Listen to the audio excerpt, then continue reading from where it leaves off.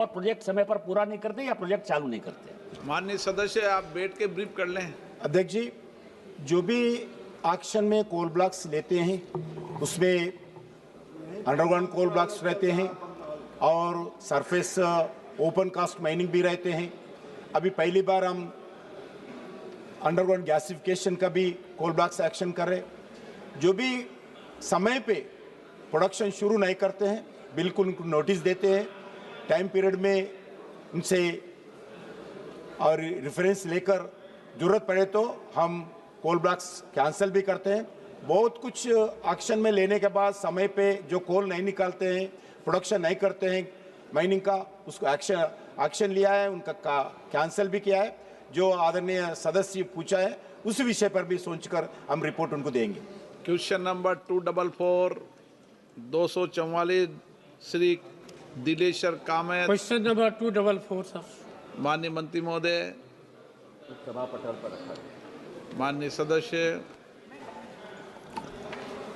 महोदय, मैं सबसे पहले माननीय दूरसंचार मंत्री जी को धन्यवाद देता हूं कि उन्होंने भारतीय दूरसंचार प्रणाली को सुदृढ़ एवं सुगम बनाने के लिए भारतीय टेलीकॉम 2025 दूरसंचार विभाग और टेलीफोन एक्सपोर्ट प्रमोशन काउंसिल के द्वारा अंतर्राष्ट्रीय व्यापार शो और सम्मेलन किया तथा उनका जवाब जो है विस्तृत रूप से उन्होंने देने का काम किया और संतोषप्रद रहा।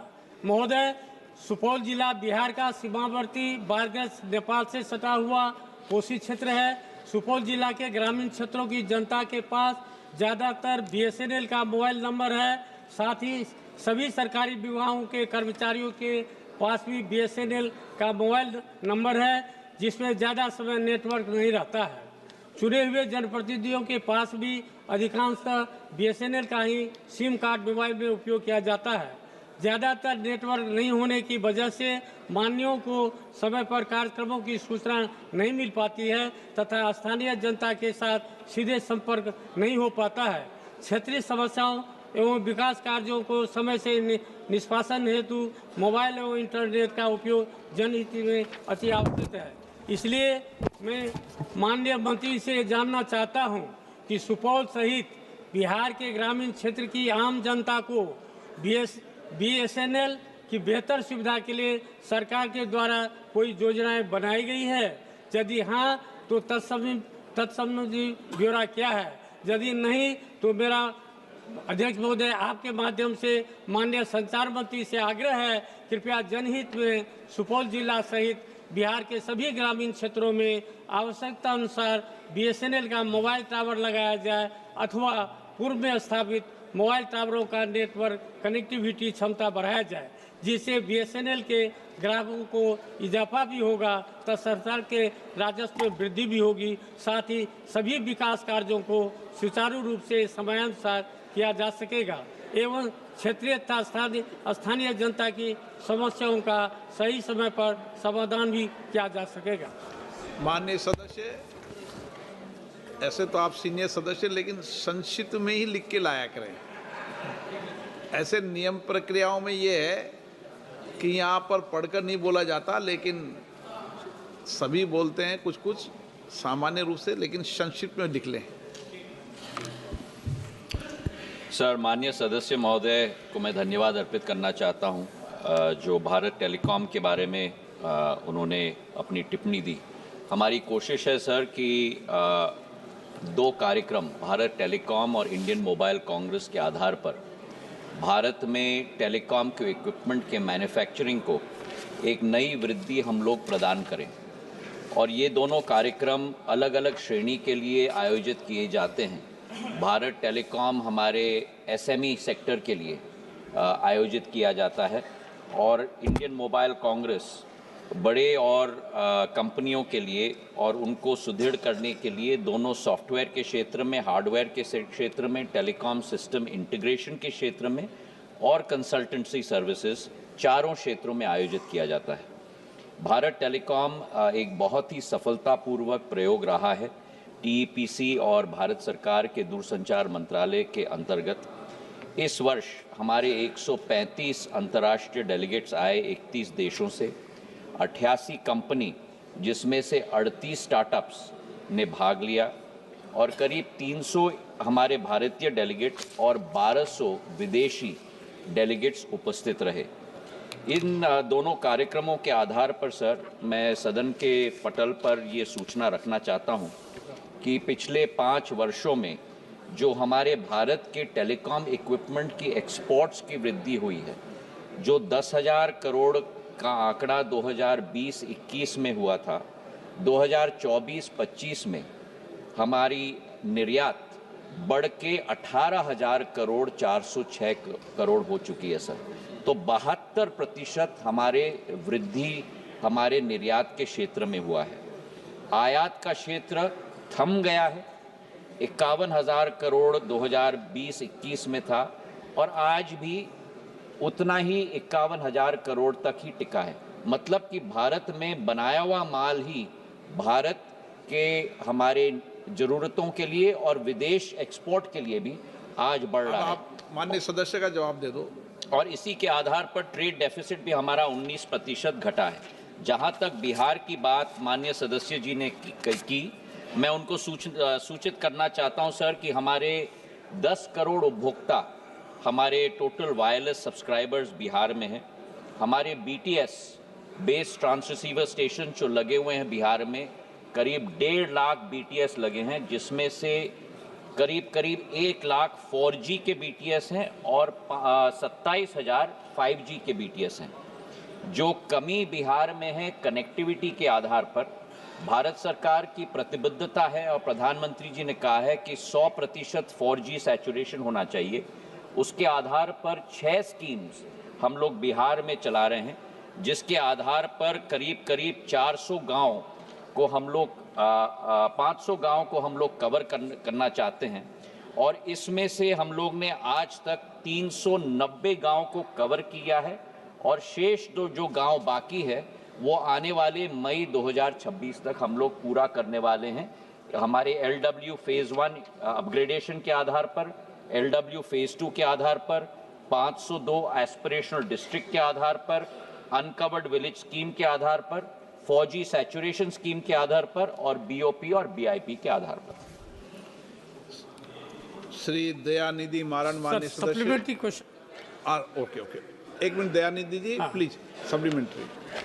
सर, क्या संचार मंत्री जी यह बताने की कृपा करेंगे कि देश भर में 5G सेवाओं के रोल आउट की वर्तमान स्थिति क्या है तथा अब तक किन किन क्षेत्रों को कवरेज प्रदान की गई है? क्या सरकार ने देशव्यापी स्तर पर 5G सेवाओं को प्रसार में तेजी लाने हेतु विशेष पहलें की है? यदि हाँ, तो इन पहलों का विवरण, जिनमें वित्तीय सहायता, नीतिगत उपाय तथा अवसंरचना विकास योजनाएं शामिल हो, इस संबंध में बताने की कृपा करेंगे। सर, जहां तक 5G की बात है, मैं हमारे सांसद महोदय को आपके द्वारा सूचित करना चाहता हूं और हाउस को सूचित करना चाहता हूं कि प्रधानमंत्री जी के नेतृत्व में 5G भारत की सक्सेस स्टोरी नहीं है sir.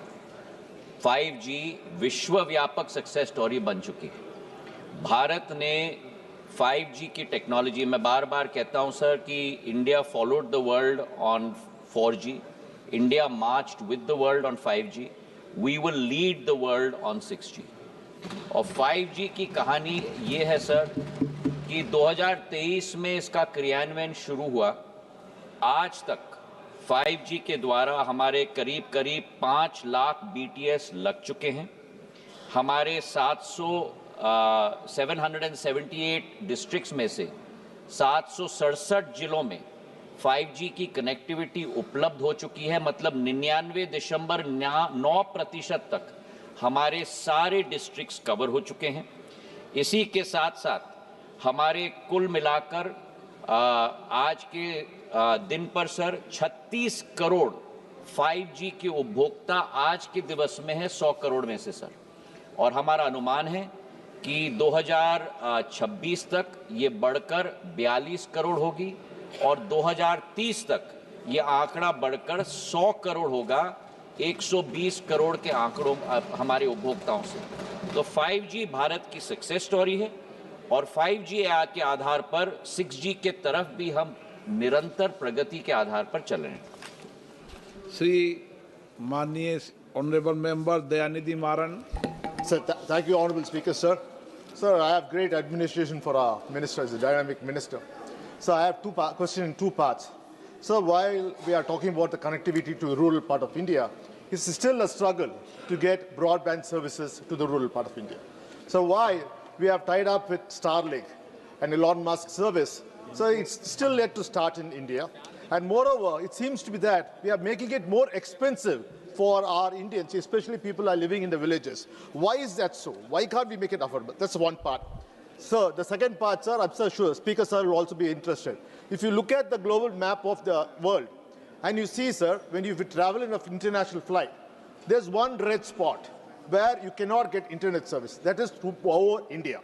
Sir, why is that when we are developed, when we have our own services, and our minister says, assuring that we lead the world in 6G, why is that you are banning by internet services on our areas?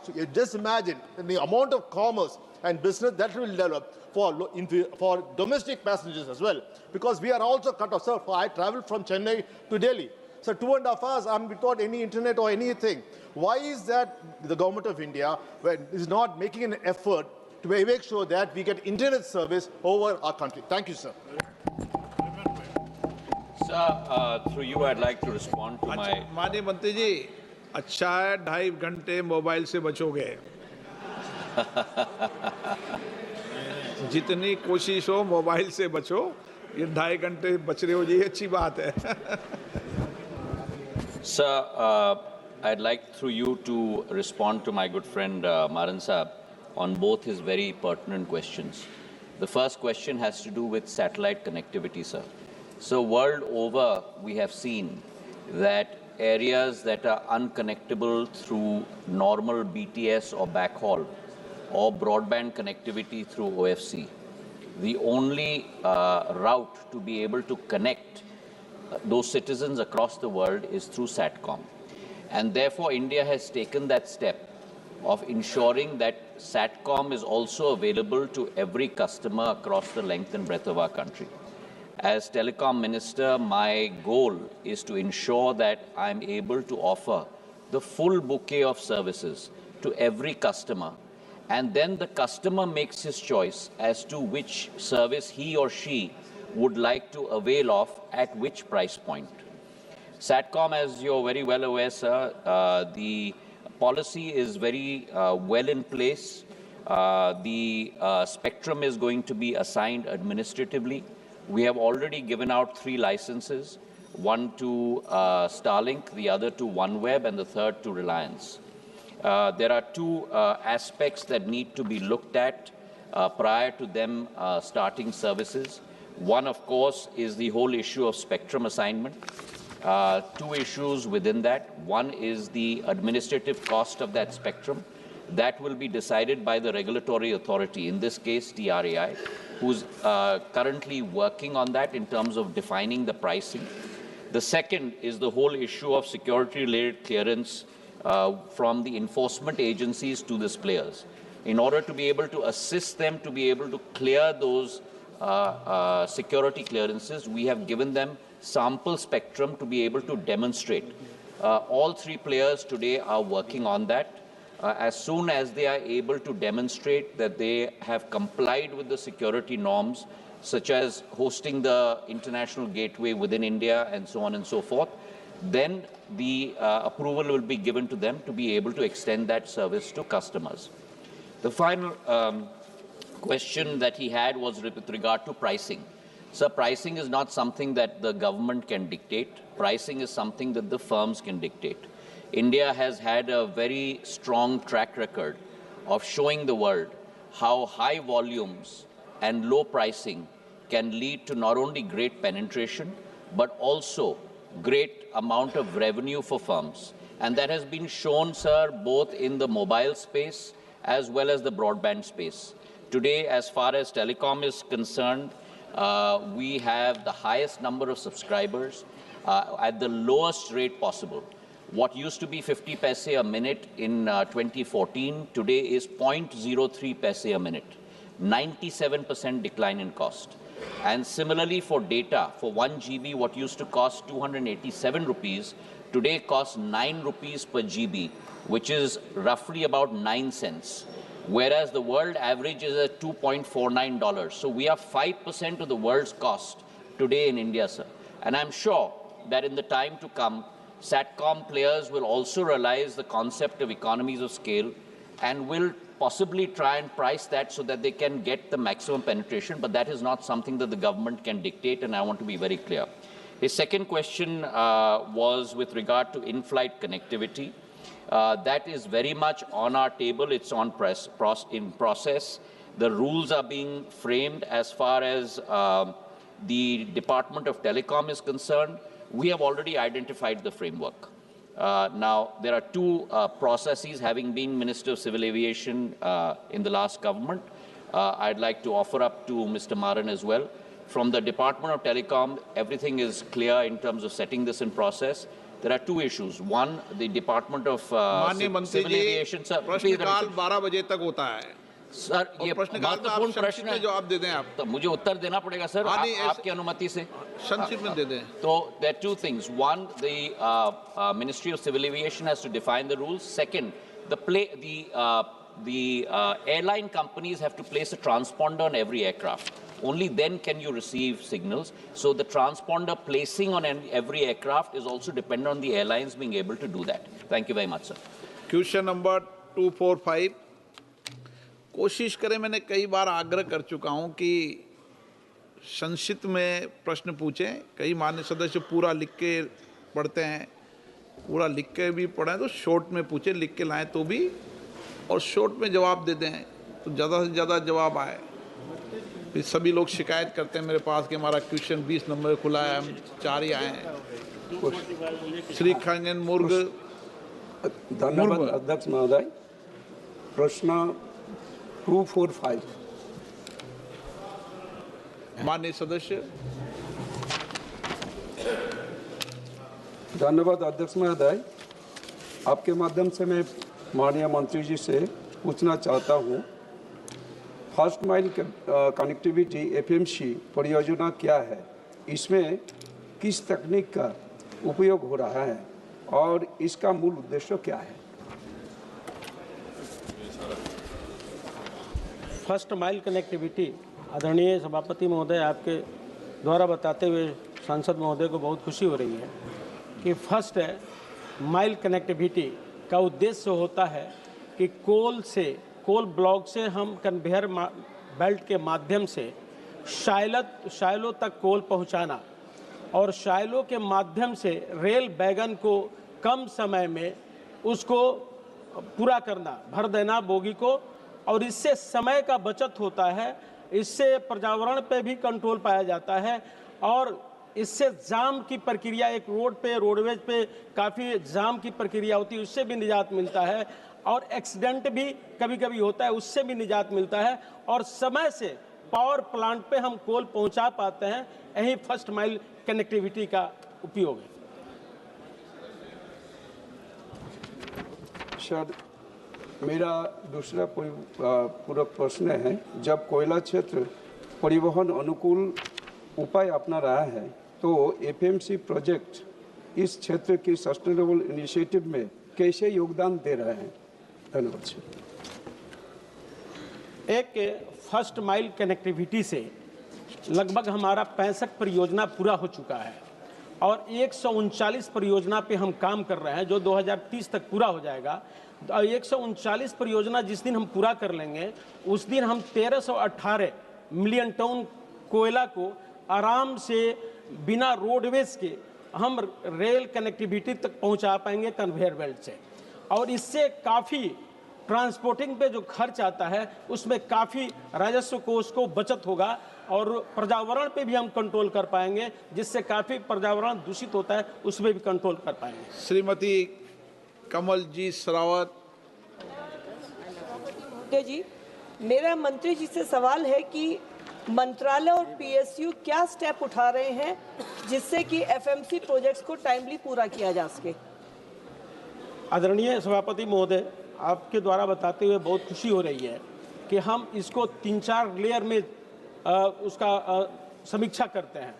एक हम वहाँ के engineer के द्वारा समीक्षा करते हैं, दूसरा सीएमडी के द्वारा समीक्षा करते हैं, तीसरा कोल सेक्रेटरिएट के द्वारा करते हैं, चेयरमैन के द्वारा करते हैं और मंत्रालय के द्वारा भी समय समय से समीक्षा करते हैं कि सही समय से प्रोजेक्ट पूरा हो।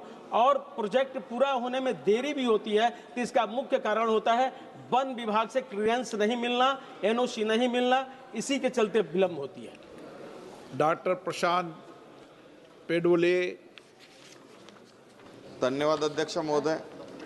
आपके माध्यम से मैं मंत्री महोदय को पूछना चाहूँगा कि कोयला से एनर्जी हम लोग बनाते हैं, हमारे यहाँ पे अदानी पावर प्लांट है और वहाँ से फ्लाई ऐश बनती है जो कि MOIL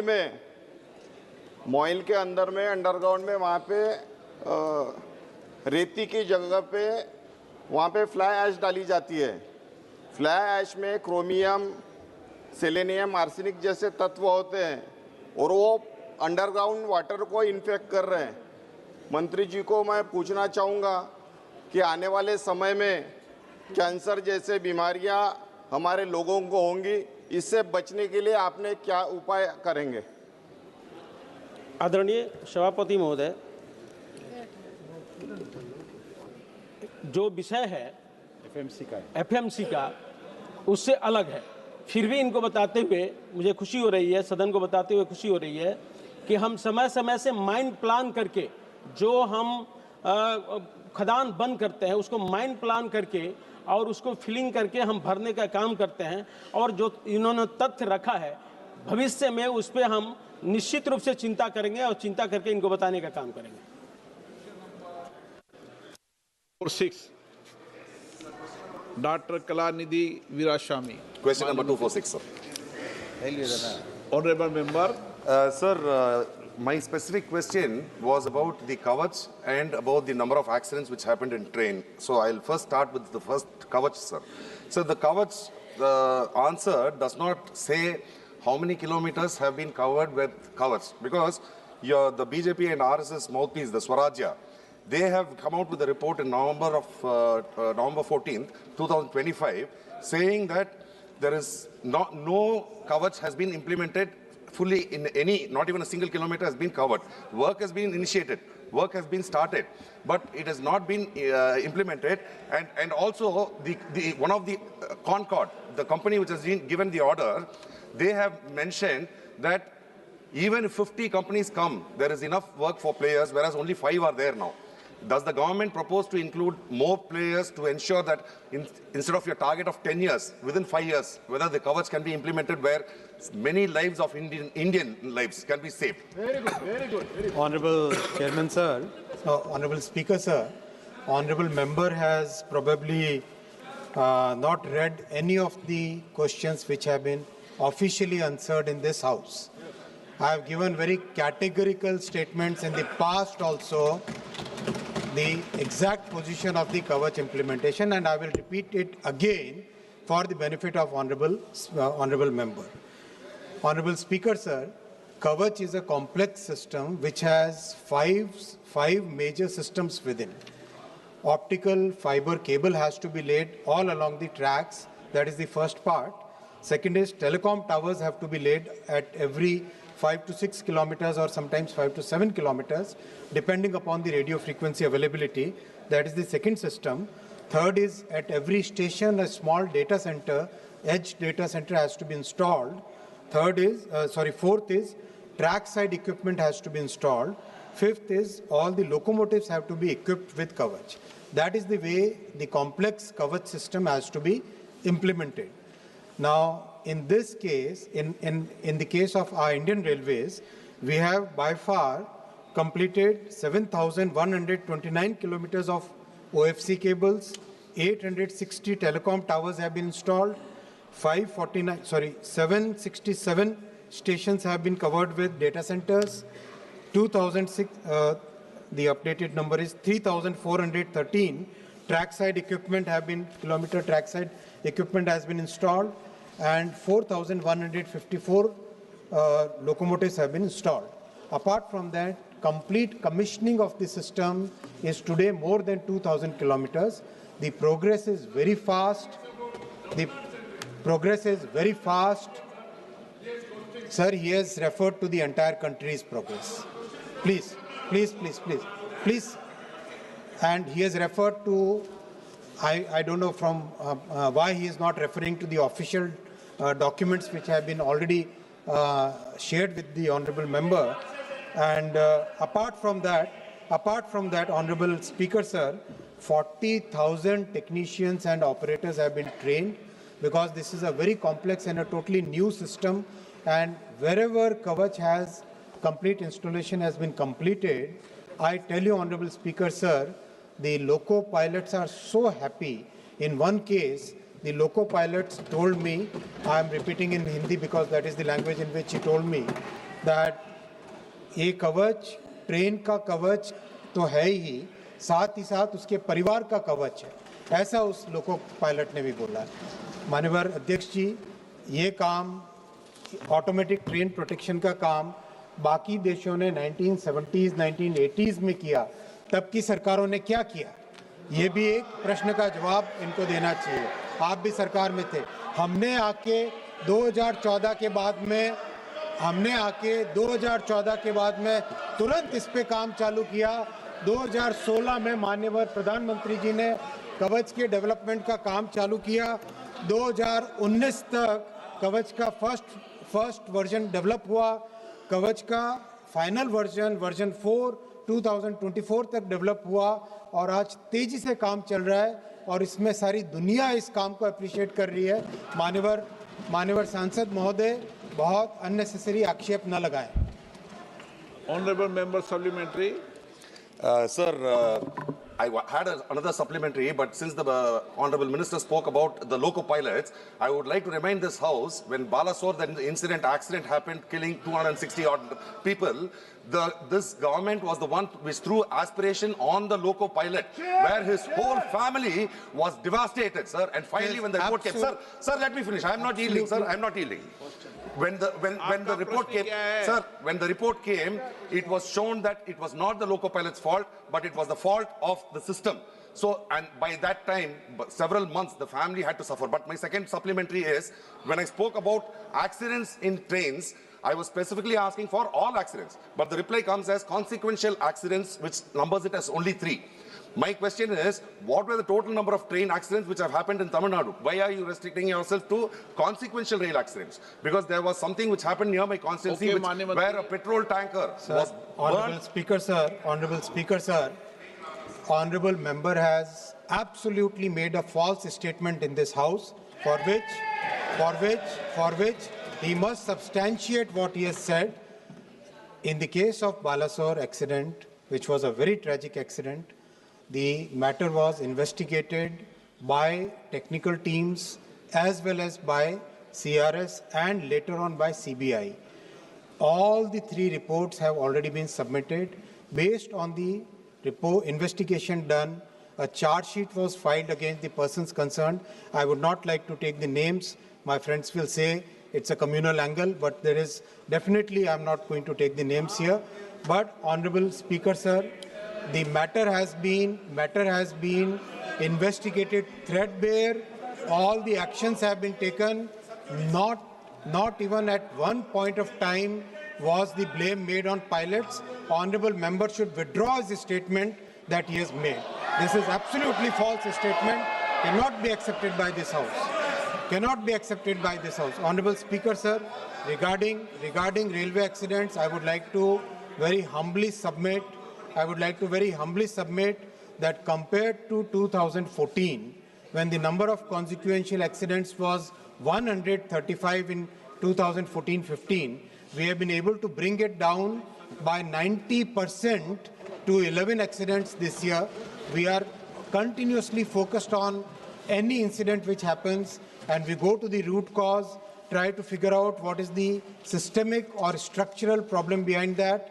And each and every incident, we work in such detail so that whether we have to make a structural change, whether we have to train the people better, whether we have to redesign the system, whether we have to bring new components, whatever best possible has to be done on any safety-related incident. Honorable Speaker, sir, the entire team is working with full sincerity, is what I can share with you in full humility. Question number 247, Sushri Ikra Chaudhary. क्या बोल रहे हैं? Question number बोलो. 247 question number माननीय 247. मंत्री जी, Statement is laid on the table of the House. Honourable member, sir, धन्यवाद अध्यक्ष महोदय। आपकी अनुमति से मैं माननीय मंत्री जी से पूछना चाहती हूँ कि ऐसे राज्य जहाँ से वित्तीय वर्ष में कोई भी प्रस्ताव प्राप्त नहीं होता है, वहाँ के लिए सरकार इस योजना में प्रोजेक्ट सेलेक्ट करने के लिए क्या उपाय करेगी, और राज्य द्वारा प्रोजेक्ट भेजने में देरी को दूर करने के लिए क्या केंद्र सरकार राज्यों के अल्पसंख्यक विभाग के स्थान पर राज्यों के चीफ सेक्रेटरीज को प्रस्ताव भेजने के लिए जिम्मेदार अधिकारी के तौर पर नामित करने पर विचार करेगी या नहीं। और मैं इसी में क्लब करना चाहती हूँ कि मेरे संसदीय क्षेत्र कैराना में संबंधित महिला डिग्री कॉलेज के लंबित प्रस्ताव को स्टेट लेवल मॉनिटरिंग कमेटी के से शीघ्र मंगाने के लिए मंत्री महोदय और सरकार क्या उपाय करेंगे? धन्यवाद। Honorable Speaker, sir, this program is to fill the infrastructure gap, the minority areas. It is demand-driven. If the proposal comes from the state government, the committee in central government will pass it. But the first step is that state-level committee should pass it, and it should be sent to the central government, and it is from the state it should reach, and that all these funds are dispersed. That is upon the state governments. प्रश्नकाल समाप्त। माननीय सदस्यगण, मुझे कई माननीय सदस्यों का कई विषयों पर स्थगन प्रस्ताव की सूचनाएं प्राप्त हुई है। Shri Neeraj Maurya, advocate Chandrashekhar, Shri Beni Bannon, Gurjeet Aujla, Virendra Singh, DM कथीरानंद, Manickam Tagore, विजय बसंत, मनीष तिवारी, के सुरेश सहित कई मान्य सदस्यों के स्थगन प्रस्ताव की सूचना मेरे पास प्राप्त हुई है। मैंने आज किसी भी स्थगन प्रस्ताव की सूचना की अनुमति नहीं दी गई है। सभा पटल पर रखे जाने वाले पत्र item number 2 doctor Jitendra Singh. खोलेंगे तब मैं बैठ जाऊं। माननीय अध्यक्ष महोदय, आपकी अनुमति से मैं आज की संशोधित कार्यवली की क्रम संख्या 2 पर अपने नाम के आगे सूचीबद्ध कागजात सभा पटल पर रखता हूं। धन्यवाद अध्यक्ष महोदय। Item number 3 Shri Arjun Ram Meghwal. Honorable Speaker, sir, with your kind permission, I rise to lay on the table of the House papers pertaining to the Ministry of Parliamentary Affairs as mentioned against my name as per today's revised list of the business. Thank you. Item number 4 Shri Arjun Ram Meghwal. Thank you, Speaker, sir. With your kind permission, on behalf of my colleague Shri Jitin Prasad, Minister of State, Ministry of Electronics and Information Technology, I rise to lay on the table of the House the papers mentioned against his name at serial number 4 of today's revised list of the business. Thank you. Item number 5, Dr. P. Chandrasekhar ji. Honorable Speaker, sir, with your kind permission, I rise to lay on the table of the House the papers mentioned against my name at serial number 5 in today's revised list of business. Thank you. Item number 6 Shri BL Verma. अध्यक्ष महोदय, मैं आपकी अनुमति से आज की लोकसभा की संशोधित कार्य सूची में क्रम संख्या 6 पर अपने नाम के सम्मुख अंकित प्रपत्र सभा पटल पर रखता हूँ।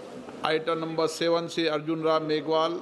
Honorable Speaker, sir, with your kind permission, on behalf of my colleague Dr. L. Murugan, Minister of State, Ministry of Information and Broadcasting, I rise to lay on the table of the House the papers mentioned against his name at serial number 7 of today's revised list of the business. Thank you, sir. Item number 8 Shri Satish Chandra Dubey. अध्यक्ष जी, आपकी अनुमति से मैं आज के संशोधित कार्यसूची में मेरे नाम के सामने क्रम संख्या 8 पर उल्लेखित कागजातों को सभा पटल पर रखता हूँ। Item number 9 Shri Ravneet Singh. Respected Speaker, sir, with your kind permission, I raise to lay on the table of the House the papers mentioned against my name at serial number 9 in today's revised list of business. Item number 10 Shri Harsh Malhotra की अनुमति से आज की कार्यसूची में क्रमांक 10 पर मेरे नाम के सामने उल्लेखित पत्रों को सदन के पटल पर रखना चाहता हूं। श्रीमती नीबूबेन बामनिया। मैं आपकी अनुमति से आज की संशोधित कार्यसूची में क्रम संख्या 11 पर अपने नाम के आगे उल्लेखित कागजात हिंदी और अंग्रेजी में सभा पटल पर रखती हूँ। धन्यवाद। आइटम नंबर 12 महासचिव। Sir, I have to report that Rajya Sabha has no recommendations to make to Lok Sabha in regard to the appropriation number 4 bill 2025. Item number 13 Shri Faggan Singh Kulaste. अध्यक्ष जी, मैं आज की कार्यसूची के क्रम संख्या 13 पर मेरे नाम के समक्ष सूचीबद्ध अनुसूचित जातियों जनजातियों के कल्याण संबंधी समिति 25-26 के 6वें प्रतिवेदन की एक प्रति हिंदी और अंग्रेजी संस्करण प्रस्तुत करता हूं।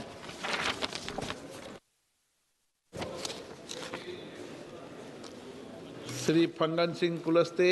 महोदय, मैं अनुसूचित जातियों तथा जनजातियों के कल्याण संबंधी समिति का 28 अगस्त 2025 को भुवनेश्वर तथा 3 नवंबर 2025 से 7 नवंबर 2025 तक पचमणी, भोपाल और पणजी के अध्ययन दौरे संबंधी प्रतिवेदन की एक प्रति हिंदी तथा अंग्रेजी संस्करण सभा पटल पर रखता हूँ। धन्यवाद। Item number 15 Shri Ganesh Singh. अध्यक्ष महोदय, मैं आज की कार्यसूची में मेरे नाम के सामने यथा सूचीबद्ध अन्य पिछड़े वर्गों के कल्याण संबंधी समिति के 8वें और 9वें की गई कार्रवाई प्रतिवेदन 18वीं लोकसभा में अंतर्विष्ट टिप्पणियों सिफारिशों पर सरकार द्वारा की गई अंतिम कार्रवाई को दर्शाने वाले 2 विवरणों के हिंदी तथा अंग्रेजी संस्करण के एक प्रति सभा पटल रखता हूँ। Item number 16 D Purandeswari. Thank you, Honorable Speaker, sir. I rise to present the third report, Hindi and English versions of the Committee on Empowerment of Women 2025-26 on the subject safety and protection of women in the unorganized sector pertaining to the Ministry of Labour and Employment and the Ministry of Women and Child Development. Item number 7, Shri Sunil Tatkare. Sir, I rise to present 6th report, Hindi and English version on the Standing Committee of Petroleum and Natural Gas 2025-26 as listed against my name in today's list of business. Item number 18, Shri Sunil Tatkare. Sir, I rise to lay a copy of each of final action taken statement, Hindi and English version of the government on the recommendations contained in the chapter 1 and chapter 5 of the 3rd, 4th, 5th report, 18th Lok Sabha of the Standing Committee on the Petroleum and Natural Gas as listed against my name in today's list of business. Thank you, sir. Item number 19, Shri M. Srinivasal Reddy. Thank you very much, Speaker. Sir, I rise to present the 8th report on action taken by the government on the recommendations contained in the 5th report of the Standing Committee on Housing and Urban Affairs 2024-25 on the subject Regional Rapid Transit System and role of NCRTC of the Ministry of Housing and Urban Affairs, Hindi and English versions, listed against my name in today's list of business, sir. Thank you, sir. Item number 20, Shri Anurag Singh Thakur. Thank you, Honorable Speaker, sir. I rise to present the 16th and 17th report, Hindi and English version of the Standing Committee of Coal, Mines and Steel as listed against my name in today's list of business. Item number 21, Shri Biplab Kumar Dev. Honorable Speaker, sir, I rise to present a copy each in English and Hindi of the report of the Select Committee on Insolvency and Bankruptcy Code Amendment Bill 2025 as listed against my name in today's list of business. Thank you. Item number 22, 1A Biplav Kumar Dev. Honorable Speaker, sir, I rise to lay on the table a copy of the record of evidence given before the Select Committee on Insolvency and Bankruptcy Code Amendment Bill 2025 as listed against my name in today's list of business. Thank you. Item number 22, Rao Inderjit Singh. Speaker, sir, I rise to make statements on status of implementation of recommendations of the Standing Committee on Finance contained in the 17th and 22nd reports on demands for grants of the Ministry of Planning for the years 24-25 and 25-26 respectively, listed at serial number 22 in today's revised list of business. Since the statements are lengthy, these may kindly be treated as read. Item number 23, Sri Arjun Ram Meghwal. Honorable Speaker, sir, with your kind permission, on behalf of my colleague, Dr. L. Murugan, Minister of State, Ministry of Information and Broadcasting, I rise to lay the statements. 1. The status of implementation of the recommendations contained in the 11th report of the Standing Committee on Communication and Information Technology 2024-25 on the demands for grants 2025-26. Second, the status of implementation of the recommendations contained in the 56th report of the Standing Committee on Communication and Information Technology 2023-24 on the regulations of cable television in India. Thank you, sir. Item number 24, Sri Satish Chand Dubey. आदरणीय सभापति महोदय, मेरे नाम के सम्मुख निम्नलिखित बारे में वक्तव्य सभा पटल पे रखता हूं। खान मंत्रालय से संबंधित अनुदान की मांग 24-25 के बारे में कोयला खान और इस्पात संबंधित अस्थायी समिति 2024-25 के दूसरे प्रतिवेदन अंतर्विष्ट सिफारिश करवाने की स्थिति में।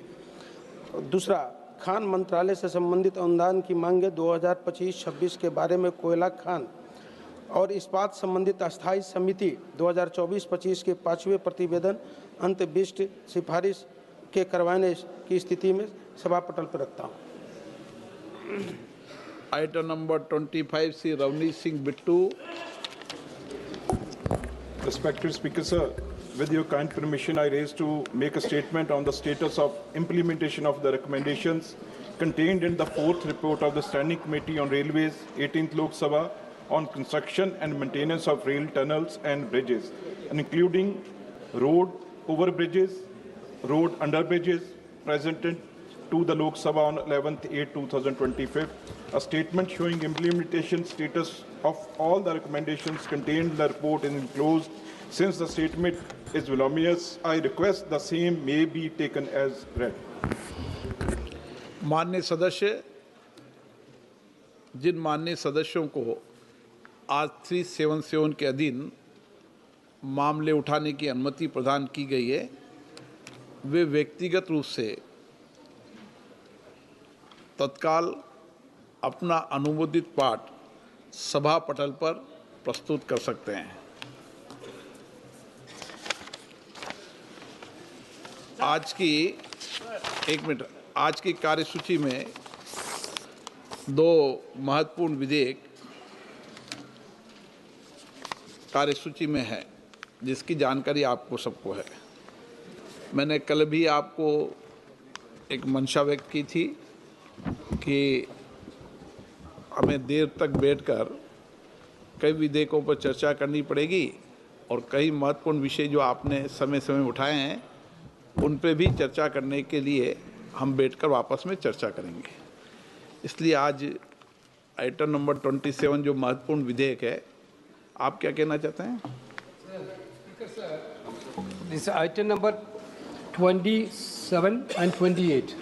2 bills are already here for consideration and passing. Sir, I think you are aware of that Business Advisory Committee. Entire opposition demanded these 2 bills. Both the bills are very important. One is relating to the nuclear thing, which is going to be a far-reaching impact in the country. Number 2, the bill on Manrega is going to affect crores of common workers of this country, Manrega workers. Therefore, both of the things, entire opposition demand these two bills should send it to the standing committee or JPC. This was our demand, sir. Honorable Minister told time should be allotted.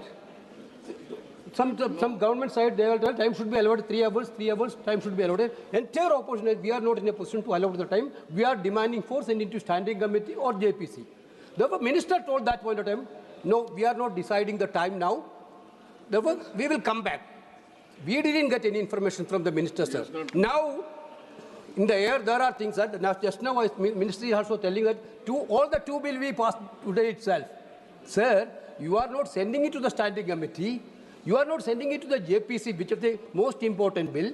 Then you are trying to limit the discussion also. Entire members of the parliament, want a detailed discussion. Okay. Sir, therefore, I think minimum 6 hours should be allotted for. Sir, minimum 6 hours should be allotted for nuclear energy, and minimum 8 hours should be allotted for those car energy. Sir, this is our demand, sir. माननीय सदस्यगण, मुझे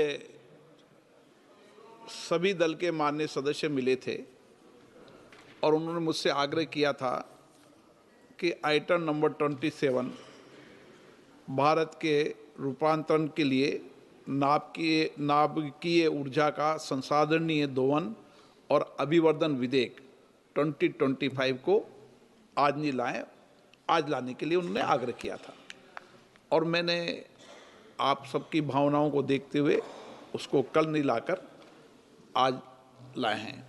जब कल bill जो नया bill रोजगार वाला है उस पर भी डिटेल मैंने जब इंट्रोड्यूस हुआ था, जब डिटेल मैंने चर्चा उस पर भी करा दी थी, सबको मौका, सभी दलों को मौका दिया था।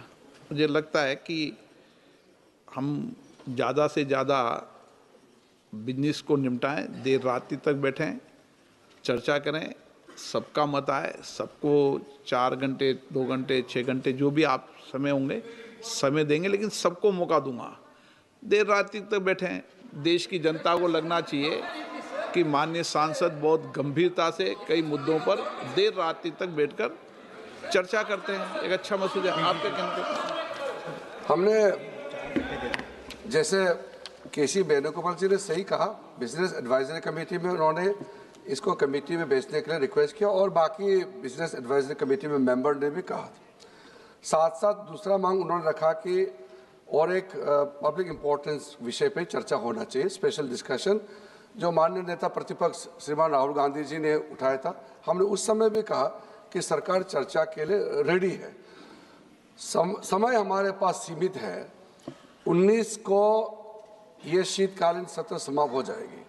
जो सीमित समय में हम जितना लंबा आप चर्चा करने के लिए हाउस कहेंगे, सेंस ऑफ द हाउस लेकर के माननीय स्पीकर साहब कहेंगे, हम देर रात तक बैठ करके बिजनेस पारित करने के लिए तैयार है। जितना पर्याप्त सदन मेंबर को बोलने के लिए मौका देगा उतना अच्छा स्पीकर साहब समय देता ही है, हमारा कोई आपत्ति नहीं है। मेरा सिर्फ इतना कहना है कि क्योंकि हमने कल ये बिजनेस लिस्ट किया था और माननीय सदस्यों का रिक्वेस्ट पर स्पीकर साहब ने एटॉमिक एनर्जी वाला शांति बिल को आज के लिए उसको पोस्टपोन किया। हम इंश्योरेंस आप लोगों ने साथ दिया, मैं उसके लिए धन्यवाद। लेकिन आज इस दोनों विधायक को अगर हम देर रात तक भी चर्चा करना पड़ेगा, दोनों को पारित करने के लिए सरकार की तरफ से तैयार है। और दूसरा, आपने जो विशेष चर्चा मांग की है नेता प्रतिपक्ष आप सब ने, उसके लिए भी जैसे स्पीकर साहब निर्देश देंगे, सरकार की तरफ से कोई आपत्ति नहीं है। आइटम नंबर 27 भारत के रूपांतरण के लिए नाभिकीय ऊर्जा का संसाधनीय दोहन और अभिवर्धन विधेयक 2025। माननीय मंत्री महोदय,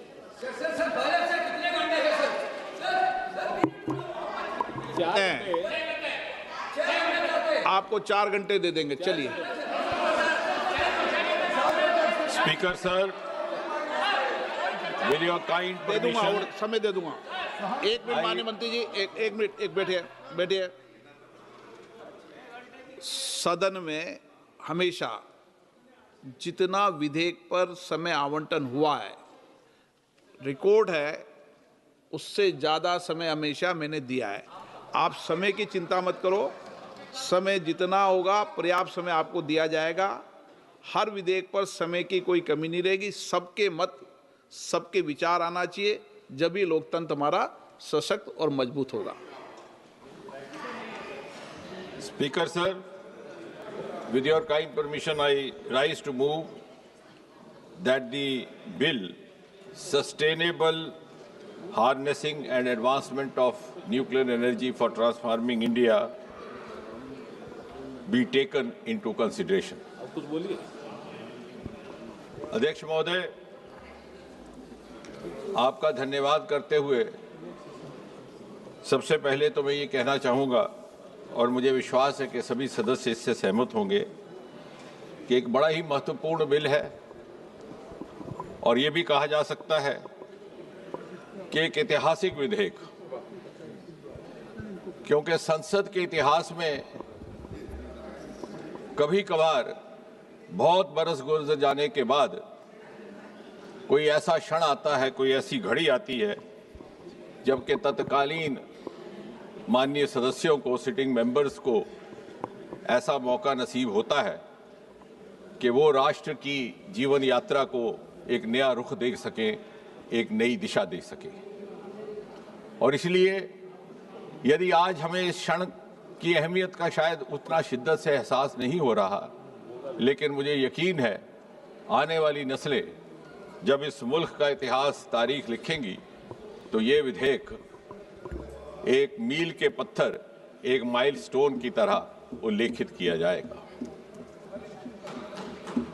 एक ऐसा विधेयक अध्यक्ष महोदय जो कभी किसी ने उम्मीद ना की, कभी कल्पना ना की, कभी तवक्को ना थी, और ये इसलिए संभव हुआ that we have a Prime Minister Narendra Modi ji, who has the capacity to take out-of-box decisions and to break the taboos of the past. इस विधेयक का टाइटल है sustainable harnessing and advancement of nuclear energy for transforming India, अर्थात जैसे आपने कहा शांति। और इस टाइटल का महत्व इसलिए भी बढ़ जाता है कि आज से 60-70 बरस पहले जब हिंदुस्तान ने अपना परमाणु कार्यक्रम शुरू किया तो दुनिया भर में एक बड़ा तनाव का माहौल था। हिरोशिमा नागासाकी को हुए कुछ ही बरस गुजरे थे और बहुत सारे देश हिंदुस्तान को शक की निगाह से देखने लगे थे। और उस समय परमाणु कार्यक्रम के जन्मदाता, the founding father of India's nuclear programme, Homi Bhabha, had declared to the world that India's nuclear program will be dedicated to peaceful purposes. Speaker sir, today the moment of vindication has come, and the vindication was destined to happen through Prime Minister Modi. अब इस bill को लाने का भाव क्या है, कारण क्या है? जैसा कि हम सब जानते हैं कि भारत का भौगोलिक स्तर पर रोल भी बढ़ रहा है, भूमिका भी बढ़ रही है। And if we have to be a global player effectively, we have to live up to global benchmarks, follow global parameters and adopt global strategies. आज सारा विश्व क्लीन एनर्जी की जानिब बढ़ चुका है और हमने भी अपने लिए लक्ष्य निर्धारित किया है कि न्यूक्लियर एनर्जी 100 गीगावाट बाई 2047 जब हिंदुस्तान अपनी आज़ादी की 100वीं सालगिरह मनाएगा। माननीय प्रधानमंत्री जी ने पदभार संभालते ही कॉप मीटिंग में घोषणा की थी नेट ज़ीरो बाई 2070।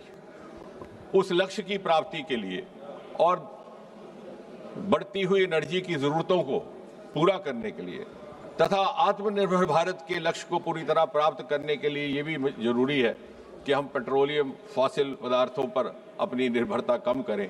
उस सब को मिला करके जहां आज हमारी न्यूक्लियर एनर्जी की कैपेसिटी मात्र 8.8 गीगावाट है, हालांकि जब ये सरकार आई तो तब इतना भी नहीं था, उस समय केवल 4.4 गीगावाट थी, दुगने से अधिक हम बढ़ गए।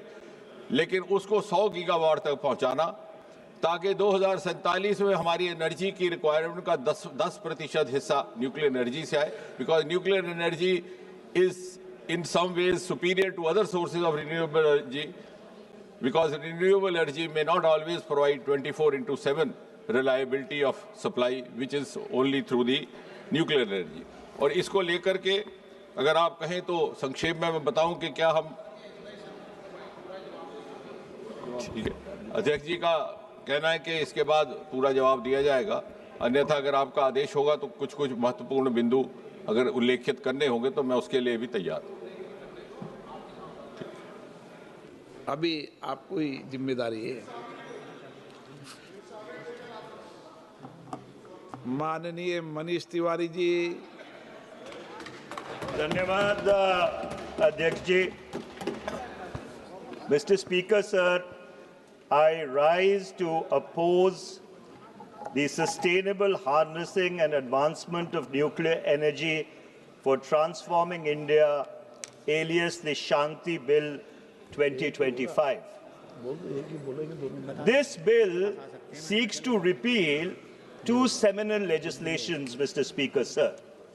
The Atomic Energy Act of 1962 and the Civil Liability for Nuclear Damages Act 2010, and replace it with a new architecture. Since the Honorable Minister, in his introduction, chose to speak about the history of India's nuclear program, allow me to spend 5 minutes recapping as to how did we get to this point. It was India's first Prime Minister, Pandit Jawaharlal Nehru, who pioneered India's nuclear quest. On the 3rd of August 1948, he set up the Atomic Energy Commission, which was anchored by the legendary scientist, the late Dr. Homi Bhabha. On the 3rd of January 1954, it was the Nehru government which set up the Atomic Energy Establishment in Trombay. And on the 12th of January 1967, after the very tragic demise of late Dr. Homi Bhabha in a plane crash, AI 101 went into Mont Blanc, the mountain, on the 24th of January 1966. The Atomic Energy Establishment in Trombay was dedicated in his name and renamed as the Bhabha Atomic Research Center. India's nuclear program till about the late 60s or even the early 70s was a peaceful quest. But it was on the 18th of May 1974 that Prime Minister, late Mrs. Indira Gandhi, carried out the first peaceful nuclear explosion. The test was called the Smiling Buddha, and the Buddha did indeed smile. And it would be important here to recap that Bangladesh 1971, the peaceful nuclear explosion of 1974, and then the incorporation of Sikkim into India in 4 years, Mrs. Gandhi had changed the geopolitical map of South Asia and put India on the nuclear stage globally. However, when a nation takes bold steps, it comes with a consequence. And India's peaceful nuclear explosion came with the consequence that the P5 nations, those who had established the Nuclear Non-Proliferation Treaty in 1967, came together and formed the Nuclear Suppliers Group, but also called the London Club. And interestingly, these were about 14 countries which went across the Cold War divide, the East Bloc and the West Bloc. And the only objective of the Nuclear Suppliers Group or the London Club was to deny India access to nuclear technology. on the 11th and the 13th of May 1998, Prime Minister Mr. Atal Bihari Vajpayee, late Mr. Atal Bihari Vajpayee, carried out India's second series of nuclear tests, but the sanctions against India only tightened after that, despite the Jaswant Singh Strobe Talbot dialogue, which went across a couple of continents at that point in time. Finally, it fell to a UPA government under the leadership of Prime Minister Dr. Manmohan Singh to break that nuclear apartheid. And it was in the July of 2005 that the Indo-US nuclear deal was initiated. On the 18th of August 2008, the India-IAE Safeguards Agreement was signed. On the 6th of September 2008, India got a waiver from the Nuclear Suppliers Group, and we've not got that waiver after that till now. It has been over 17 years, and we've not got membership of the Nuclear Suppliers Group. And finally, on the 10th of October 2008, the Indo-US Civil Nuclear Deal, also called the 123 Agreement, was signed. And ironically, while Prime Minister Dr. Manmohan Singh's government was trying to break nuclear apartheid, जो परमाणु रंग भेद नीति थी, उसको जब तोड़ने का प्रयास किया जा रहा था, हमारे परम मित्र जो उस तरफ बैठे हैं, उन्होंने क्या किया? वो 23 जुलाई 2008 को उस सरकार के खिलाफ, जो भारत की परमाणु रंग भेद से जो पीड़ित था, उसको तोड़ने की कोशिश कर रहे थे, उनके खिलाफ इस सदन में अविश्वास प्रस्ताव लेके आए। It is important that you reflect on your own conduct. When the UPA government was trying to break India's nuclear isolation and nuclear apartheid, you brought a vote of no confidence against that government. It's another matter that no confidence motion was defeated 275 to 256 with 11 abstentions. Now let me, अरे इतिहास तुमको समझाना बहुत जरूरी है. History is very important because you people tried to derail India's nuclear program. You tried to derail India's nuclear program. You were an impediment in breaking India's nuclear apartheid. That's a history that you should not forget. That's a history you should not forget. You covered yourself with ignominy. आपने भारत का जो परमाणु trajectory थी उसको Daryl करने की कोशिश की राजनीतिक कारणों से. अध्यक्ष जी, प्लीज एड्रेस द चेयर. इनको बिठाइए. Let the house be in order. Let the house be in order. Let the house be in order. Sir, सच्चाई कड़वी होती है अध्यक्ष जी. I will be giving opportunity to you to speak. Adhyaksh ji, let him come. सच्चाई कड़वी होती है. Now let me. Now, Mr. Chairperson, sir. अरे तो शुरुआत आ गई. अनुराग जी जरा बैठ जाइए. Now let me, Mr. Chairperson, sir, come to the merits of this bill. Now, government has brought the present bill to open up the civilian nuclear sector to private participation. Clause 3-1-C of the bill. There is speculation that government wants to bring in 49% to 100% foreign direct investment into this sector.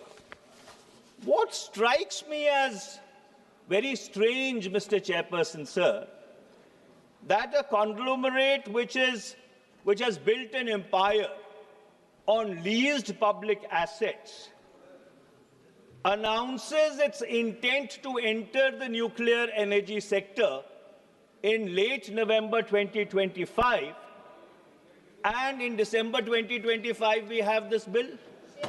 Is it a coincidence that the Adani group of companies announces its intent to participate in the civilian nuclear sector and within a month we have this bill in the House? Is it a coincidence? I'm merely raising a question.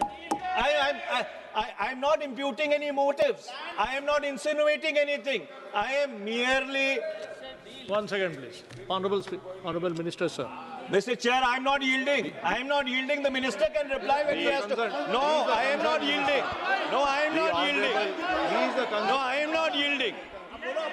The Honorable Speaker asked me to be brief and not to touch upon the salient features of the bill. Otherwise, I was going ahead with that. Now, nowhere in the bill has there been any intention, obviously or inadvertently, reflecting that this is meant to benefit a certain house. Now, this is an allegation which puts the entire house into entire house into disrepute. We are practicing the highest norms of democracy, and nowhere in the bill. So this is totally an unfounded and a politically motivated charge which has no reflection on the body of the bill. Mr. Chairperson, sir. Honorable Minister has replied. Mr. Chairperson, sir, I wasn't making any insinuation. I wasn't imputing any motives. I was just saying that is it just coincidental that this has happened? Honorable MP, sir, you already mentioned it could be a so coincidence. let me go further, Mr. Chairperson, sir. And let me come to, since this bill seeks to repeal the Civil Liability for Nuclear Damages Act 2010. Let me also recap what happened in this House on the 25th of August 2010, since I had led the debate on that particular bill on that particular day in this very House.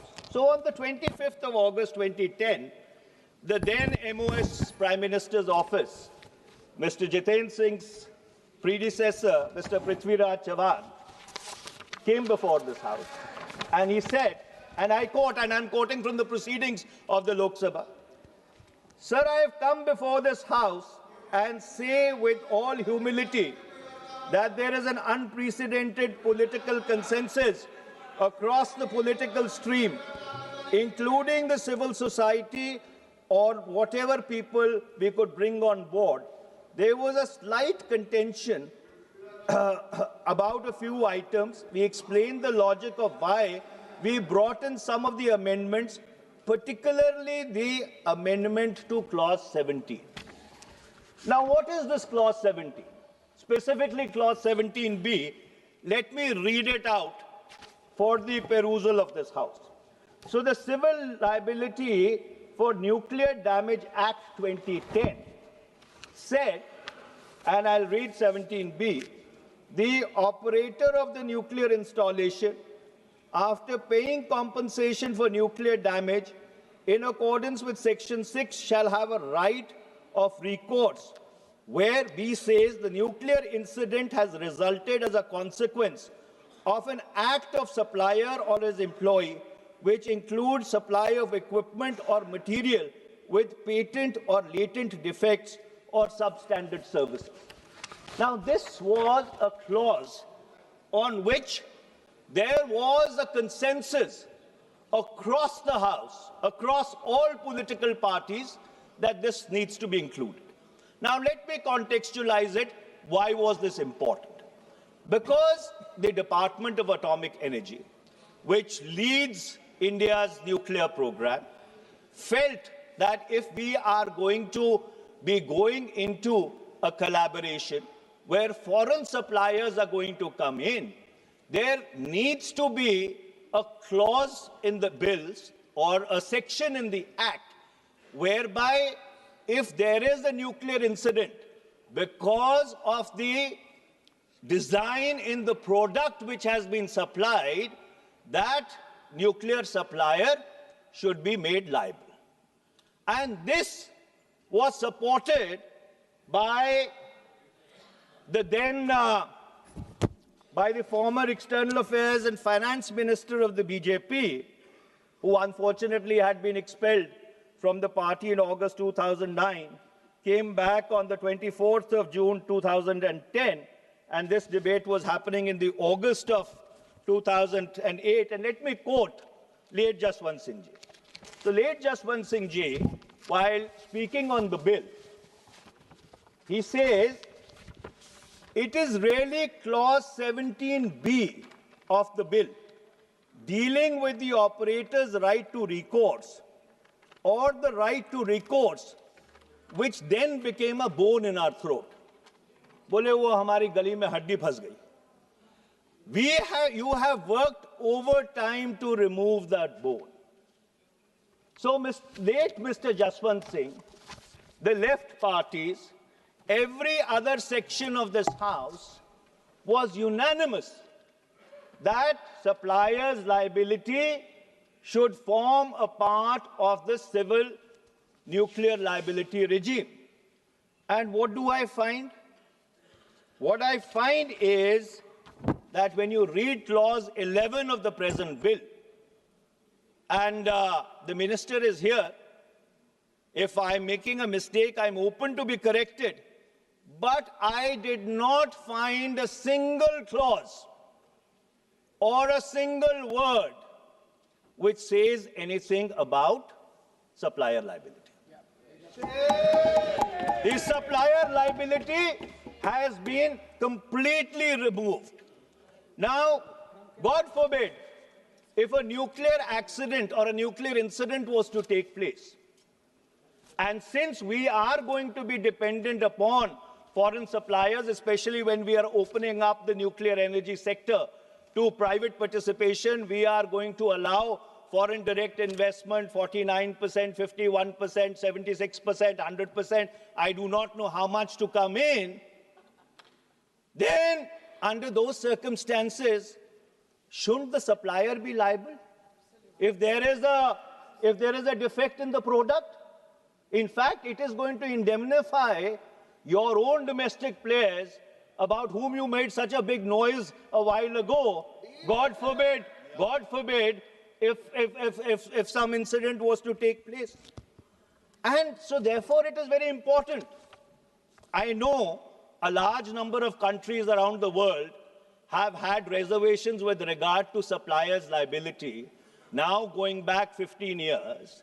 And I do not want to get into the business of naming countries or companies, but it is important to understand, and the minister must explain, how removing the supplier liability clause is actually going to help. In my humble estimation, it is going to harm India. Now let me move on to the next aspect, clause 70. Now the Atomic Energy Regulatory Board. There has been a lot of concern now going back many, many years, Mr. Chairperson, sir, that is the Atomic Energy Regulatory Board really autonomous? Or is it an extension of the Department of Atomic Energy? If we are opening up India's nuclear energy sector to private participation, what you require is an autonomous, independent regulator who can be a neutral umpire. Since there is no clarity in the bill about how independent or autonomous the regulator is, I would definitely want the minister to clarify with regard to this. Next, I come to clause 13, the liability clause. Now, Mr. Speaker, sir, there have been a couple of big nuclear accidents. The 3 Mile Island accident on 28th March 1979, Chernobyl 26th April 1986, Fukushima 11th March 2011, and there is continuing concern over the Zaporizhzhia nuclear reactor in Ukraine, which is now under Russian control. So therefore, you know, when you talk about nuclear energy or you talk about a nuclear incident, the consequences can be absolutely alarming.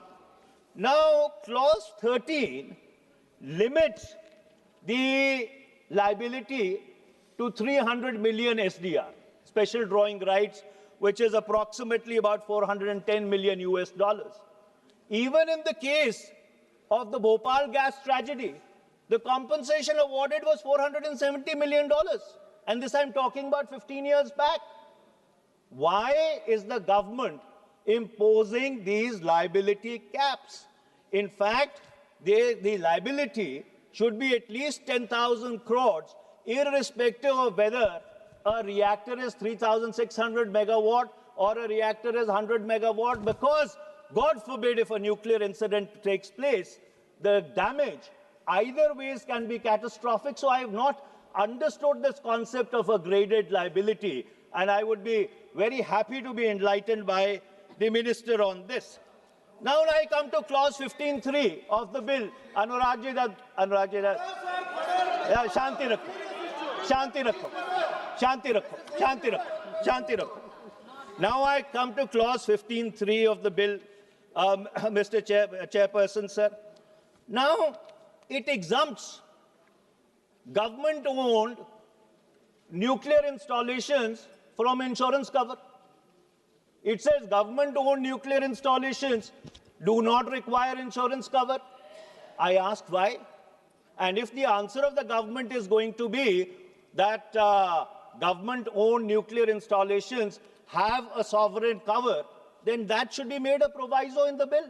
Yes. Then there should be a proviso in the bill that should say that the central government will assume liability in case of a nuclear incident installing any of the government's nuclear installations. That should be explicitly stated in the bill. Then let me come to clause 19A, clause 25, subclause 4, subclause B, disposal of radioactive waste. Now, Mr. Chairperson, sir, spent fuel, uranium and plutonium remains toxic for thousands and thousands of years. Most countries store this in the facility itself. Now, this bill, except mentioning this fact, does not provide a robust framework as to how radioactive waste needs to be dealt with. It cannot be a function of delegated legislation, left to rules and regulations. This is a very serious issue. There has to be a schedule to the bill which explains as to how radioactive waste should be dealt with. My penultimate 2 points, and I'm going to conclude, Mr. Chairperson, sir. Now, what this bill is doing, it is prioritizing uranium-based reactor technologies, which undermines the entire third stage of India's nuclear program, which is thorium-based, and also the molten salt technology, MSR reactors, which should have been the logical path or the logical corollary of India's nuclear trajectory. Now, when I looked at this bill, and I looked at it in great detail, the sense that I got that if this bill goes ahead in this present form, it will undermine India's energy independence, and it will also undermine India's commitment to its clean energy goals. So under those circumstances, with the greatest amount of humility and an absolute sense of profound responsibility, I would humbly like to demand, request, beseech the government that this bill is very important. Please send it to a joint parliamentary committee. And by the way, Mr. Chairperson, sir, since there was a paucity of time, I've only made the highway points, what we in law call the highway points. There is a lot of devil in the detail, which I have not even come to. And so therefore, this bill needs to be examined word by word, line by line, and only after that should this bill come back to this House. Thank you very much, Mr. Speaker, sir, Mr. Chairman, sir. माननीय श्री शशांक मणि जी।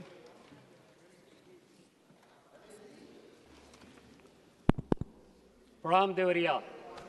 अध्यक्ष महोदय, आज आपने मुझे एक महत्वपूर्ण विधेयक पर चर्चा करने के लिए समय दिया, इसके लिए आपको धन्यवाद देता हूं।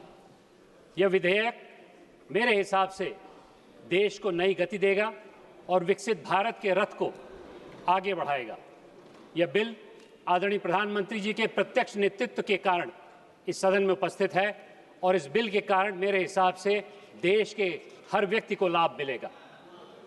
Sustainable harnessing and advancement of nuclear technology for transforming India Shanti 2025 bill एक बहुत महत्वपूर्ण बिल, एक बहुत महत्वपूर्ण समय पे आया है। अध्यक्ष महोदय, इस बिल में जो हमारी बिखरी हुई पिछले विधेयक थे, जिसमें 1962 का एटॉमिक एनर्जी एक्ट और 2010 का न्यूक्लियर लायबिलिटी बिल समाहित हो गया है, एक एकाग्र रूप से समाहित हुआ है।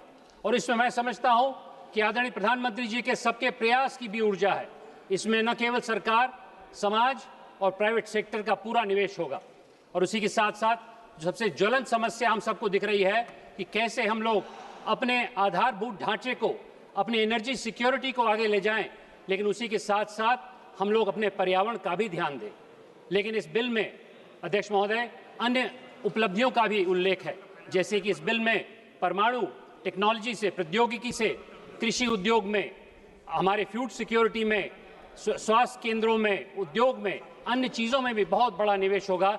इसलिए मैं समझता हूं कि इस बिल की उपयोगिता न्यूक्लियर एनर्जी से भी ज़्यादा बड़ी है। अध्यक्ष महोदय, हमारा देश स्वावलंबन में, आत्मनिर्भरता में बहुत सालों से परमाणु उपयोग में आगे बढ़ता रहा है। कुछ लोगों को उल्लेख किया गया, लेकिन उसमें होमी भाभा जी और विक्रम साराभाई जी का बहुत बड़ा योगदान है। मैं आज वंदे मातरम के 150वें वर्षगांठ पे इन महापुरुषों का नमन करता हूं, क्योंकि उनके होते होते आज की तारीख में हम लोगों ने अपनी अर्थव्यवस्था ही नहीं, अपनी सुरक्षा के लिए भी अपने आप को संभल रखा है।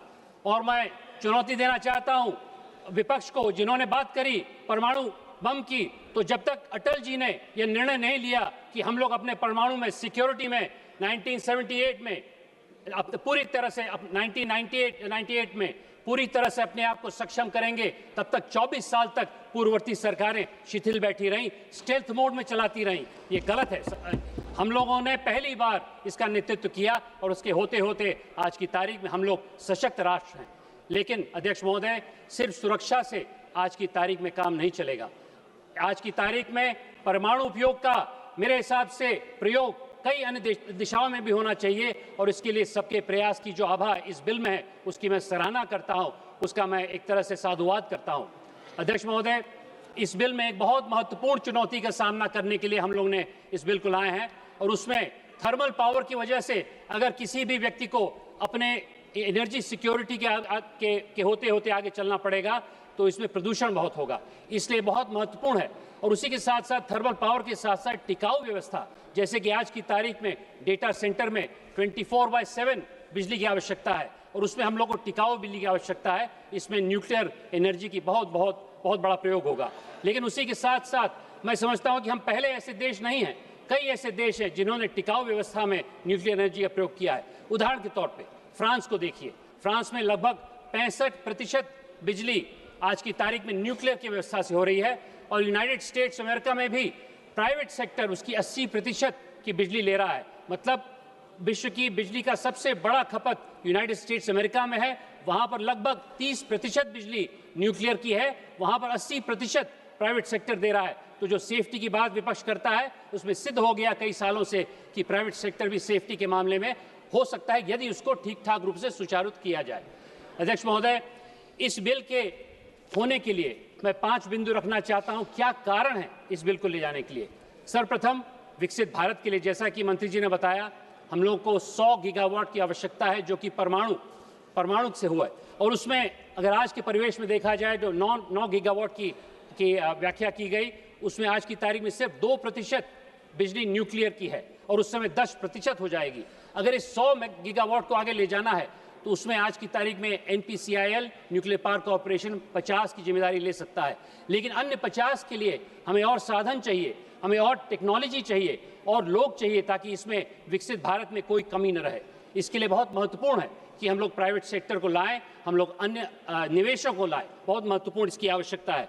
और उसी के साथ साथ दूसरी आवश्यकता ये भी है कि हम लोग आने वाले समय में NPCIL, जो एकाग्र रूप से आज की तारीख में हमारे देश में इसका नेतृत्व कर रहा है, उसमें एक मोनोपोली पावर है।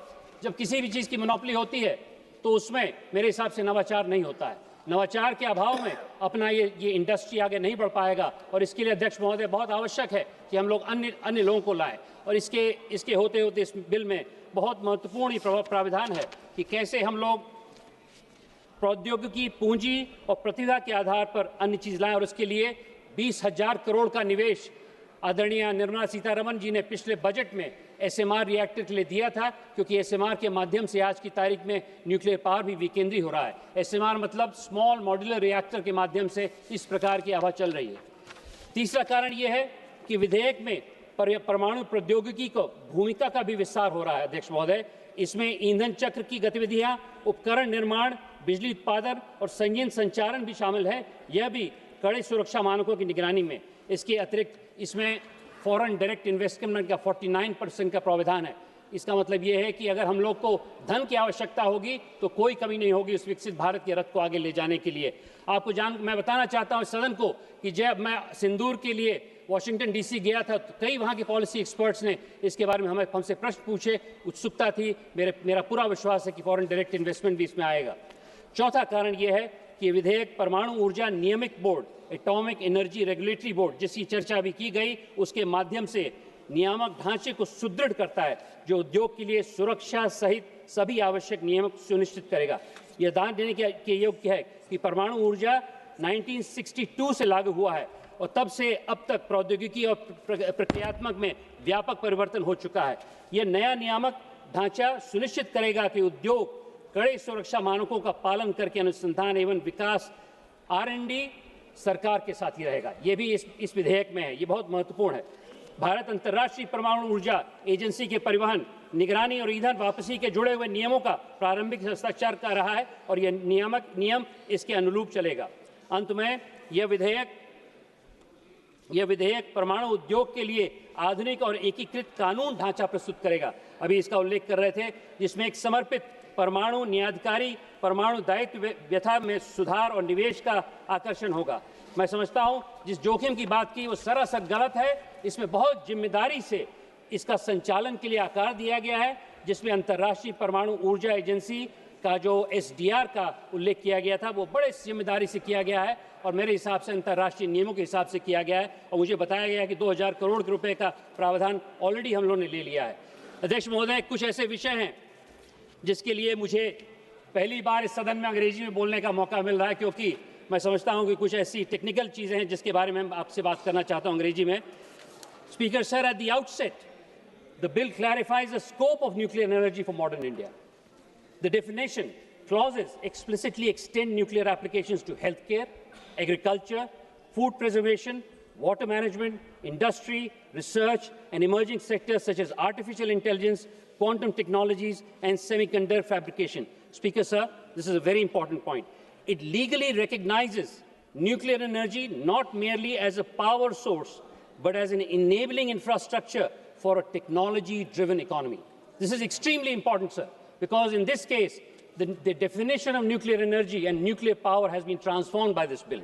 This is fundamental. For instance, by defining radiation facilities separately from nuclear power plants, the bill brings medical imaging centers, cancer radiographic therapy units, and industrial irradiation facilities within a uniform safety framework, reducing regulatory ambiguity and improving compliance. Adhyaksh Mahoday, one of the most consequential features of the bill is the introduction of a structured licensing and safety authorization regime under Chapter 2. Clause 3 allows not only government entities, but also government companies, private companies, and joint ventures to apply for licenses to set up, operate nuclear facilities subject to strict conditions. This marks a clear policy shift towards controlled private sector participation. And I emphasize the word control, the Honourable Speaker, sir. At the same time, the bill draws a firm red line by reserving sensitive activities such as fuel reprocessing, enrichment beyond notified thresholds, and high-level waste management exclusively for the central government. This balance helps attract investment and technological collaboration without diluting sovereign control over strategically sensitive parts of the nuclear fuel cycle.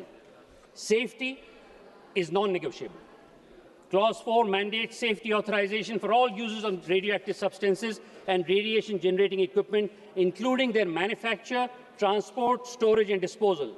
This will allow the regulator to track radioactive sources through a national register and intervene during radiological emergencies. The bill empowers the government to take over unsafe radioactive material and recover disposable costs from the operator, creating a strong deterrent against negligence. The provision of mining resources under Clause 5 reinforces India's long-standing policy of state control over uranium and thorium.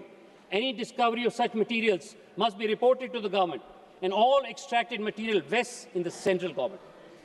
This ensures resource security for India's three-stage nuclear program and its long-term goal of thorium utilization, while also allowing compensation where private interests are affected. From a national perspective, this prevents speculative exploitation of strategic minerals and aligns extraction with national energy planning. Chapter 3 addresses a long-standing concern around nuclear liability and public confidence.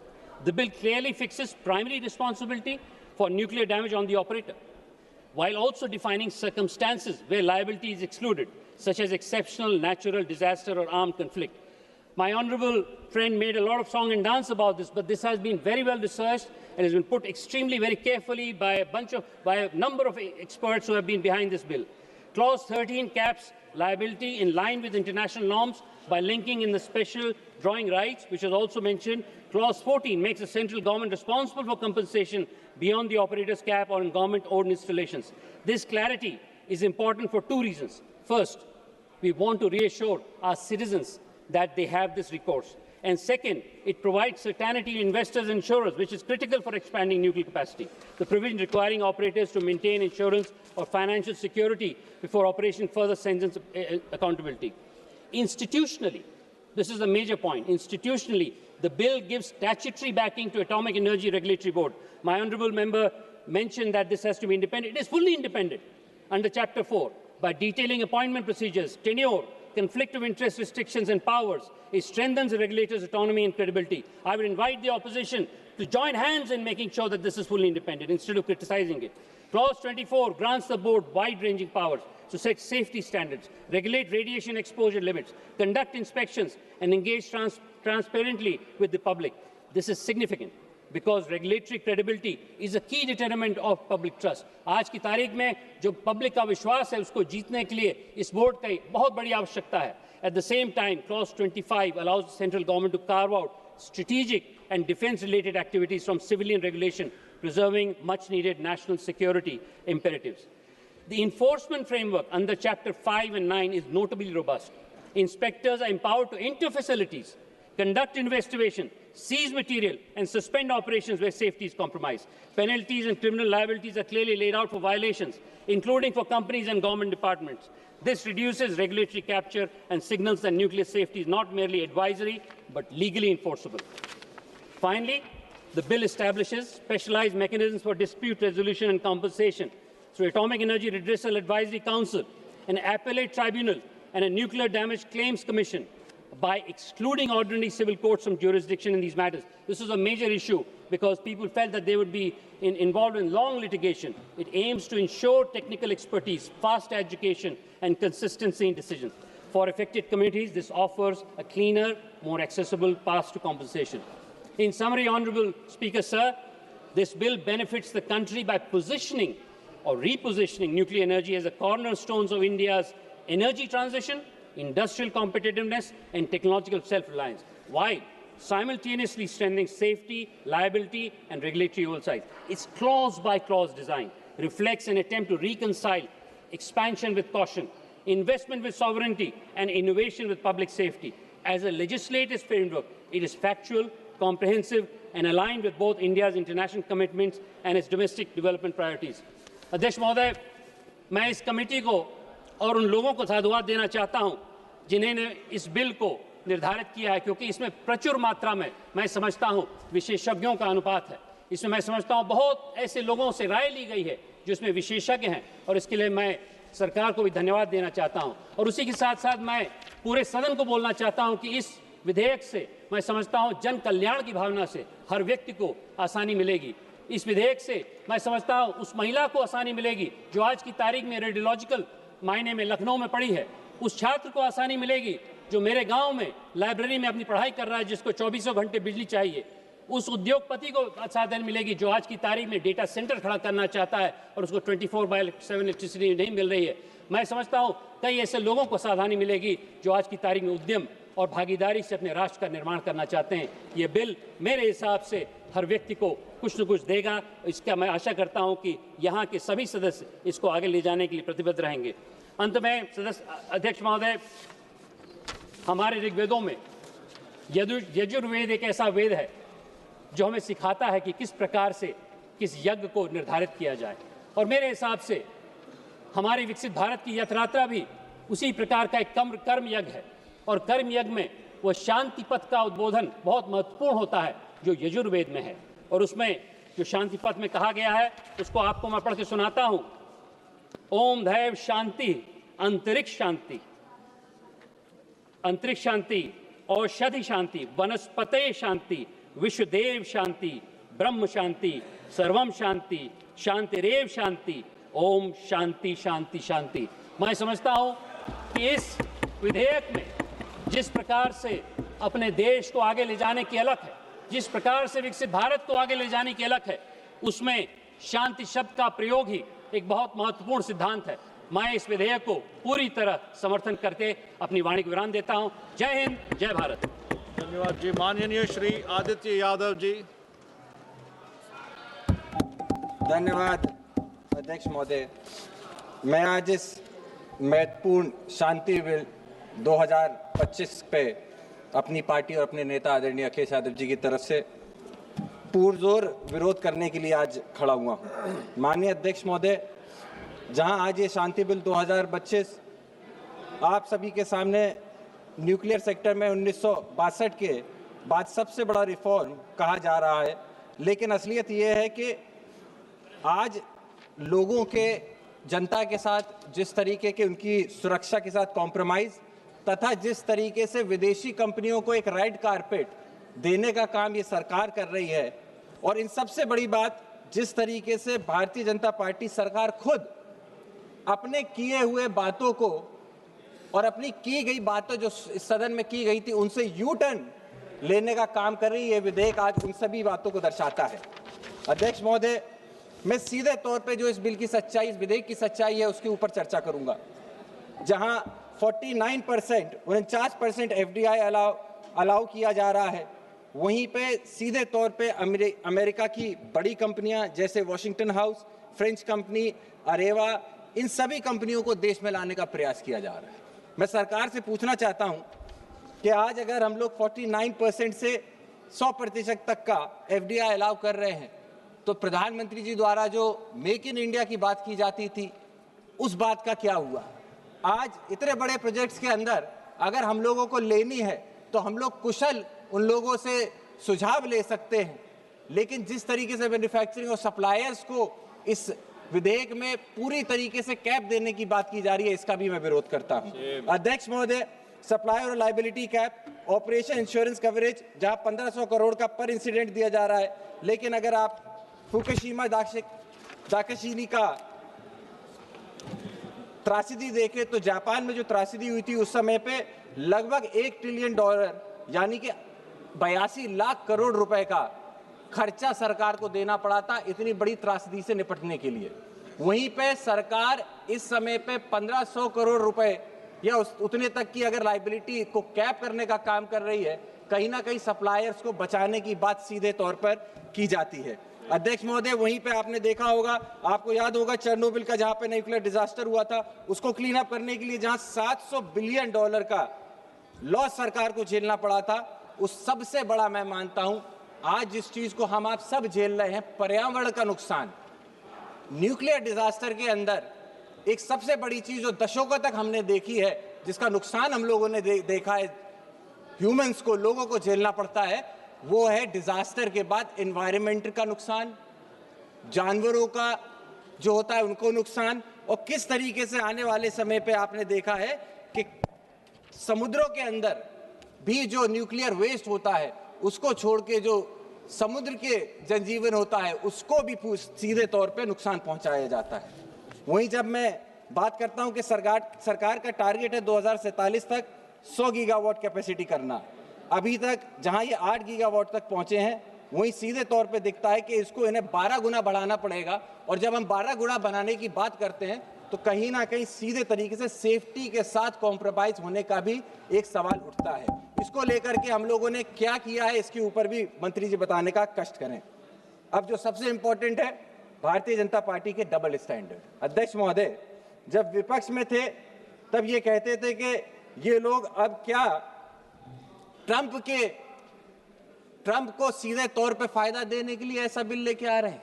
मैं इसीलिए ऐसा कह रहा हूं क्योंकि पूर्व में अध्यक्ष महोदय हमने देखा है कि अमेरिका की तरफ से जो टैरिफ हम लोगों के ऊपर लगाया गया, उसके बाद जिस तरीके का दबाव भारत सरकार के ऊपर बनाया गया, क्या कहीं अंदरूनी तौर पे भारत सरकार ये तो नहीं सोच रही कि ये रेड कारपेट देकर कंपनियों को, अमेरिकी कंपनियों और फ्रेंच कंपनियों को फायदा देकर जिस तरीके का टैरिफ का दबाव ट्रंप बना रहे हैं, उसको कहीं ना कहीं खत्म करने का प्रयास ये सरकार भी अंदरूनी तौर पे कर रही है, ऐसा हम लोगों को दिखाई देता है।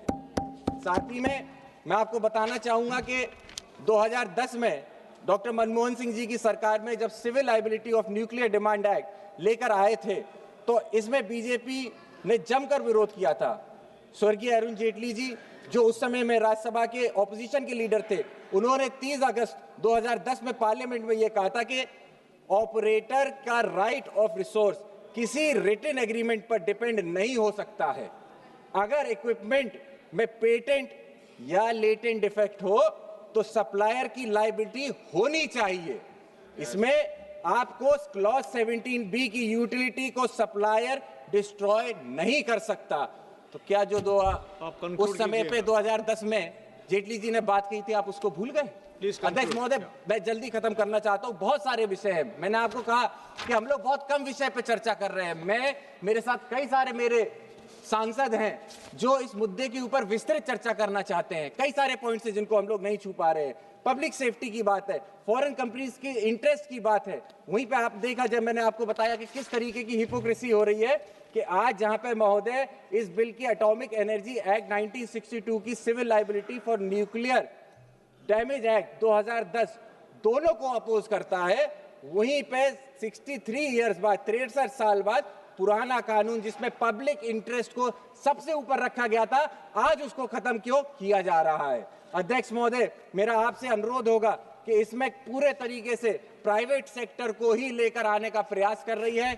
आज सरकार की स्थिति अध्यक्ष महोदय ये है, पूरे तौर पे अपने लब्बो-लुबाब इस बिल को लाने का सरकार का ये है कि जिस फाइनेंशियल परिस्थितियों में आज ये सरकार फंसी हुई है, जहां डॉलर 90 से ज्यादा निकलता चला जा रहा है, इनके कंट्रोल से बाहर हो चुका है, ऐसे में जब इनके पास इन्वेस्टमेंट नहीं है, जब कोई भी कंपनी नहीं आना चाहती है, वहां ये डॉलर के लिए और बाहर की कंपनियों को अपने देश में लाके या इन्वेस्टमेंट और अपना जो डेट है उसको क्लियर करने का प्रयास कर रहे हैं। इसीलिए हम सभी समाजवादी लोग इस बिल का विरोध करते हैं और आने वाले समय में पुरजोर तरीके से विरोध करते रहेंगे। बहुत बहुत धन्यवाद। जय समाजवाद।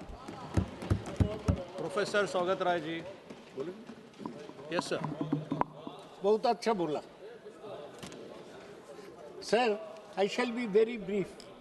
I've got only 5 minutes, and in that 5 minutes I oppose the Shanti bill.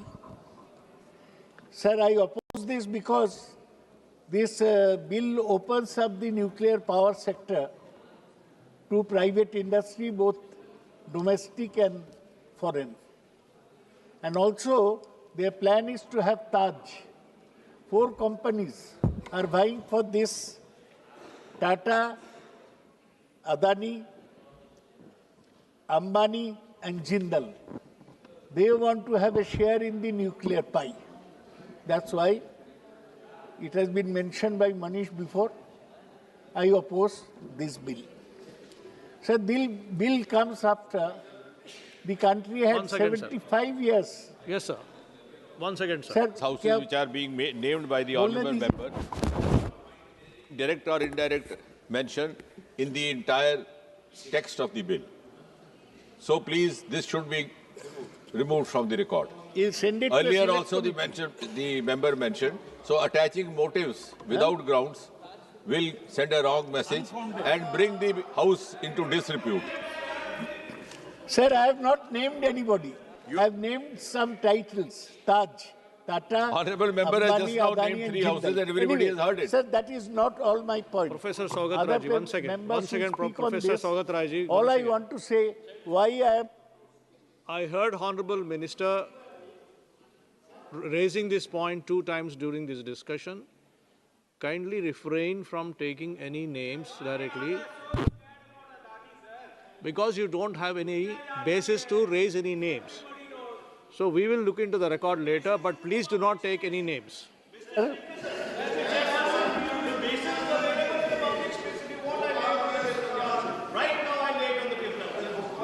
doesn't permit, sir. The rule doesn't permit, you know that. Yes, please go ahead, sir. Sir, the government is planning to have 100 gigawatts by 2047 through the nuclear route. It plans to have 22,000 megawatt by 2032. It says that it will reduce dependence on fossil fuels. But we must also remember that nuclear energy is a risky proposition. You know about the Chernobyl incident in Belarus, 3 Mile Island in the United States, and Fukushima in Japan. You are saying that if accident takes place, maximum liability will be 300 million. I say that this should be increased to 500 million. Why? It should be such a small cap. Liability should be full. Sir, we have shortage both of nuclear raw materials. As you know, all these reactors are fission reactors, splitting the atom. We haven't developed the technology to have fusion reactors, where you combine 2 atoms into 1. So, these fission reactors have this problem, chance of accident.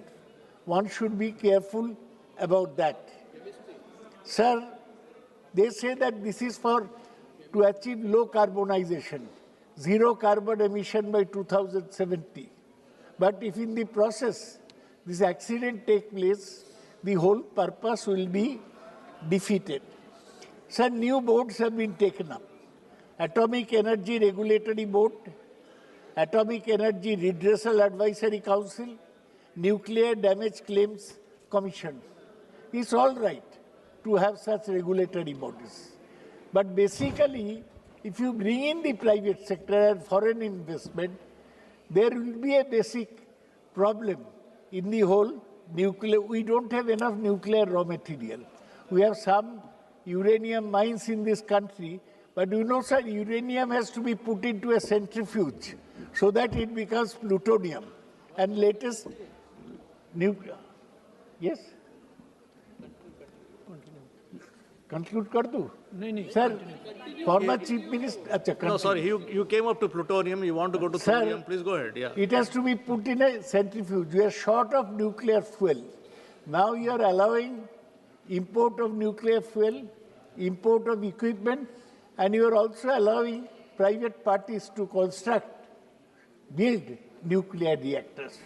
So the whole thing should be considered afresh. The minister should send this bill to without hurrying. He should not make haste or hurry. He should send it to a select committee. Let us consider all these aspects and then we can decide. That's why, sir, I oppose this bill and propose it be referred to a select committee. Thank you. Thank you, sir. Mananiya Shri Arun Nehru ji. Physics ka professor. Thank you, Speaker, sir. And thanks for the opportunity to present my views on the sustainable harnessing and advancement of nuclear energy for transforming India, which the short form is Shanti. And I think this is an oxymoron, sir. Nuclear energy has nothing to do with Shanti. You know, the powers that you deal with are extremely dangerous. So I think this is an oxymoron. Sir, the first thing that I want to start with is motivation, sir. Now, irrespective of being from wherever politics we are, the motivation is simple, is very different for private enterprise, and it's completely different for public enterprise, sir. Now, the private sector is answerable to the shareholders, sir. Every year, the private sector's pursuit is the pursuit of profit through economy and through business. It's always profit at the end of the day. So the bottom line matters for the private sector, irrespective of in any other business, sir. We have seen it in warfare scenarios. We have seen it in where humans have gone to inhuman ways to seek profit. So private enterprise in this particular scenario, it's still pursuit of profit, where public sector has a different motivation, sir. Public sector, it's state obligation. It's the obligation of the state. It's the prestige of the state to preserve and nurture and to showcase to the world that we're actually better off. And we have. In fact, in the last so many years, the atomic establishment in the country has been one of the finest in the country, and we have showcased ourselves to be a safe, responsible nuclear power. And now, one of the things is it's the commitment of the sovereign. So we take so much care, irrespective of the politics, to ensure that our image through the nuclear deterrence is actually shown to be a world, to be a responsible power. Now, I will also want to tabulate the difference between private enterprise and public enterprise across various industries, sir, and the outcomes that has happened because of a policy change allowing private enterprise to come in. I'm not against private enterprise, sir, but I want to point out to House in certain sensitive segments where the pursuit of profit has actually caused harm rather than, productivity in this country. You take energy, sir. Now, energy, there are a number of incidences where tragedies have happened. But let me stick to economics of the energy now. In the last 10 years, the cost of electricity that is being consumed by the consumers has actually increased by 25%, sir. When there's more private enterprise commissioning plants, which is a good thing, but the outcome of it is you have cost increase by 25%. On the public enterprise, we have superb enterprises like the NTPC, CIL, and GAIL, thanks to the stalwarts of liberalization who actually gave these products to us. Second, finance. In the industry of finance, private sector has come up with innovation in finance in a number of ways. There have been so many good things, but I also want to point out that corporate write-offs in the last 10 years is increased by so many times, sir. I'm not trying to say that it is wrong, it's right, but an outcome of a policy which is allowing private players to pursue profit is actually corporate write-offs, where on the other side, we have companies, we have institutions, I would say institutions, public institutions, not even companies, like SBI and LSE, pursuing the public thing. The last thing that I want to, two more things, sir, is food and agriculture. You see, one of the outcomes of the private enterprise coming in is the shortage of fertilizer. I mean, it is because of so many other reasons, but one of the reasons is because the private has a very large share of fertilizer production in this country, and that is one of the consequences of having a shortfall in the last season of shortage of fertilizer. On the other hand, we have TN's horticulture mission, which is actually have policies to enable the largest per capita production of vegetables in the country, sir. The last point we have, in this case itself, nuclear, you have Fukushima and you had Chernobyl happen, which again is Fukushima is again a private enterprise, sir.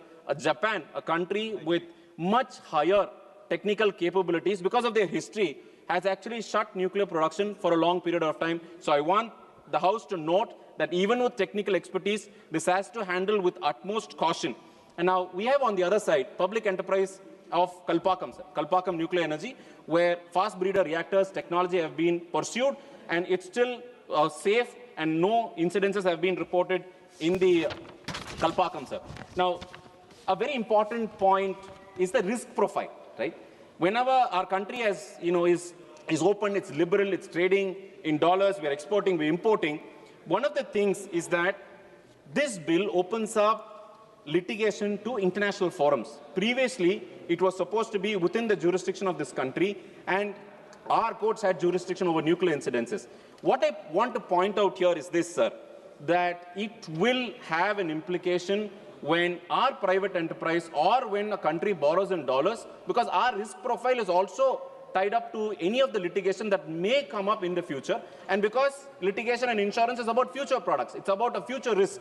So the risk profile of our country, because of it being open up to international forums, is going to increase the cost of borrowing in international markets, and hence our exports are going to be expensive. I want the House to note that also, sir.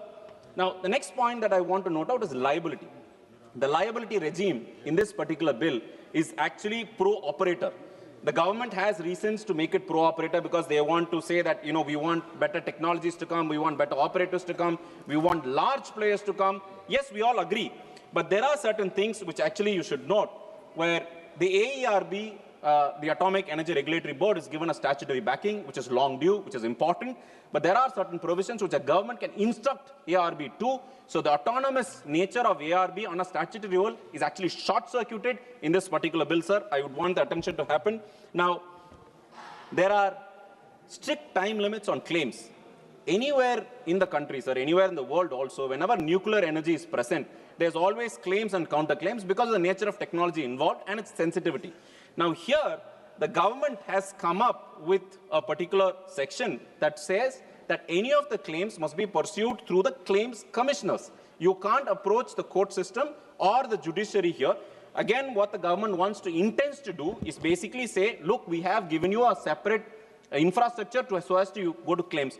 But we know the history of claims, sir, and the jurisprudence in the country also. So there is enormous power, from the government to the operator to actually execute the project in spite of the claims. So there is a need for the government to clarify that there can actually be fair to the claimants if there is any. Now, that is under clause 70, sir, where there is no, clause 70 says there is no individual settlement. Individually, you can't go and say, look, I have a claim. It will all come from a consolidated fund. So they have to group all the victims or claimants together and have, the claims commissioner decides a certain amount, and it has to be divided by the largest denominator, which is the number of people there, sir. So an individual claim has no merit here. So what the bill does is actually remove the individual rights, which you and I know, sir, it is enshrined in the constitution of the country, and it's sacred to all of us now. Now, clause 54 has fixed tariffs. The government wants to give clarity to the operator, I presume, because that is why they brought in clause 37.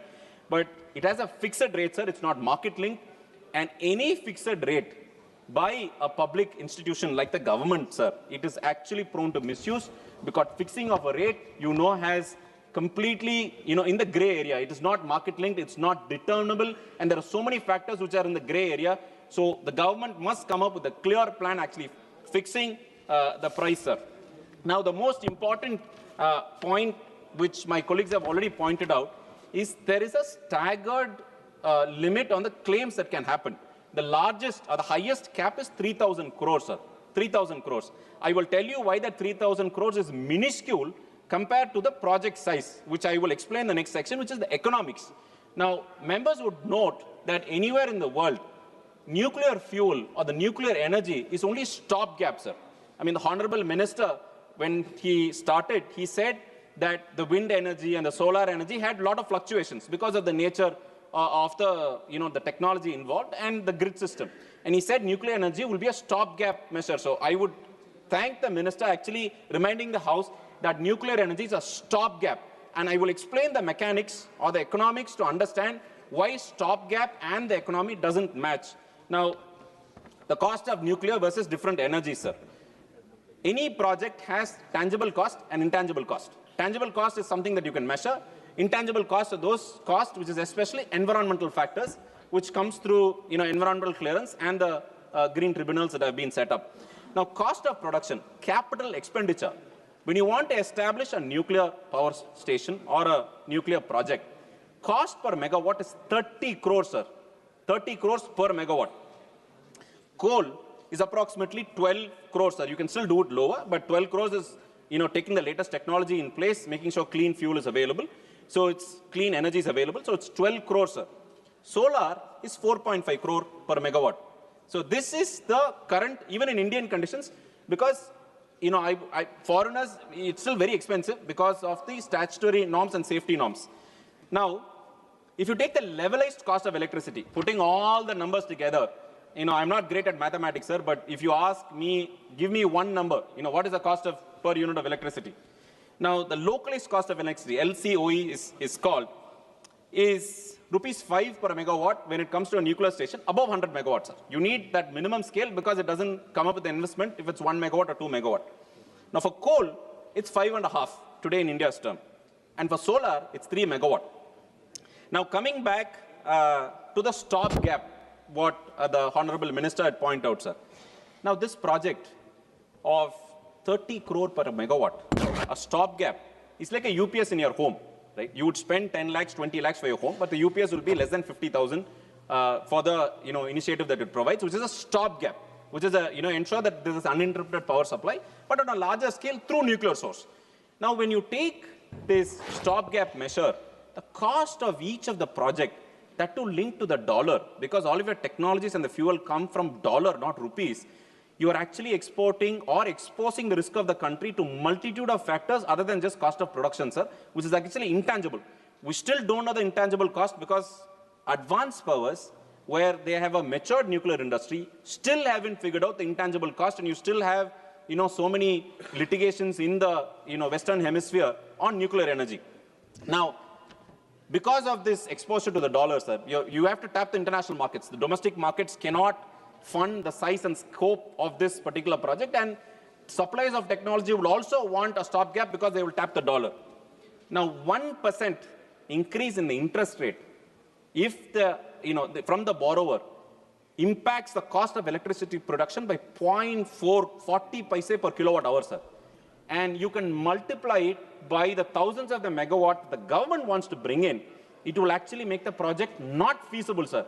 A 10% increase, which is about 5 rupees, and a 40 paise increase is a 10% increase, sir. Would you think the consumers or the government or the private industry? I don't think it's going to be liable, sir. The last point that I want to explain to the members of the House is safety. Now, the power of plutonium-2, there are a number of fuels, sir, but an isotope, which is a variation of the nuclear fuel, plutonium-239, which is actually used by India in the fast breeder reactors in the country, we have got very good expertise, has been the fuel, sir. Now, safety-wise, a lot of members don't know that there's something called the half-life period of this material, sir. And half-life period is the amount of time required for the energy to be reduced into half. So if you produce 1 kilowatt, if 1 gram of fuel produces 1 megawatt of power, that 1 gram to reduce to 500 kilowatts, sir, takes 24,100 years, sir. 24,000 years, sir. We are not even, forget 5 years, 10 years, 24,000 years, sir. One small incident that on this, of course, the government is pursuing on the safety also. One small error is an error of 24,000 years, sir. It is epochs. So also, I'm finishing, sir. Last point, the geological storage of spent fuel in this country. We have still got geological storage, sir. Geological storage is the storage where you keep this fuel. Spent fuel, which can't be given outside, is approximately 10,000 years, sir. Forget about the policy continuity on 50 years, 100 years. 10,000 years, are you going to have a policy continuity? There are a number of risks, sir. I'm finishing last point, sir. The number of risks in this bill where the government's intention is to bring up innovation, bring up energy production. I think the government is at risk in terms of safety, in terms of statutory routes, and in terms of getting our engineers to actually come up to date. So I request the government to take note that there is a lot of risks which is opening our country into foreign, risks. So I request the government to revisit or revise to JPC. Thank you for the opportunity, sir. Honorable Member, Shri Alok Kumar Sumanji.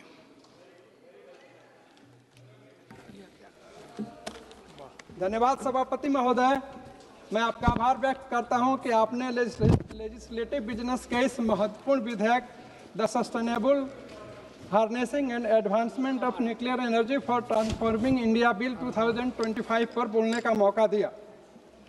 यह bill देश के परमाणु ऊर्जा को नियंत्रित और sustainable उपयोग की दिशा में एक महत्वपूर्ण प्रगति की पहल है।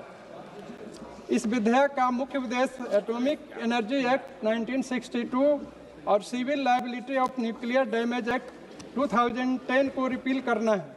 इससे देश की वर्तमान और भविष्य की ऊर्जा की आवश्यकताओं को सस्टेनेबल रूप से पूरा किया जा सकेगा महोदय। वर्तमान विधेयक का अनुमोदन होने से परमाणु ईंधन में आत्मनिर्भरता और परमाणु ऊर्जा को संचालित करने में सहायता मिलेगी।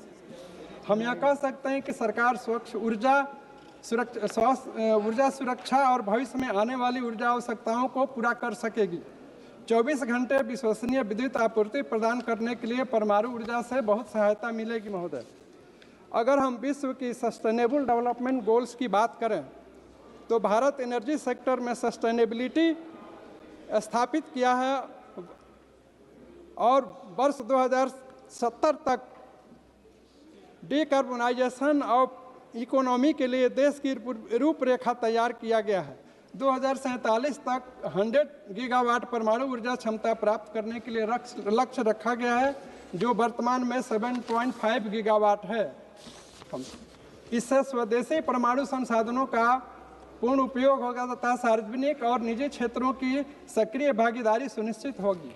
मेरा विश्वास है कि हम दूसरे देशों को भी परमाणु ऊर्जा के सही उपयोग के लिए सहायता कर सकते हैं। महोदय, 2047 तक बिजली की जरूरतों में 4 से 5 गुना की वृद्धि का अनुमान है। हालांकि नवीनीकरणीय ऊर्जा स्रोतों का विस्तार हो रहा है, लेकिन वे अकेले बेस लोड डिमांड पूरा नहीं कर सकते। अतः यह आवश्यक है कि परमाणु ऊर्जा को मुख्य साधन बनाया जाए। इसलिए 100 गीगावाट एटॉमिक एनर्जी के लक्ष्य को प्राप्त करने के लिए हमें प्रति वर्ष 4 गीगावाट उत्पादन करना होगा। महोदय, मैं यह बताना चाहूँगा कि NPCIL अपनी सहायक कंपनियों के साथ मिलकर घरेलू एवं अंतर्राष्ट्रीय साझेदारी का लगभग 100 गीगावाट का लक्ष्य को लगभग आधा हिस्सा हासिल करने का लक्ष्य रखती है। NTPC के संयुक्त उद्यमी अश्विनी माही बसवाड़ा में 700 क्षमता वाले 4 PHWR के निर्माण का बीड़ा उठाया है। इन सभी गतिविधियों में इस विधेयक से सहायता मिलेगी। महोदय, जैसा कि हम सभी जानते हैं, डॉक्टर होमी भाभा के द्वारा परमाणु ऊर्जा की शुरुआत की गई। कई आशंकाओं के कारण देश के परमाणु विस्तार में प्रतिबंध भी लगा, लेकिन मजबूत सरकार ने सारी चुनौतियों को सामना किया। महोदय, आज हमारे माननीय प्रधानमंत्री श्री नरेंद्र मोदी जी और हमारे बिहार के माननीय मुख्यमंत्री श्री नीतीश कुमार जी के मजबूत नेतृत्व में सरकार परमाणु ऊर्जा क्षेत्र में अनेकों उपलब्धियां हासिल करने की दिशा में आगे बढ़ रही है। 2 दशकों में 10 नए न्यूक्लियर रिएक्टर्स का काम प्रगति पर है, जिससे न्यूक्लियर पावर जनरेशन 10 गुना बढ़ जाएगा। महोदय, वर्तमान विधेयक के चैप्टर 2 में grant of licence and safety authorisation की बात की गई है। सेक्शन 3 के सब सेक्शन 1 to 5 में सेफ्टी आदि की बात की गई है। मेरा यह सुझाव है कि यह फ्यूल को सेफ्टी स्टोर करने के लिए राज्य सरकार की भी सहायता लेनी चाहिए। न्यूक्लियर फैसिलिटी के लिए अधिकतम वाटर यूज होगा, इसके लिए भी सस्टेनेबिलिटी को ध्यान में रखते हुए स्टेट गवर्नमेंट से ओब्लिगेटरी सलाह मशविरा किया जा सकता है। महोदय, इस चैप्टर 2 का सेक्शन 4 रेडियो एक्टिव सब्सटेंस की रेगुलेशन और रेडिएशन जनरेटिंग इक्विपमेंट की भी बात करता है। इसमें कहा गया है कि सेफ्टी ऑथराइजेशन बोर्ड से लेनी है। इसमें मेरा अनुरोध है कि लाइसेंस इशू करने की प्रक्रिया उच्च कोटि की होनी चाहिए। रेडियोलॉजिकल इमरजेंसी पड़ने पर तत्काल केंद्र सरकार एवं राज्य सरकार से मदद मिलनी चाहिए। स्टोरेज वाली जगह सुरक्षित एवं हार्मलेस होनी चाहिए। महोदय, सेक्शन 6 में एप्लीकेशन ऑफ लाइसेंस और सेक्शन 7 में लाइसेंस ग्रांट और सुरक्षा की बात की गई है। इसमें मेरा यह कहना है कि रेडियो एक्टिव वेस्ट मैनेजमेंट, जो कि एक महत्वपूर्ण पहलू है और हेल्थ से डायरेक्टली रिलेटेड है, इसके मैनेजमेंट पर विशेष ध्यान का प्रस्ताव रखना जरूरी है। इसके मैनेजमेंट पर विशेष ध्यान का प्रस्ताव रखना जरूरी है। अतः मेरा यह मानना है कि इस विधेयक के पास होने से इन सभी समस्याओं का समाधान होगा। महोदय, यूनाइटेड नेशंस के सस्टेनेबल डेवलपमेंट गोल्स में भारत ने काफ़ी हद तक उद्देश्य को हासिल कर लिए हैं। इसके अनुसार एनर्जी सेक्टर में अपने देश को 2070 तक नेट जीरो कार्बन इमिशन के लक्ष्य को हासिल करना है। वर्तमान विधेयक इंटरनेशनल एटॉमिक एनर्जी एजेंसी के मानकों को भी अनुरूपता को सुनिश्चित करेगा। बजट 2025-26 में भी परमाणु मिशन की शुरुआत की गई, जिसके लिए 20,000 करोड़ रुपए निर्धारित किए गए, ताकि वर्ष 2033 तक कम से कम 5 स्वदेशी स्मॉल मॉड्यूलर रिएक्टर विकसित की जा सके। महोदय, वर्तमान विधेयक का चैप्टर 1 में ड्यूटीज और लायबिलिटी की बात कही गई है। इस चैप्टर के सेक्शन 10 में सेफ्टी, सिक्योरिटी और सेफगार्ड्स के लिए प्राइम रिस्पॉन्सिबिलिटी फैक्ट्री मालिक, एम्प्लॉयर और माइंस के मालिक आदि लोगों की होगी। इसमें मेरा यह कहना है कि जो भी रिपोर्ट्स या रिटर्न्स केंद्र सरकार की जानकारी के लिए भेजी जाए, उस पर एक्सपर्ट लोगों से ही विचार विमर्श किया जाना चाहिए। महोदय, सेक्शन 11 में ऑपरेटर ऑफ न्यूक्लियर इंस्टॉलेशन करने वाली की जिम्मेदारी होगी। यदि कोई भी न्यूक्लियर इंसिडेंट्स न्यूक्लियर डैमेज होती है, इसलिए हमें यह भी ध्यान रखना होगा कि न्यूक्लियर इंसिडेंट्स की किसी भी हालत में न्यूक्लियर डैमेज न हो।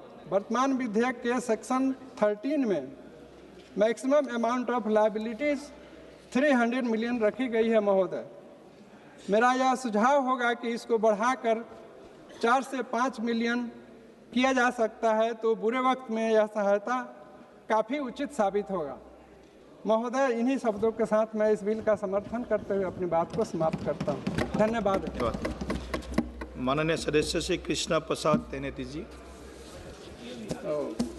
Honorable Chairman, sir, thank you very much for giving me this opportunity on speaking such a wonderful and very, very important and watershed bill for this year 2025.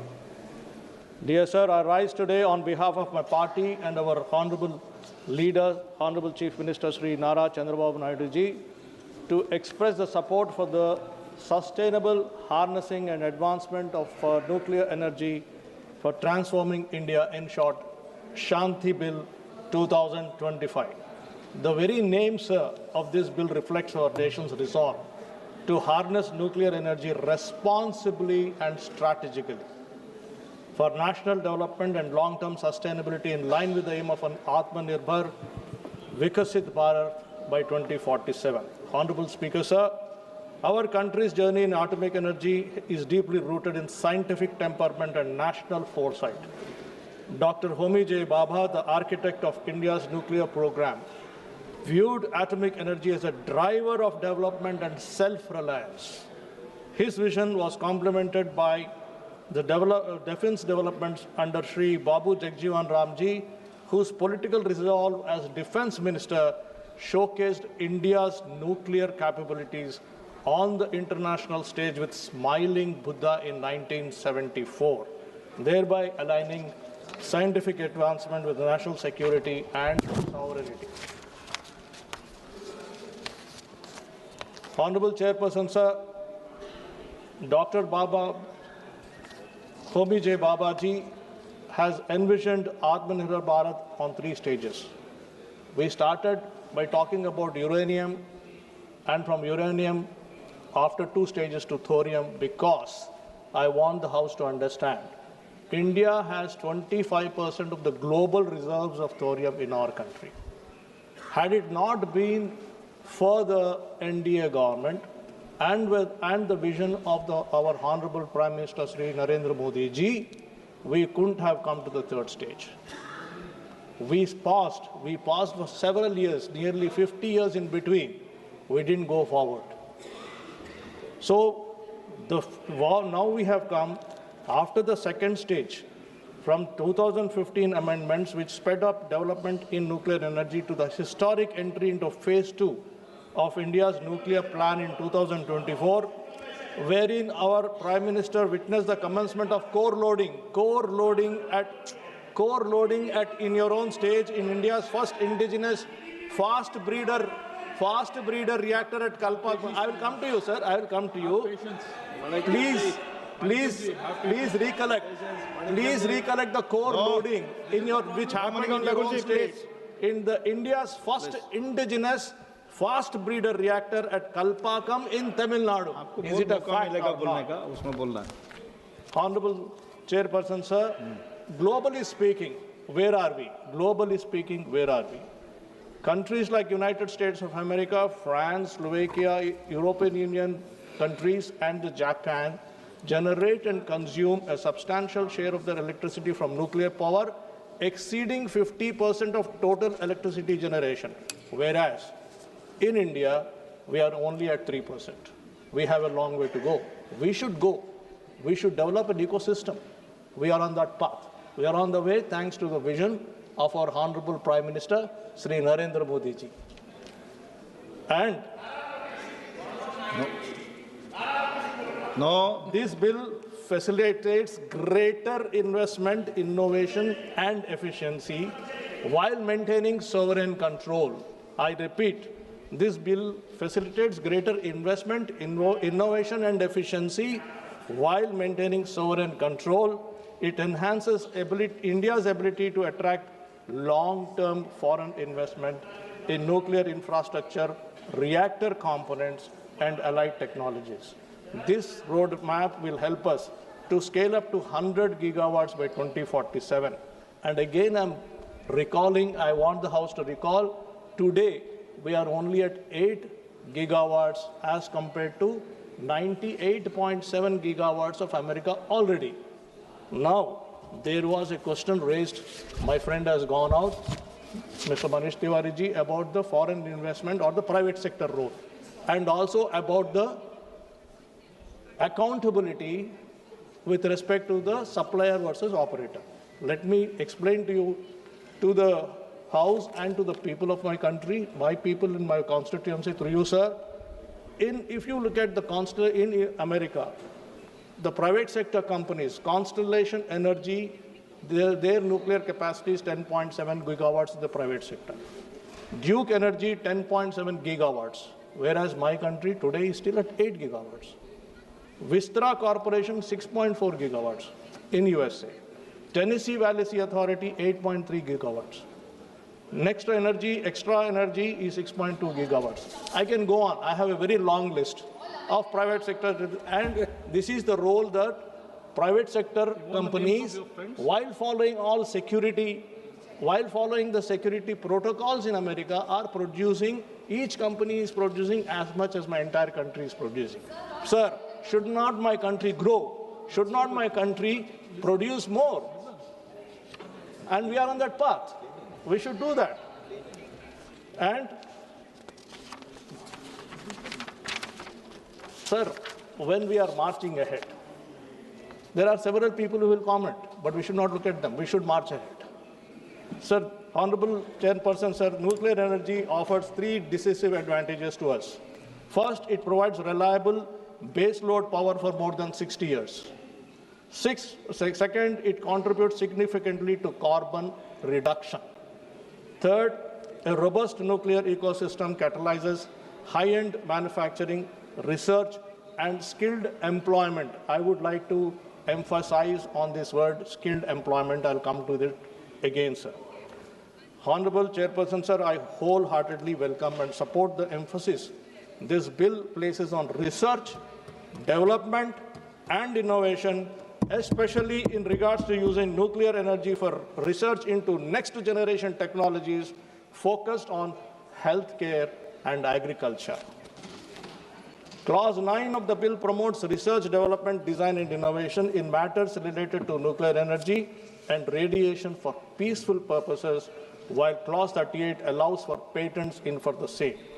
This is in line with the government support for more than 15,000 crores for research, development, and innovation, further spurring the growth of scientific temper and research in our country.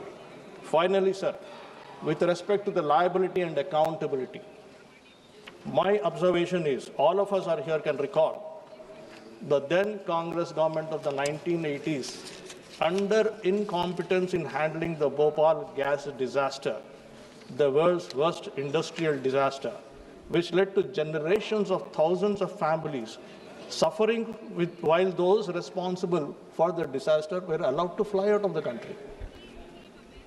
Exactly from this point of view, today we are now talking about this great bill where the entire onus is on the operator.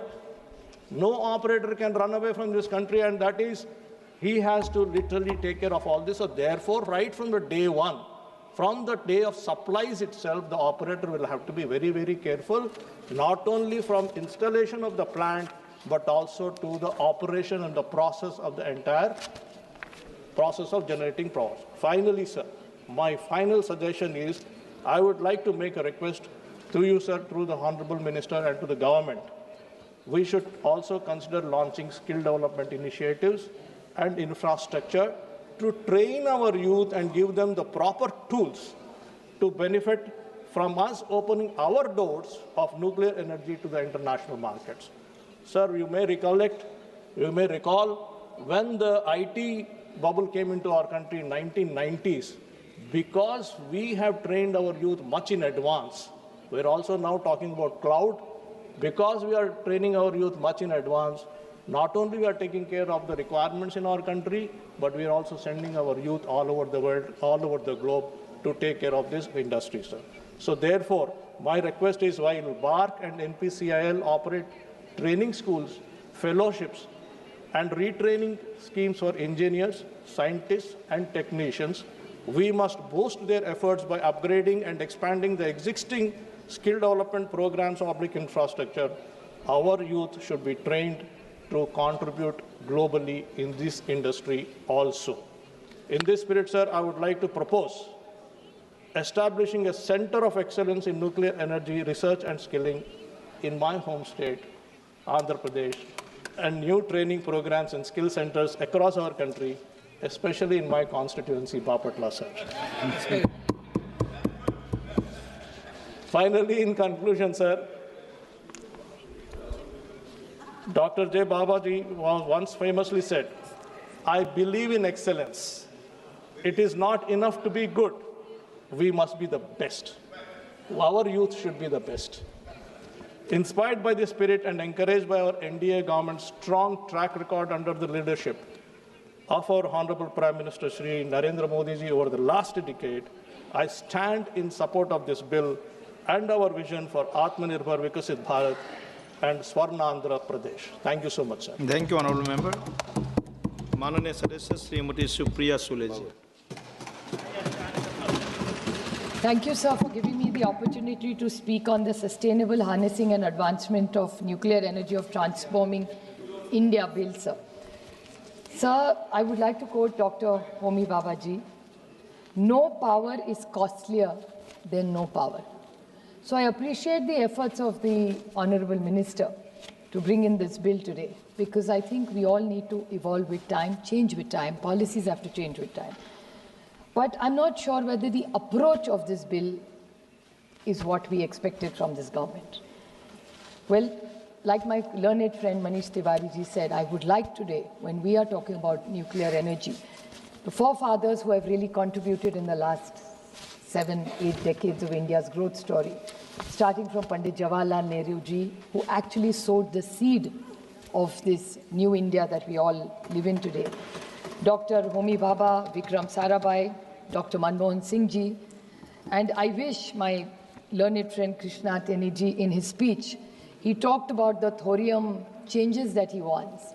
Yes, this government has contributed, but there are thousands and thousands of scientists, and I would like to put it on record, it was Dr. Anil Kakodkar who actually thought of moving from uranium to thorium. He's one of the tallest leaders as a scientist in India who has first thought of this idea, and now the government is taking it forward. I appreciate the efforts, but I think we must put it on record that yes, the government does it, but the real man behind this entire technology change is Dr. Anil Kakodkar.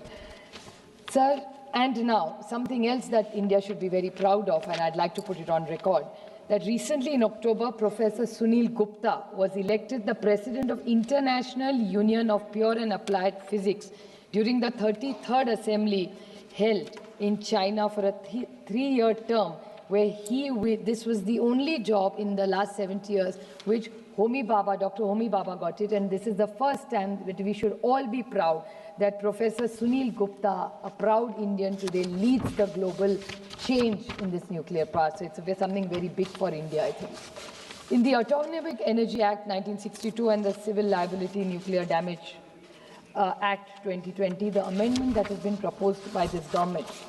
So I want to ask 2 questions to the Honourable Minister, since he's here, and my learned friend Shashank ji is also here, who is very, very good technically. I would like to seek 2 clarifications from him about this bill.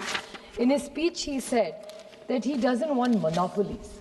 So I like that thought, that there should be no monopoly. But I would, with full humility, say, who is this monopoly you're talking about? It's the nuclear power, the NPCIL, which is the Nuclear Power Corporation of India, who had a monopoly, which is one of our PSUs, which has always been in profit. You want Indigo to have a monopoly and hold this country for ransom, but for a PSU like Nuclear Corporation of India, there is no sympathy in this government. The government must clarify when your lead speaker says that, oh, we don't want monopolies. So when it's private, I'm not against privatization at all. Let me put it on the record. We are a very modern party. Mr. Pawar has always talked about liberalization. So let me put it on record, but please do not hold up PSUs who have built this nation and say they are monopolies. They are not the monopolies. It's the oligarchs who are the monopolies, not the government of India in the last 70 years who's been a monopoly. Another thing that he mentioned, which is very important, we need to put it on record, since you want private players to invest in this company, it's very important to clarify. He said R&D will remain with government. Will R&D only remain with government? That needs to be clarified, because it came from the Treasury bench that R&D will remain. So I seek a clarification from the Honourable Minister that it's very important that when a Treasury bench says that it will remain, it's very, very alarming to hear that. The other few issues which need to know that NPCIL, the Nuclear Power Corporation of India, has done outstanding work in this country. They started the fleet mode. We've had amazing reactors that this government has built over the last 7 decades. So every government has contributed to this growth story of nuclear power. But I would like to ask, what is the future that the government plans? Because Dr. Kakodkar proposed uranium to thorium. Mr. From Chandra Babuji's party, he was talking about uranium to thorium. I appreciate what you said, sir. But what is the plan this government has specifically made? Because this whole fuel price, why are we looking for this energy mix to bring the cost down? Now, we have a lot of thorium in this country. And one biggest asset that the thorium has is it is proliferation resistant. So if it is resistant, then are we going to promote it is a clarification, because all the people who you want to invest, we need to know, because he was talking about only American corporations when he was taking names. I mean, I'm a little worried after hearing that. I'm not against any country. Anybody who invests for the growth of India, we must, with changing times, the world has become flat, sir. So I would like to say that all those American corporations' names were quoted. So I'm little scared and worried that Professor Roy said maybe Indians are going to benefit, but after hearing an ally speech was only Americans benefited. I don't mind as long as Indians are benefited, but I hope India benefits. We don't mind foreign companies benefiting, but we must be very clear about that. So another case is, I would like to highlight, sir, 2-3 very small points. I would like to clarify, because Jaitapur is in my, you spoke about Tamil Nadu, the growth in, we should compliment the Tamil Nadu government for all the work they have done in nuclear with the government of India. But Jaitapur is a project which came in my state, sir. Jaitapur is a project which, Jaitapur Nuclear Power Project, which still, you have also been in power, we've started it. But in the last 11 years, somehow this government has not been able to take it forward. So when you're looking at growth story, what about Jaitapur and how are you going to do it? So talking about OPIL, I would like to give one small point, since I will just make two very short, I won't repeat any other points. Sir, when you talked about the right to recourse, about suppliers' accountability, I would like to say the supplier liability. I'm not, the supplier is as guilty if there is a crisis. It cannot be a supplier immunity. And I would like to quote Sushma ji and Arun ji. With great respect, I would like to quote Arun ji's statement. Well, he had also said the same thing, so I want to remind this government about what Sushma ji and Arun ji said. It was in 2010. He was the LOP in Rajya Sabha, and Arun ji had said that in the Supplier Immunity Act, he fought to remove the word and to ensure suppliers cannot escape the law. Okay. My point is the supplier has to be liable. So it is supplier liability. There cannot be supplier immunity. So much material goes into this. So please don't do it for us, but at least do it for what this party stands for, because your tallest leaders have been Sushma ji and Arun ji, who have actually brought you to power. So please don't pack that. One last two small points are this capping of financial liability of operators. How can you put a cap of 3,000?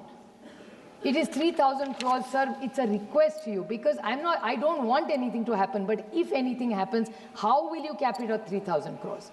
I think that's how will you calculate it? at 3,000 crores. How have you come to this magic number is my question to the Honorable Minister. Talking about the autonomy of the regulator has to be very, very strong. You are bringing in safety measures. And Please, I will talk about two very small points which nobody else has made, sir. Just very small. Now, decommissioning liabilities. These are very two small points nobody else has said, sir. Decommissioning of liabilities. I hope every investor comes and does well in this country. But if we ever have to decommission a plant, sir, what is the safety that you have put into this bill? Because if a private player comes, when NPCIL does decommissioning, they do an extraordinarily good job. What is the guarantee that a private player will be as careful? Because the toxic cleanup is very, very critical. And sir, in RTI, last 30 seconds, sir, in RTI, concerns regarding transparency in the bill, clause 39, does not allow RTI questions in this bill partially. I understand. If it is of national security, please don't reply to us. But if there are private players, where is the question of national security? So this RTI point, sir, we have a right to information. You say that it's a transparent and open government. So what is there to hide in this government?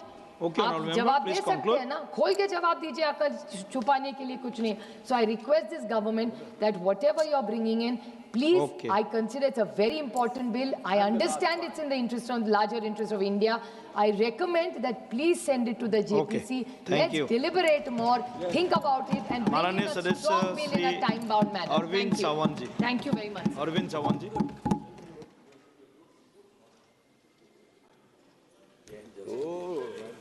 That's okay. Huh? Thank you, Chairman, sir. The Sustainable Harnessing and Advancement of the Nuclear Energy and Transformation India Bill. I would like to express my views on it, particularly when you say that in the beginning itself, whereas India is having achieved self-reliant capability in production and use of nuclear energy, recognizes the potential it offers towards rapidly meeting the ever-increasing energy needs of the country to further research and development. The half portion is correct. But when we have achieved it, why we are in such a hurry to grant permissions to all private sectors who are here? Number of people must have spoken about it. I will just point it out, certain things which are to be taken into consideration, because the bill, the Shanti bill penalizes the operators in case of a nuclear accident and asking them to compensate on the basis of the size of the plant operated. It's really a surprising one. How can you relate the size of the operation with the damage? Exactly. There is really, I mean, we have experienced what has happened in Bhopal. Union Carbide, how they escaped from all those things. They could not be penalized till date. And really here also some provisions are there, which I'm going to point it out to you, sir. Particularly, I'll go directly because I know the time, you won't permit me a lot of time, but then I'll go to that. What is required and what is missing in here? Dilution of a liability and accountability. Removal of a supplier liability means what exactly? Victims may not be fully compensated. Faulty suppliers may escape responsibility. Risk is shifted for corporation to citizens of the state. Safety risk with private operators. Nuclear power is not an ordinary commercial activity. Profit-driven operators may compromise on safety unless oversight is extremely strong. Low compensation ceiling. Then the regularity, independence question. Is the nuclear regulator truly independent from operators and the government? Without autonomy, safety, enforcement may weaken.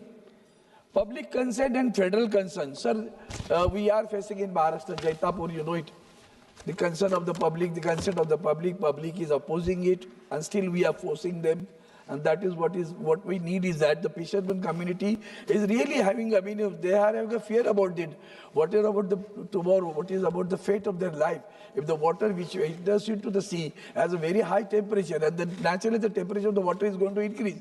And if the temperature of the water increases, it is going to reflect on the production of the fish over there, and it is going to reflect on the earnings of the fishermen over there on the coastal line. And that is what a very serious issue, and that is the reason they were opposing it consistently. And therefore public hearings should be given. Nuclear waste is another issue, serious issue. Sir, it has observed, nowadays we are talking about even electrical vehicles. Nobody thinks about the battery. The battery is not perishable, sir. Who's going to do that? That battery is going to create a problem. We cannot perish the battery, and nobody is having a concern. When I was industry minister, I brought it to the notice of the people. Okay, for a pollution-free, we want that the battery-driven vehicles are required, but at the same time, who is going to do that? What is the waste of the battery? Nobody has thought it till date, sir. That is what is very concern over here. And therefore, how does the government ensure that the private operators have maintained the same safety culture as public sector units? The public sector, you see, we are doing a construction at Vadhavan port, and the Tarapur reactors are very close to the Vadhavan port. Have you ever thought of its safety? A drone can come from the Vadhavan Bandar and watch the Tarapur entire reactors over there. So the radiation issue is going to be very serious in that case if the damage takes place, and the compensation of the damage should not be related to this. And finally, sir, two major points which I have come across, a rather surprising one. This is the point, sir. The clause 81 bill provides for exclusion of jurisdiction of civil courts. It provides that the civil court shall have a jurisdiction to entertain any suit or proceeding in respect of which the central government provides that no civil court shall have jurisdiction to enter any suit or proceeding in respect of which the central government, the board, the Nuclear Damage Claims Commission or Claims Commissioner is empowered to adjudicate. Under the bill, it further provides that no injunction shall be granted by any court or other authority in respect of any action taken or to be taken in pursuance of any power conferred by or under the bill. Oh my goodness, it is like the Commissioner of the Election Commission. He is being given freedom. He will not be questioned his authority. This is what we are providing here also. 81, 82 again. The bill provides for protection of action taken in good faith. What do you mean by good faith? Who is going to question that good faith? It's a good faith. I have taken action against the good faith. It provides that no suit, prosecution or other legal proceeding shall be against the central government or the board or the council or any person acting on behalf for anything which is in good faith done or intended to be done under the bill or the rules and regulation made thereunder. Both these provisions are very serious, sir. And I am really, that's the reason I think my colleague Supriya ji has also said that why not send the bill to the JPC? Now I to demand that it needs an elaborate discussion in detail. Elaborate discussion is required, and therefore it should be sent to the, otherwise, see, I know that the privatization is very, very loving issue. Very, very concerned issue, because there are industrialists who are very close to, and you feel that once the freedom is given, they'll go on producing the electricity power for the country. This is not so. But the concern is, I have expressed my concern, and therefore I once again demand that the bill should be sent to the JPC. One can discuss this elaborately, and let us bring a unanimous bill for the country. Thank you so much, sir. Very good. Dr. Shashi Tharoor. Dr. Shashi Tharoor. Thank you very much, Mr. Chairman. We stand here today at a critical juncture in our nation's history. This Shanti Bill, which is before this House, has the government speaking grandly of harnessing the immense energy released by splitting the atom. Yet it seems to have failed to expend even a fraction of that energy in drafting a bill that is coherent, rigorous, and not full of loopholes. This is full of loopholes. Where the late Pandit Nehruji had laid the foundations for our nuclear program. And Dr. Manmohan Singh ji carried the Indo-US nuclear deal of 2008 across the last mile and lifted India out of isolation into an era of strategic confidence in nuclear power. This bill now confronts us with a disappointing reversal, as a vision that once expanded horizons gives way to ambiguity, deepens uncertainty as to whether and where India's nuclear power framework is really headed. I have high regard for the Honourable Minister who is here today, but there are serious errors and omissions that other speakers have already pointed out. We have mastered nuclear fusion and fission, but not apparently legislative precision. The Shanti Bill is a milestone, Mr. Minister, but for the wrong reasons. It is written with exceptions, heavy on discretion, and largely indifferent to public welfare. I am not sure, Mr. Chairman, whether it is a nuclear bill or an unclear bill. Now, before I outline my concerns, I must candidly state that the bill in its current form contains such fundamental structural flaws, as colleagues have pointed out, that it requires comprehensive reworking rather than cosmetic amendments. Ideally, it should have been referred to a committee, a standing committee or a joint parliamentary committee for further consideration. But if we are going to discuss it today, sir, let me enumerate my critical concerns. The very preamble of the bill, which I have here, characterizes nuclear energy as a, quote, clean and abundant source for electricity and hydrogen production. No quarrel there, and I'm not against nuclear energy myself. But this language is dangerously misleading because it completely neglects the serious, massive and irreversible risks from radioactive leaks, long-lived nuclear waste that remains hazardous for millennia, and, of course, the potential for catastrophic accidents. Moreover, India's usable uranium reserves are finite. While we do possess significant thorium-232, including in my own state of Kerala, and those are significant reserves, and we should work on them, nonetheless, thorium-based reactors remain decades away from significant deployment. The full life cycle of nuclear fuel, from mining to waste disposal, is neither clean nor sustainable. We must be honest with the people of India about what we are asking them to accept.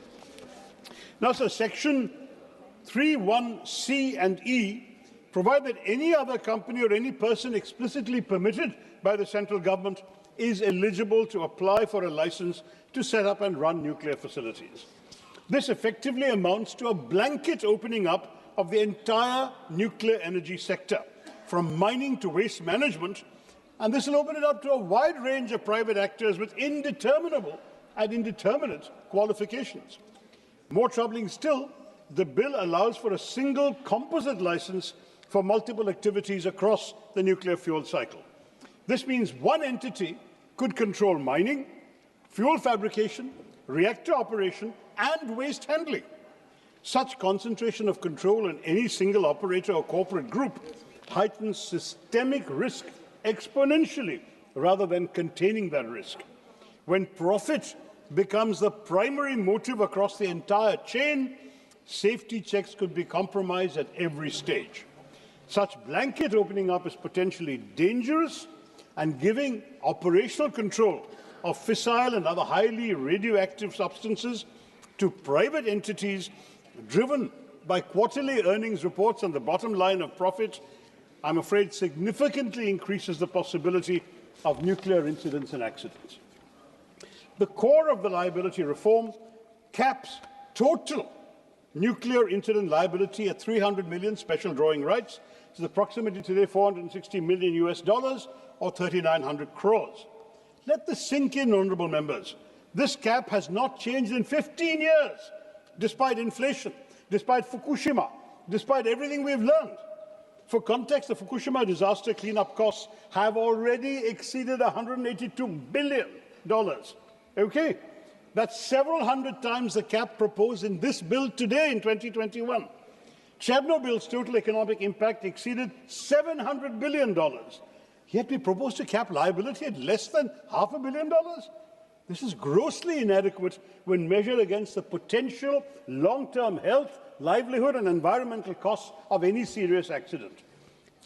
This is not a safety net, Mr. Minister. It is a trapdoor through which victims could fall into decades of legal battles and inadequate compensation. The bill also removes the earlier provisions where the operator had the right to recover compensation from equipment suppliers. This means that even if an accident occurs due to faulty design, substandard parts, or negligent manufacturing by a supplier, that supplier walks away while Indian taxpayers have to bear the entire cost. This might, in cases of serious accidents, strain our economy significantly. We are effectively subsidizing the risk for private international corporations while they retain all their profits. The state underwrites catastrophic risk, Mr. Chairman, while private operators maximize returns. What kind of law is this? Chapter 3, Section 14(1)(a) makes the central government liable where the liability exceeds the amount of liability of an operator. In effect, public funds, our money, taxpayers' money, will compensate for all the damages caused by private facilities. This provision does nothing but further dilute corporate accountability for systemic failures. And Section 42 overrides the Occupational Safety, Health and Working Conditions Code for nuclear facilities. So nuclear workers are removed from our country's general labour safety framework. Is this fair, Mr. Minister? The bill imposes a 3-year period for filing compensation applications, with extension of the right to claim set for 10 years for property damage, 20 years for personal injury. Now, given the long latency periods of radiation-related diseases, cancers can appear 20, 30 years after exposure, and intergenerational genetic impacts, these limitation periods are, frankly, shamefully restrictive. They will exclude many genuine victims who develop serious health impacts only after years of exposure. Children exposed to radiation who develop leukemia at the age of 25 will find they have no legal recourse. This is not justice, Mr. Chairman.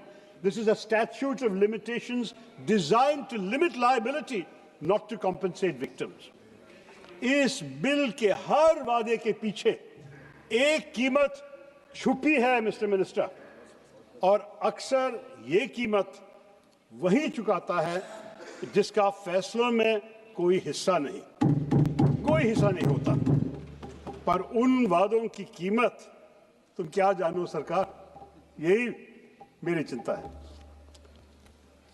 Here perhaps is the most egregious provision of all. Negligence by an operator or person is recognized as a cognizable offence, but only a person duly authorized by the central government or the Atomic Energy Regulatory Board can file a complaint. Let me stress this, sir. This means that if a nuclear facility operator is criminally negligent, affected communities cannot file a complaint. Civil society organizations cannot file a complaint. Even state governments cannot directly initiate criminal proceedings against the operator. This effectively excludes those most affected from seeking justice and concentrates gatekeeping power with the very institutions that have failed in prior oversight. By limiting judicial recourse and routing both civil and criminal actions. No, sir, I'm barely halfway through. You have taken 10 minutes. No, sir, I have been given enough time. You give me 5 minutes more. And criminal actions through central authorities, the bill restricts victims' access to ordinary courts and their fundamental right to seek effective remedies. For an ultra-hazardous activity that can devastate entire regions, such procedural barriers perpetuate a culture of impunity. Then Chapter 4, sir, on the Atomic Energy Regulatory Board, essentially retains a regulator controlled by the central government, the same government aggressively promoting nuclear expansion and its agencies, rather than creating a truly independent, multi-stakeholder authority that will be insulated from political and corporate influence. Sir, I can go ideally into clause-by-clause detail, but since you've already told me my time is running out, let me just sum up very simply. The entire regulatory arrangement is an inside job with little or no room for Indian civil society or even meaningful parliamentary oversight. Instead of clearing the fog around nuclear regulation, this arrangement thickens the fog. So Chapter 6, Section 44, grants perhaps the most dangerous power in the entire bill, as it highlights the excessive executive discretion and exemptions of this bill. It allows the central government to exempt any plant from the requirements of license or liability. If, quote, the risk involved is insignificant, unquote, the term insignificant risk is not defined anywhere, is left entirely to the executive. This provision essentially negates the entire framework of the bill, sir. It creates a backdoor through which any facility can escape oversight if the government deems it convenient. Your point is sir, give me 3 minutes. This kind of broad subjective exemption power undermines the very safeguards the legislation claims to establish. It will provide laxity in due diligence in a hugely critical sector.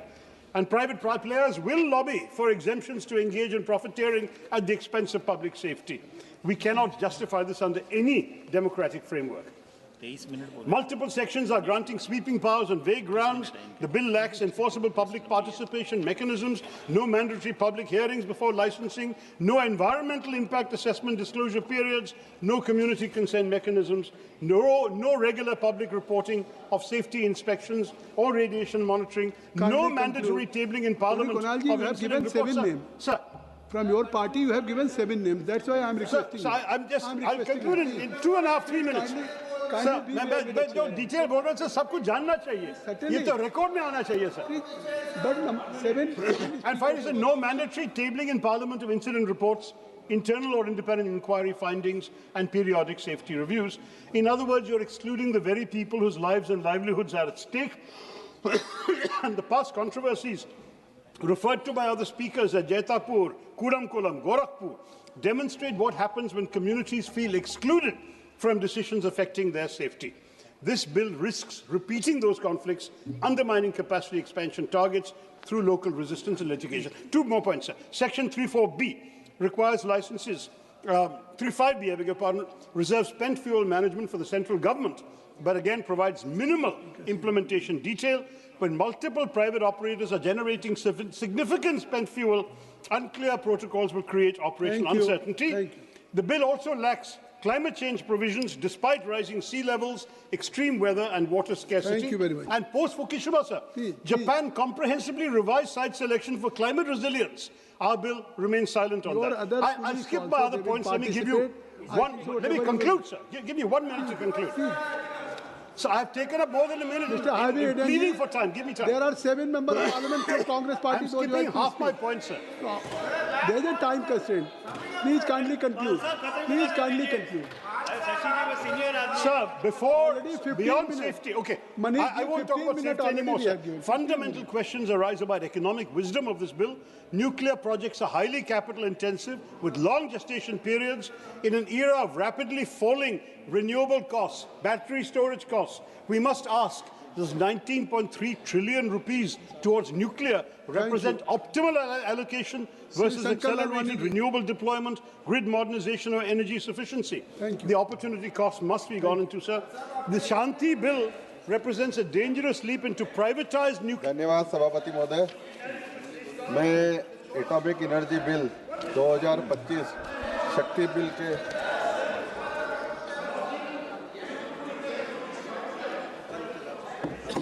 We cannot allow the pursuit of capital to override the non-negotiable requirements of public safety, environmental protection and victim justice.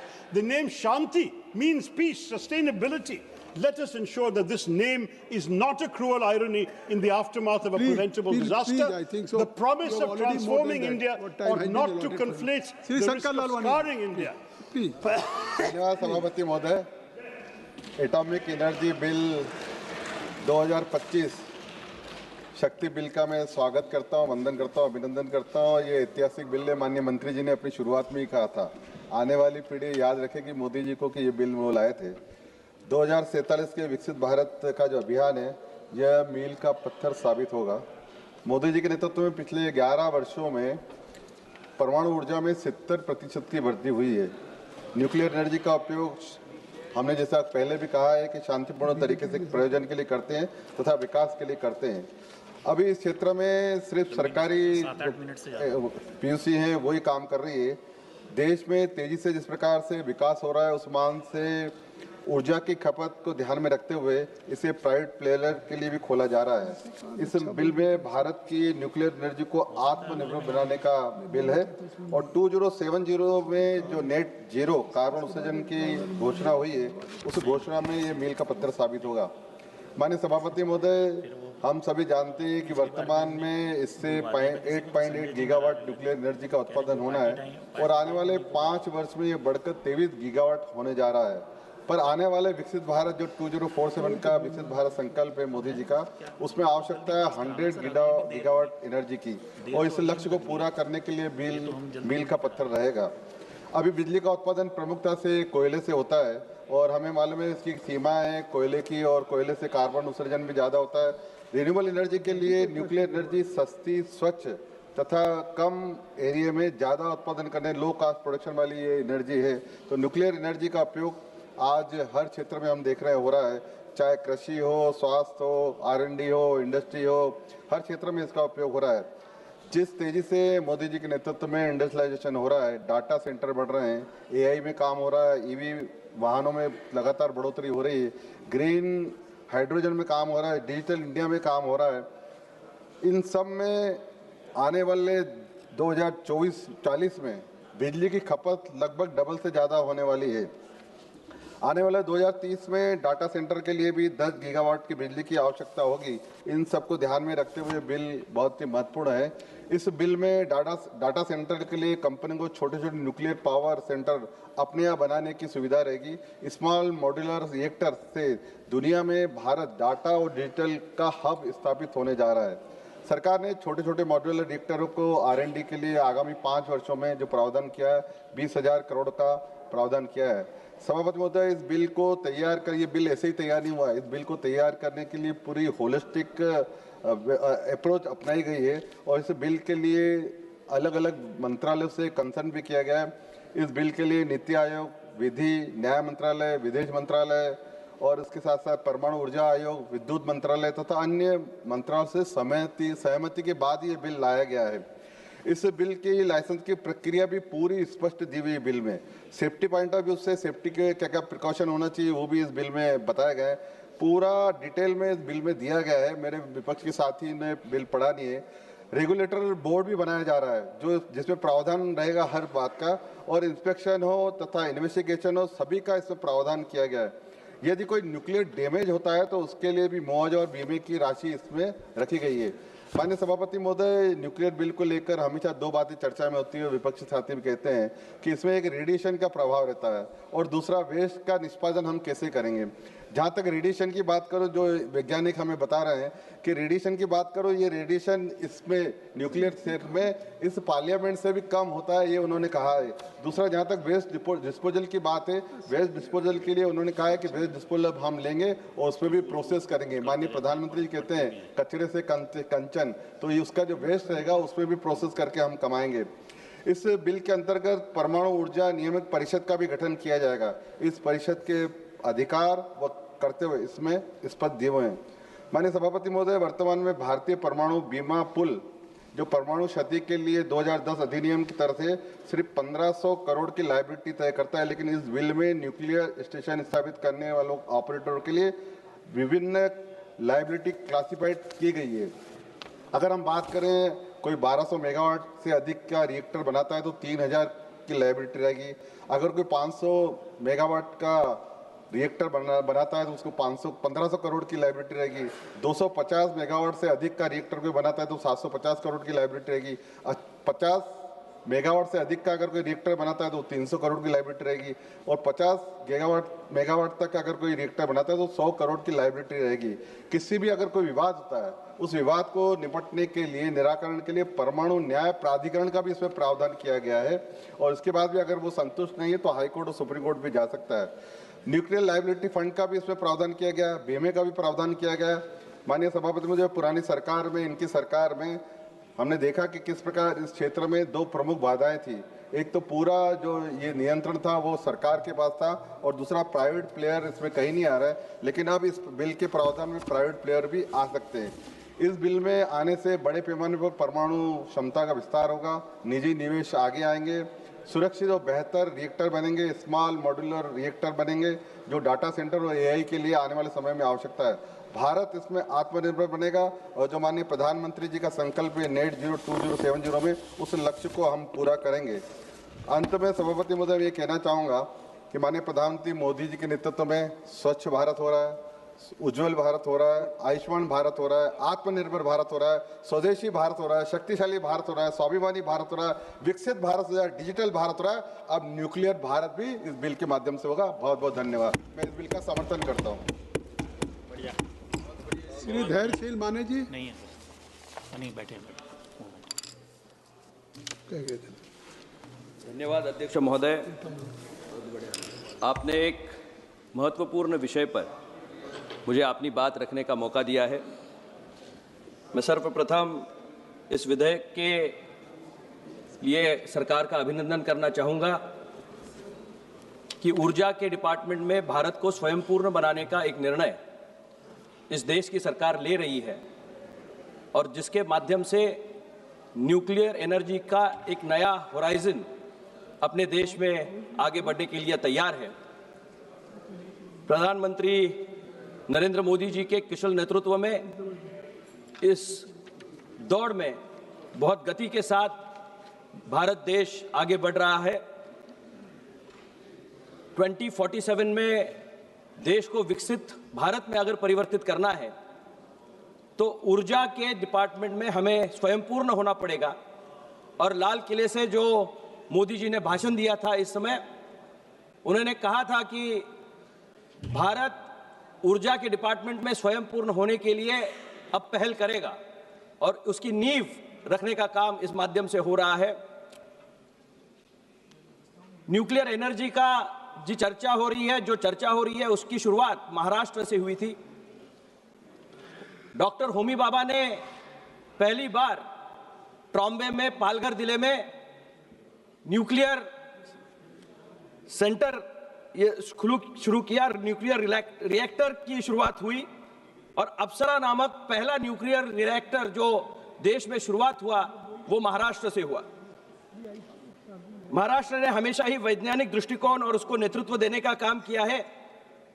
इसलिए अब जब शांति bill लाया गया है, इसका नाम भी बहुत रोचक है आदरणीय अध्यक्ष महोदय।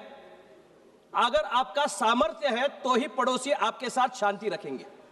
आप एक न्यूक्लियर पावर नाम के माध्यम से अब दुनिया के पटल पे जब जाते हो तो 7th बिगेस्ट न्यूक्लियर रिएक्टर हमारा देश का है।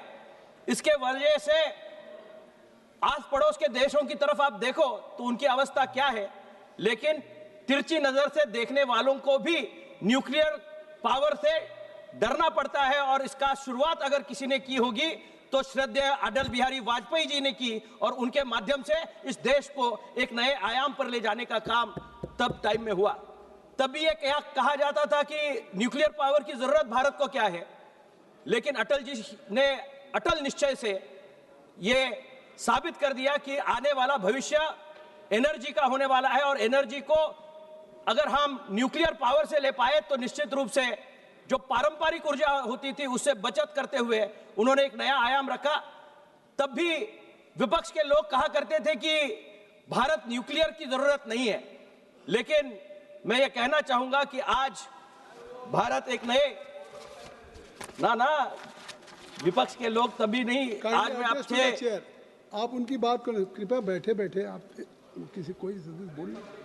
और ये कांग्रेस का तब का कहना था कि न्यूक्लियर पावर की जरूरत नहीं है, लेकिन अटल जी के विश्वास ने लोगों को के सामने एक उदाहरण रखा और अमेरिका जैसी देश भी तब इसका विरोध कर रहे थे, लेकिन भारत ने अपना लोहा मनाया और निश्चित रूप से अटल जी के वजह से आज देश एक नए आयाम पे ऊंचाई पे जा रहा है।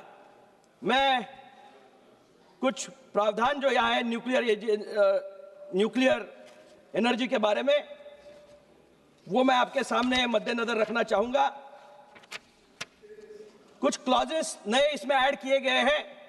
कड़ा लाइसेंस तंत्र इसमें इस्तेमाल किया गया है, जिसके माध्यम से क्लॉज 3 और 4 के माध्यम से विपक्ष डर फैला रहा है कि प्राइवेट लोग आएंगे तो सुरक्षा खतरे में पड़ जाएगी, लेकिन क्लॉज 3 ये स्पष्ट करता है बिना सरकार के लाइसेंस और सेफ्टी ऑथराइजेशन के कोई भी इसमें काम नहीं कर पाएगा। इसका क्लॉज 3 में प्रावधान किया गया है। इसका फोकस SMRs पर भी है। स्मॉल मॉड्यूलर रिएक्टर्स देश में बनने चाहिए, इसके लिए इसकी योजना बनाई जा रही है। ये मोबाइल फोन की तरह छोटे छोटे पोर्टेबल होंगे, जिनके वजह से युवाओं को न्यूक्लियर वैज्ञानिक बनने में एक नया मौका बन जाएगा। क्लॉज 4 की तरह की वजह से रेडियो एक्टिव पदार्थों की सुरक्षा, security of radio active material के लिए सरकार ने विशेष शक्तियों अपने पास रखी है। संवेदनशील गतिविधियों, सेंसिटिव एक्टिविटीज केवल केंद्र सरकार के नियंत्रण में होगी। यानी इनोवेशन प्राइवेट हो सकता है, लेकिन कंट्रोल यह सरकार का ही रहेगा।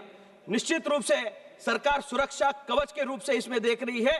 क्लॉज 14 लायबिलिटी जो है, यह प्रावधान जनता के विश्वास के लिए सबसे जरूरी है। क्लॉज 14 में सरकार जिम्मेदारी ले रही है।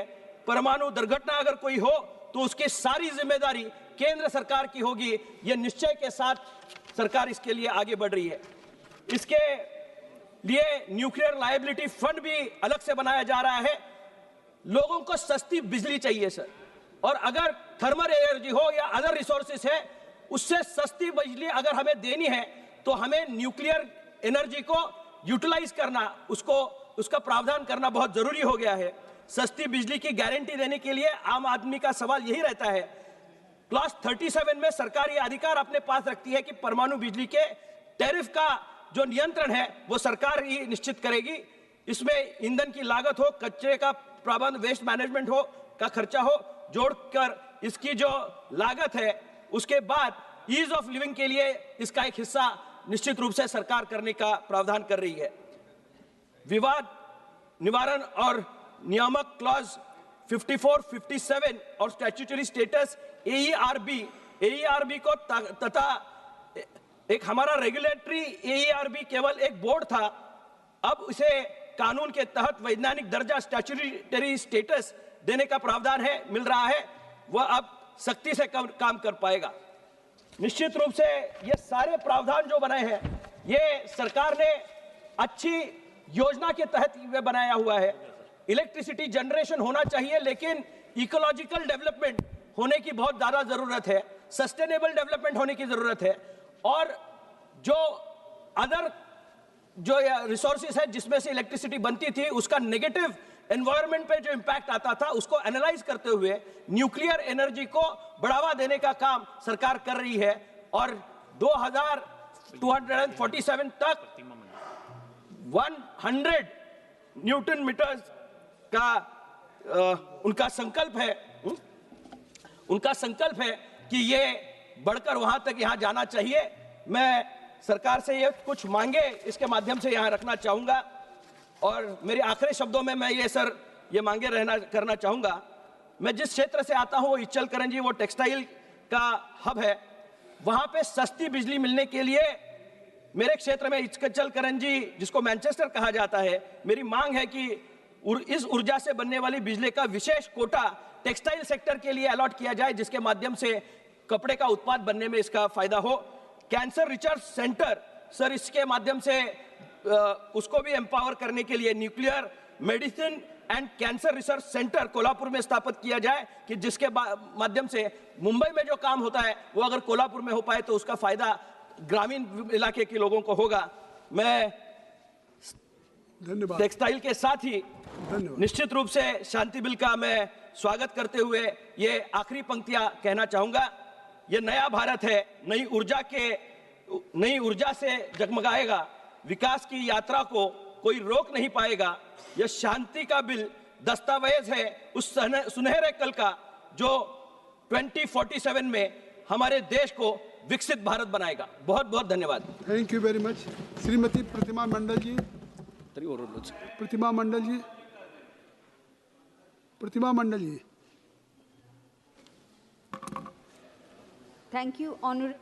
You want to speak just now, or either you want to speak later on? Are you ready? Yes, I am ready. You can start. Thank you, sir. On behalf of All India Trinamool Congress, I rise to speak on the sustainable harnessing and advancement of nuclear energy Bill 2000, sir, mic is not.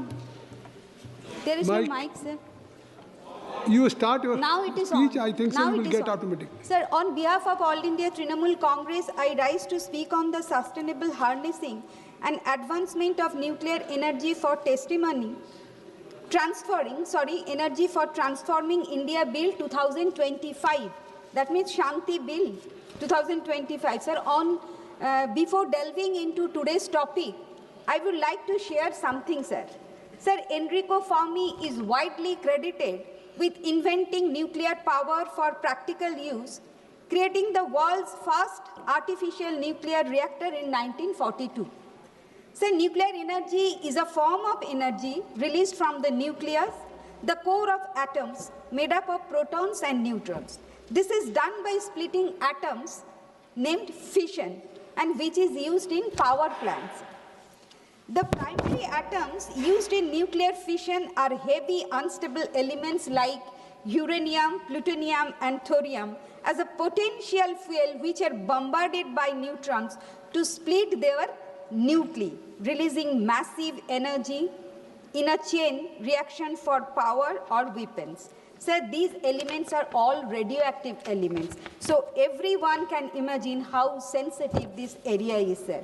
India currently has 22 operational power reactors across several states. Amongst them, the 5 major plants are Tarapur in Maharashtra, Rawat Rajasthan, Kudankulam, Tamil Nadu.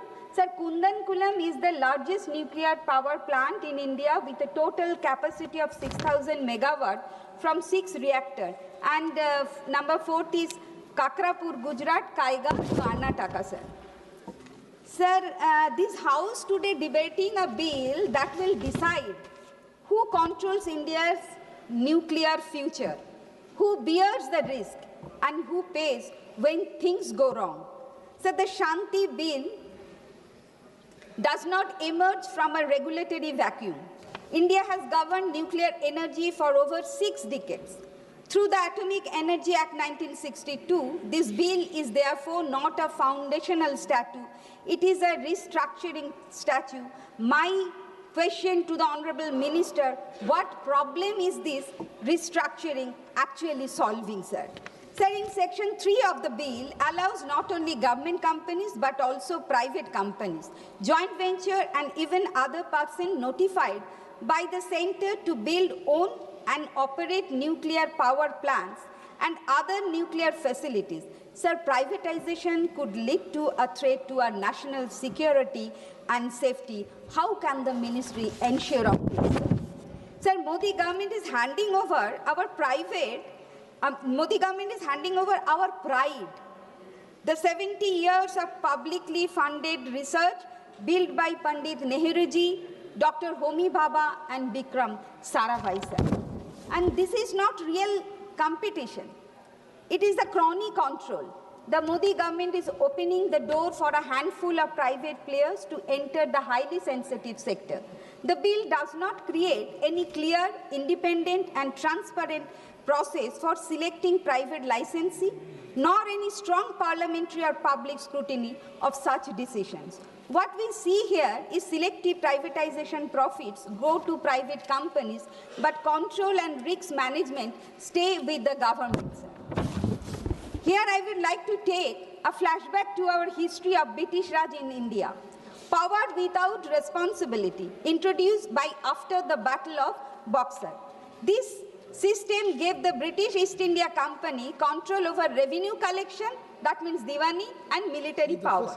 Responsibility without power, the system was designed so the British had power without responsibility, while the Nawab had responsibility but had no real authority, became puppet Nawab. Ultimately, British East India Company ruled over country and looted our wealth. Similarly, this government is now going to execute the same stature of puppet ministry as we are seeing like the Civil Aviation Ministry, sir. Sir, in case of serious accident affecting thousands of people, victims will struggle to get fair compensation because the operator's liability is capped. The rest of the burden falls on the state and ultimately on common citizens through taxes. Sir, most advanced nuclear countries like Canada, like the United States, France have independent regulators with statutory protection. So these regulators can challenge government decisions. They have stable funding and they answer directly to Parliament or Congress. This bill does not meet those standards. It keeps AERB subordinate to the Department of Atomic Energy, which is a conflict of interest that no advanced country accepts, sir. Kindly conclude. Conclude, sir, I have given 10 minutes, sir. This bill allows extensive exemption in the name of strategic or insignificant incidents, including discretion not to notify a nuclear incident at all. Transparency is not optional in nuclear governance, it is fundamental. Even judicial oversight is curtailed. Section 81 bar the jurisdiction of civil courts. Appeals are channeled through specialized bodies whose members and procedure are again controlled by the executive. Access to justice become conditional, delayed and distant. So Chapter 6 completes the picture of excessive centralization. There is a time constraint. Section 32 to 37. Your party time is allotted for 12 minutes. Already one speaker has taken 6 minutes. You have taken 7 minutes. So please kindly conclude. No, sir, I have the time. 10 to 12 minutes, sir. Section, and you are, sir, always you were saying, so my time is going now. Don't disturb me, sir. It is a very tough topic.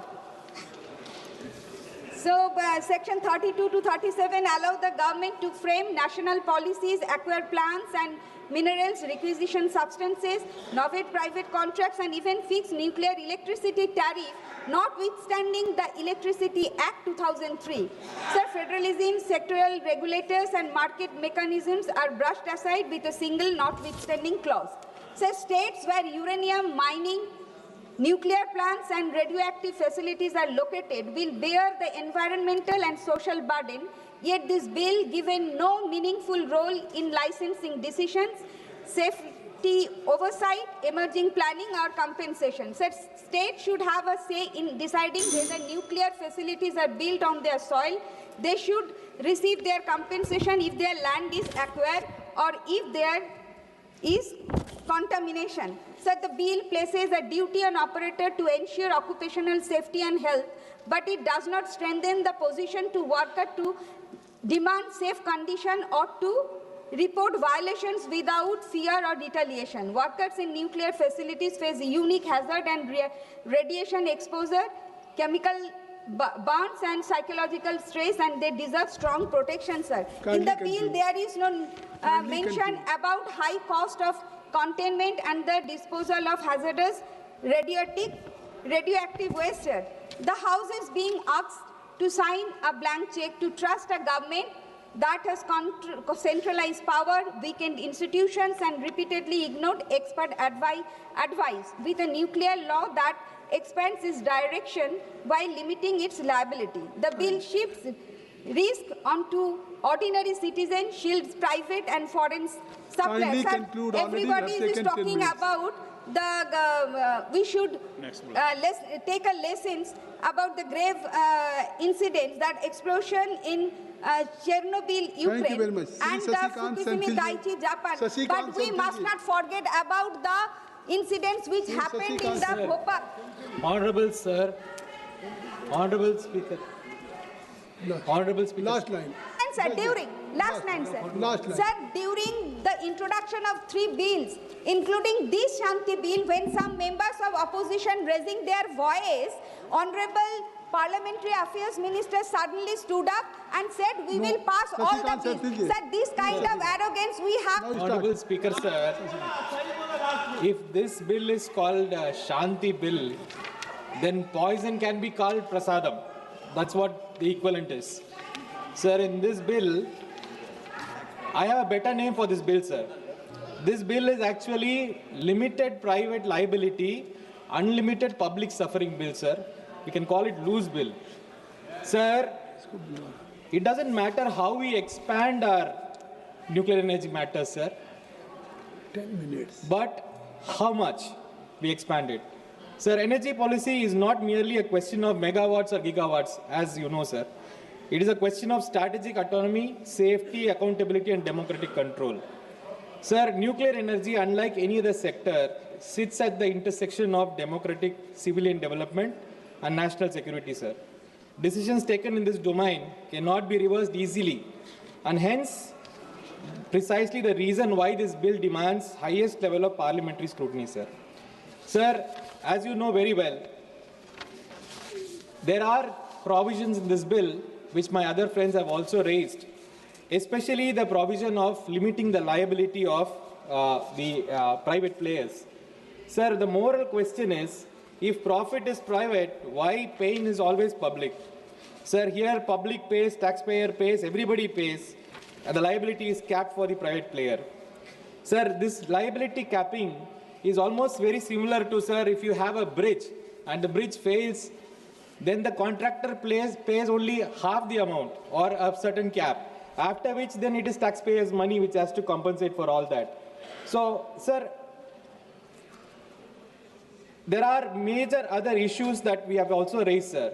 It's the first time in Indian history this bill allows private companies to own and operate power plants. Sir, nuclear power plants. It opens the doors for joint ventures and foreign companies, so we have to be extremely careful, sir. So the government argues that these changes are necessary to meet India's ambitious nuclear capacity targets. Sir, we are also told that India needs around 100 gigawatts of nuclear power, but that actually deserves careful examination. Sir, Indian nuclear expansion has historically been constrained not by ideology, sir, but by three real-world factors: financing, land acquisition and public consent, and international technology denial regimes.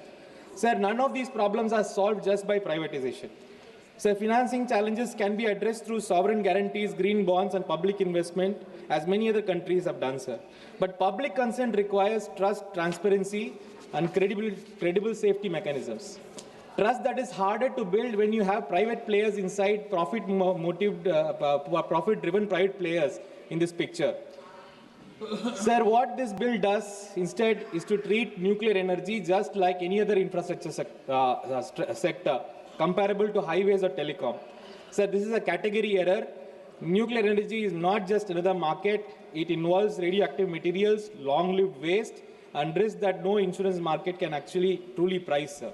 So energy security cannot be reduced to market efficiency alone. And I talked about the nuclear liability, and capping it to 300 STR is not at all accepted, sir. Around 3,900 crores. Sir, then we should ask this question: why now? As we had already pointed out, there has been tremendous external, strategic, and commercial pressures on the government to do this. So, in simple terms, sir, the government has yielded to these pressures, and especially to some friendly corporate houses. So let me be very clear, sir. India has always been a very strong player in this area, having a very good regulatory mechanism. But right now, this bill has put everything under a big issue. Sir, also we should remember how our indigenous capability planning for a nuclear sector has been compromised by this. So the Indian nuclear program is not merely an energy project. It is a scientific and a technological ecosystem painstakingly built over decades through indigenous efforts under conditions of sanction, technological denial, and international isolation. Sir, actually what has happened, we know very well, sir. I don't have to go into the history of how all this came. India's three-stage nuclear program based on pressurized heavy water reactors using natural uranium, followed by fast breeder reactors, and ultimately thorium-based system. This whole ecosystem is now being affected by this particular bill, sir. So now what will happen, sir? One large-scale private participation is allowed, especially with foreign technology partnership. The entire logic of decision-making changes, sir. Private operators accountable primarily to shareholders. They will prefer imported proven reactor designs. All these new technology and systems will be coming, which will actually spoil our long-term planning for the nuclear sector, sir. So at the end of the day, we are going to be dependent on foreign reactor vendors, foreign spare parts, and foreign fuel assurances in a very critical sector, sir. Sir, and I don't have to even tell about the regulatory overstructure. The entire regulatory mechanism is completely compromised. The government controls the appointments, the government controls even the search committee. It is like the government, which is the primary promoter, is also the regulator and also the person who allows justice mechanisms. If there is something which is going wrong, people are not even allowed to file a complaint. Even the players, civil society, or anybody who is affected cannot go and complain about any issue regarding this matter. The government needs to approve who will make a complaint on these matters. I don't really understand what is this logic of putting a restriction on the justice mechanisms as such, sir. In fact, I really don't understand and also my friend Arun Nehru had talked about the effect this bill will have on the pricing of the electricity which comes out of these reactors. So, in fact, I have also seen the government has made a provision in this bill to actually regulate that price of this thing. So, the Honorable Minister will also have to explain why this provision was brought inside this bill of regulating the pricing, where the normal regulators are kept aside and it is a bill. Sir, I just want to conclude by saying, sir, this bill is basically, sir, what we are actually asking is, we are not against energy security, sir. We are not against all this. But the point is, this bill requires scrutiny. This bill requires clause-by-clause reading. So we request the Honorable Government to rewrite the bill with full liability, with proper independent regulation, with open courts and honest disclosure. Sir, no development is worth health issues in this country for its citizens. So my request is, please put the bill to stronger scrutiny for a committee, or please rewrite the bill again. Thank you, sir. Thank you. Sri Biren Singh ji.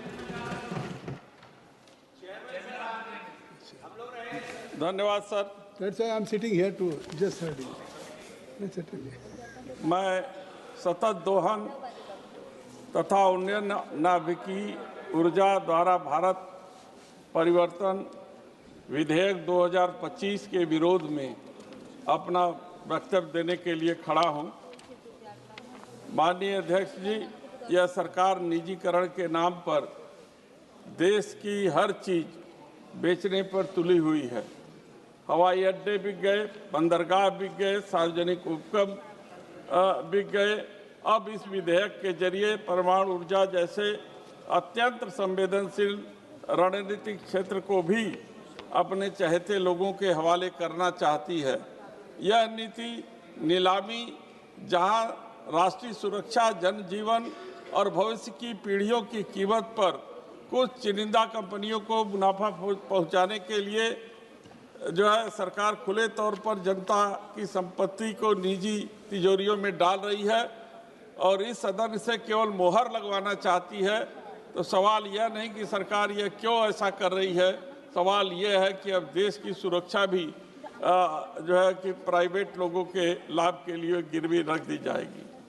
माननीय अध्यक्ष जी, मैं जो अधिनियम आया है उसके धारा 3 और 7 की तरफ ध्यान आकर्षित करना चाहता हूं कि धारा 3 के अंतर्गत निजी कंपनियों को ऊर्जा संयंत्र का निर्माण, स्वामित्व और संचालन करने की अनुमति दी गई है और धारा 7 के माध्यम से लाइसेंस की शर्तें, अवधि और संशोधन का पूरा अधिकार केंद्र सरकार को सौंप दिया गया है। यह व्यवस्था परमाणु क्षेत्र में नीतिगत निर्णय से हटाकर प्रशासनिक विवेक के अधीन कर दिया गया है और इतना संवेदनशील क्षेत्र किसी भी स्थिति में लाइसेंस राज और नोटिफिकेशन राज से संचालित नहीं किया जा सकता। माननीय अध्यक्ष जी, हम आपका ध्यान अधिनियम के धारा 9 की तरफ ले जाना चाहता हूं। धारा 9 में अनुसंधान, विकास, नवाचार और लाइसेंस की छूट दी गई है। मैं पूछना चाहता हूं कि जब परमाणु पदार्थ और विकिरण शामिल हो तो छूट शब्द का प्रयोग ही खतरनाक है। यह प्रावधान भविष्य में निजी संस्थाओं को नियामक निगरानी से बाहर प्रयोग करने का रास्ता खोल सकता है। अध्यक्ष जी, धारा 11 से 16 तक धारा 13 में ऑपरेटर की देनदारी सीमित कर दी गई है और धारा 14 स्पष्ट करती है कि सीमा से अधिक नुकसान की जिम्मेदारी होने पर केंद्र सरकार इसे उठाएगी। जैसे दुर्घटना निजी संयंत्र में हो, निर्णय निजी संपत्ति का कंपनी का हो, लेकिन भुगतान राज्य और देश की जनता करे। यह इसे रोका जाना चाहिए। न तो यह नैतिक है, न ही न्याय संगत है। हम आपका ध्यान जो है धारा 17 से 27 की तरफ ले जाना चाहता हूं, जिसमें परमाणु ऊर्जा नियामक बोर्ड की नियुक्ति, विस्तार, हटाने का अधिकार सब कुछ कार्यपालिका के अधीन है और धारा 25 के तहत सरकार कुछ भी गतिविधियों को नियामक के दायरे से बाहर कर सकती है। जबकि नियामक ही स्वतंत्र नहीं होगा तो सुरक्षा केवल कागजी बन के रह जाएगी। माननीय अध्यक्ष जी, धारा 28 से 31 के बीच में जांच, तलाशी, कार्रवाई की शक्तियां मुख्यतः केंद्र सरकार और उसके अधीन संस्थाओं को दी गई है। राज्यों और स्थानीय प्रशासन और स्वतंत्र विशेषज्ञों का कोई स्पष्ट भूमिका नहीं है, जो संघीय ढांचे के विपरीत है। माननीय अध्यक्ष जी, अध्याय 5 के धारा 32 से 46 के बीच में जो नीति निर्धारण, अधिग्रहण, अनुबंध के अन्वेषण, छूट और आपात शक्तियां, ये सब कुछ सौंप देती है और वह भी पर्याप्त संसदीय नियंत्रण के बिना। परमाणु शक्ति पर ऐसा केंद्रीकरण लोकतंत्र के लिए जोखिम है। अतः हम आपसे अनुरोध करते हैं अंत में कि परमाणु ऊर्जा का विस्तार आवश्यक हो सकता है, लेकिन निजीकरण बिना कठोर जवाबदेही के अस्वीकार है और कार्यपालिका का अत्यधिक नियंत्रण संवैधानिक संतुलन को कमजोर करता है और परमाणु सुरक्षा को बाजार तर्कों पर नहीं छोड़ा जा सकता। मैं सरकार से आग्रह करता हूं कि इस विधेयक को संयुक्त संसदीय समिति को भेजा जाए और बिना व्यापक चर्चा के इसे पारित न किया जाए। आपको बहुत बहुत धन्यवाद sir. Shri R Sachidanandam ji, R Sachidanandam. I rise to speak on the Shanti Bill 2025. The very name Shanti, meaning peace, immediately reminds us the irony embedded in this legislation. Much like Operation Smiling Buddha, this bill carries a name that suggests peace, while in reality it represents the absence of it. In fact, the name appears to symbolize not peace for the people, but the government's deep and continuing love for privatization. Honorable Speaker, sir, after repealing the Atomic Energy Act 1948, the Atomic Energy Act 1962 was enacted. Subsequently, this act was amended 3 times in a progressive manner. Each of these amendments gradually broadened the scope of the nuclear power generation, which was originally confined strictly to the central government. However, even with these amendments, the core principle remained intact, that atomic energy must be used solely for the welfare of the people of India. The atomic energy clearly ensures the nuclear power is the strategic national resource meant to serve people interest, national security, the people's welfare. Unfortunately, the proposed Shanti Bill 2025 departs fundamentally from this principle. This bill discloses the dangerous shift where atomic energy is no longer centered on public welfare, but it is being redirected towards corporate welfare, that is especially for Modi's best friend Adani. Honorable Speaker, sir, what is most alarming is that the sector, which was so far remained under 100% control of the central government, is now being systematically opened up to complete private domination. Commissioning of the first prototype fast breeder reactor at Kalpakkam by 2026 marks a major milestone in our 3-stage nuclear program. It proves that the public sector institutions like Bhavini and NPCIL are fully capable of expanding nuclear power safely and indigenously. Kalpakkam stands as a symbol of India's scientific self-reliance, where indigenous design, fuel fabrication and reactor technology have been achieved without dependence on the foreign or private players. This success strengthens our strategic autonomy and showcases the strength of public sector research and manufacturing. Today, India's nuclear capacity is steadily growing from 8.18 gigawatt to projected 55 gigawatt and ultimately 100 gigawatt, entirely through public investment and strictly regulatory oversight by the AERB. In this context, the Shanti Bill and the move to privatize nuclear power is unnecessary and dangerous.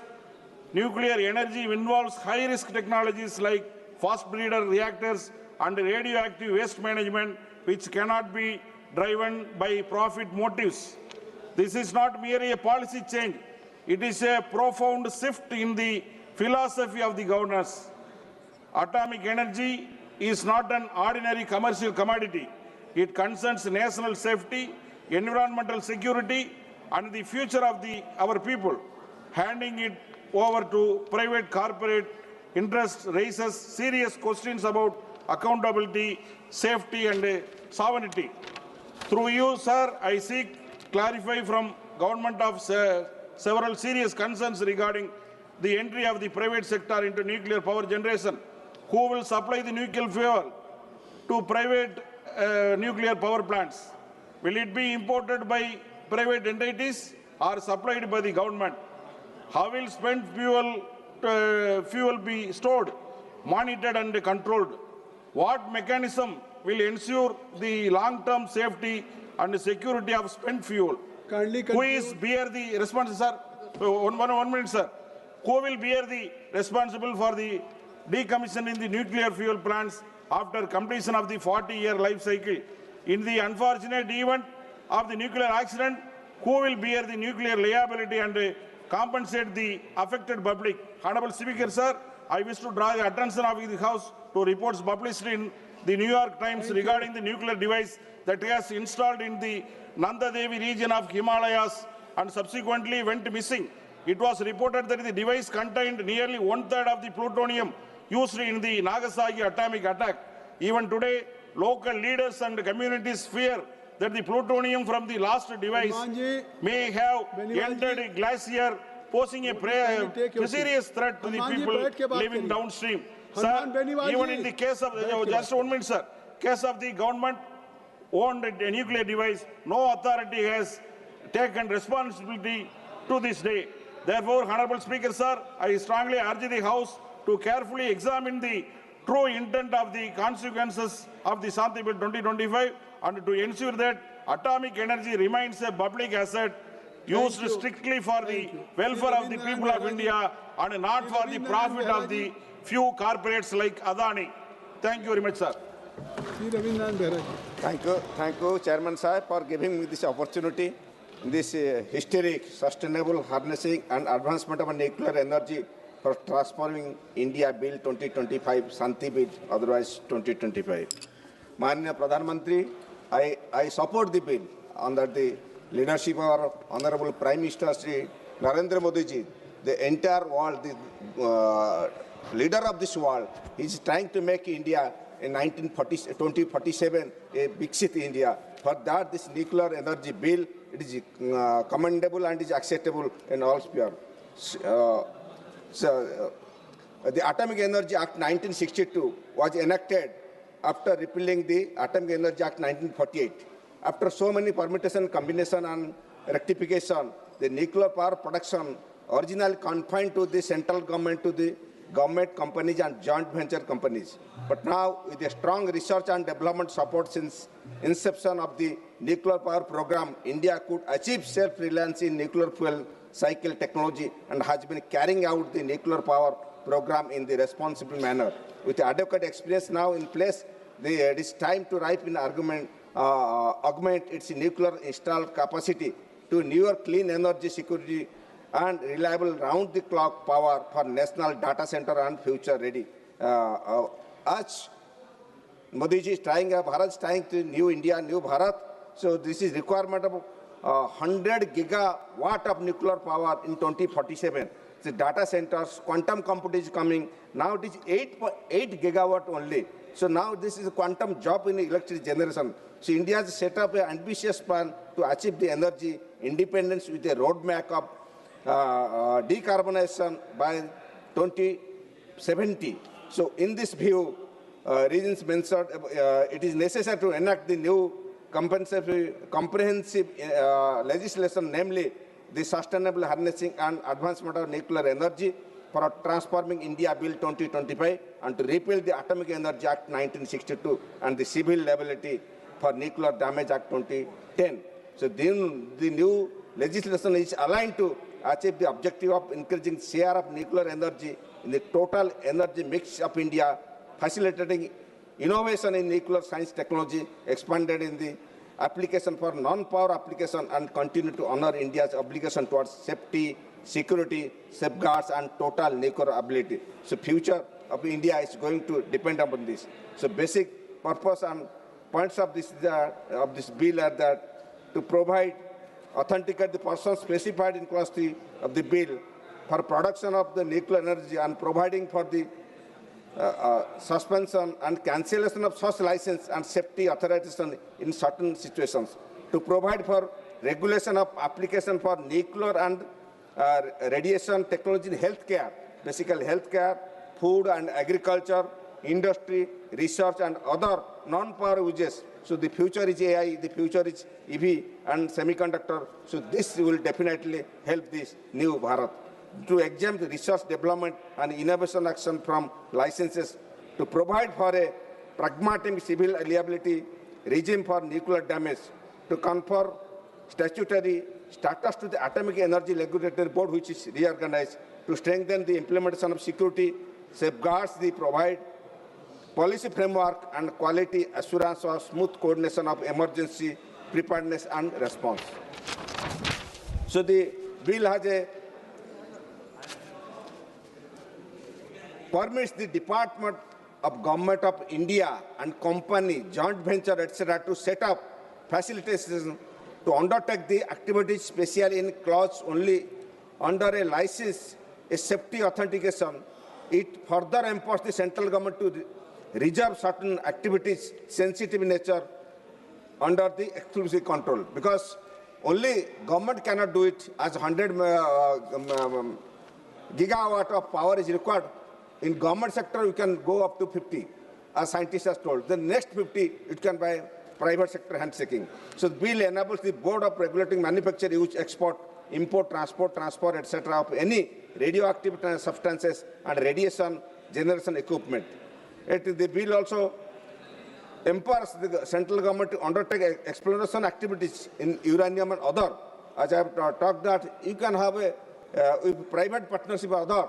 The exploration can be taken in ocean and other areas also. India can be self-sustained in international market. So bill provides making up application and also provides a grant of license and safety authorization by the central government and board, subject to terms and conditions laid down in the rules and regulations respectively. It further empowers the central government and board to refuse the grant of license. So it has a control over anyone taking the license. It can refuse, it can deny, or also cancel it. It bills provides the grounds of suspension, modification, curtailment, and duration of cancellation of license and safety authorization, and the actions of central government or board may take precedent to such suspension.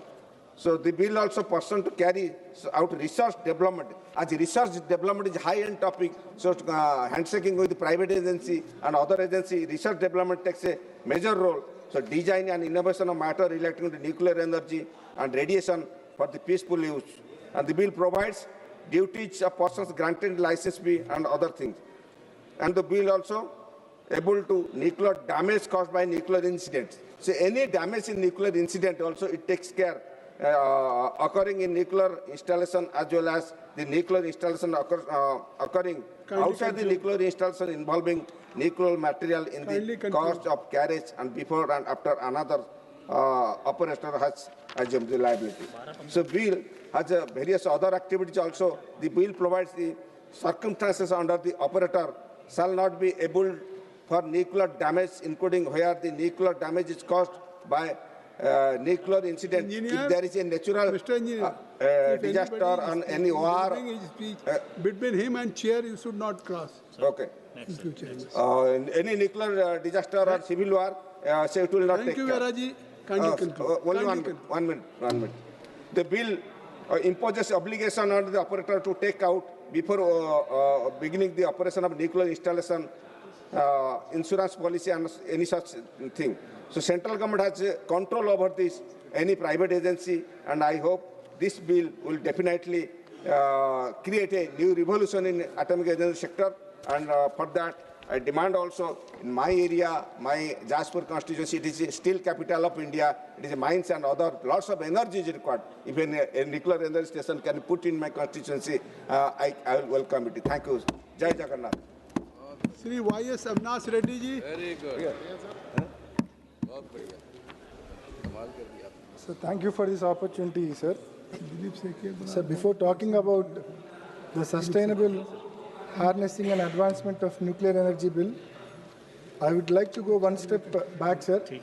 Sir, uranium is the primary fuel for nuclear energy, sir. My parliamentary constituency, Kadapa, has one of the highest uranium reserves in the country. Sir, Uranium Corporation of India Limited, UCIL, is running mining and processing plant at Tummalapalli village in my constituency from the last 18 years. Keeping in view of the national interest, our people from 6 villages have given their valuable lands to UCIL in spite of the knowledge of severe radiation risks because of uranium. Sir, yet the UCIL does not have any respect towards people, sir. They does not have any compassion towards their grievances. I have represented Honorable Minister also several times, sir, regarding hazardous chemical wastes at Tailing Pond, the need to shift Kotala village by providing R&R package. Yet no action is taken so far, sir. Sir, land acquisition issues and land loser quota jobs are still pending, sir. I request the government to create confidence and be liberal in addressing the grievances of our people, as they have sacrificed lands for a national cause and consented for uranium mining in spite of so many health risks, sir. Sir, coming to the merits of the proposed bill, sir, this bill provides long overdue regulatory clarity and institutional strengthening. Sir, by granting statutory backing and enhanced powers to AERB, the bill addresses a long-standing concern regarding the adequacy and independence of nuclear safety regulation in India. A clear licensing and safety authorization framework coupled with defined inspection and enforcement powers ensures that the expansion of nuclear energy is accompanied by robust safety and accountability mechanisms, sir. Sir, this bill promotes research, innovation and non-power applications of nuclear technology. Sir, coming to the risks, this bill has environmental and long-term risks for future generations, sir. Sir, while the bill talks about safety and waste management, it does not clearly mention how radioactive waste will be safely stored and monitored over long term. Nuclear waste remains dangerous for decades, even centuries, but the law does not clearly fix responsibility for environmental cleanup once plant stops functioning. Sir, there are no clear legal duties on who will pay for and manage long-term waste storage and land restoration. Because of this, there is real concern that the cost and risk of nuclear waste management may be pushed on to the future governments and future generations. Such long-lasting environmental risk require clearer legal safeguard and stronger accountability, sir. Sir, in this bill, there is a gap in emergency preparedness at the local level, sir. Sir, the bill gives strong emergency powers to the central government, but it says very little about preparing people on the ground to handle a nuclear emergency, sir. Sir, district administrations, local hospitals, disaster response teams and nearby communities are the first to face the impact of any accident.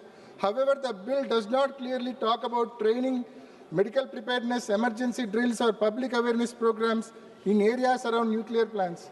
Sir, without strong local capacity and planning, central control alone may not be enough during a crisis, sir.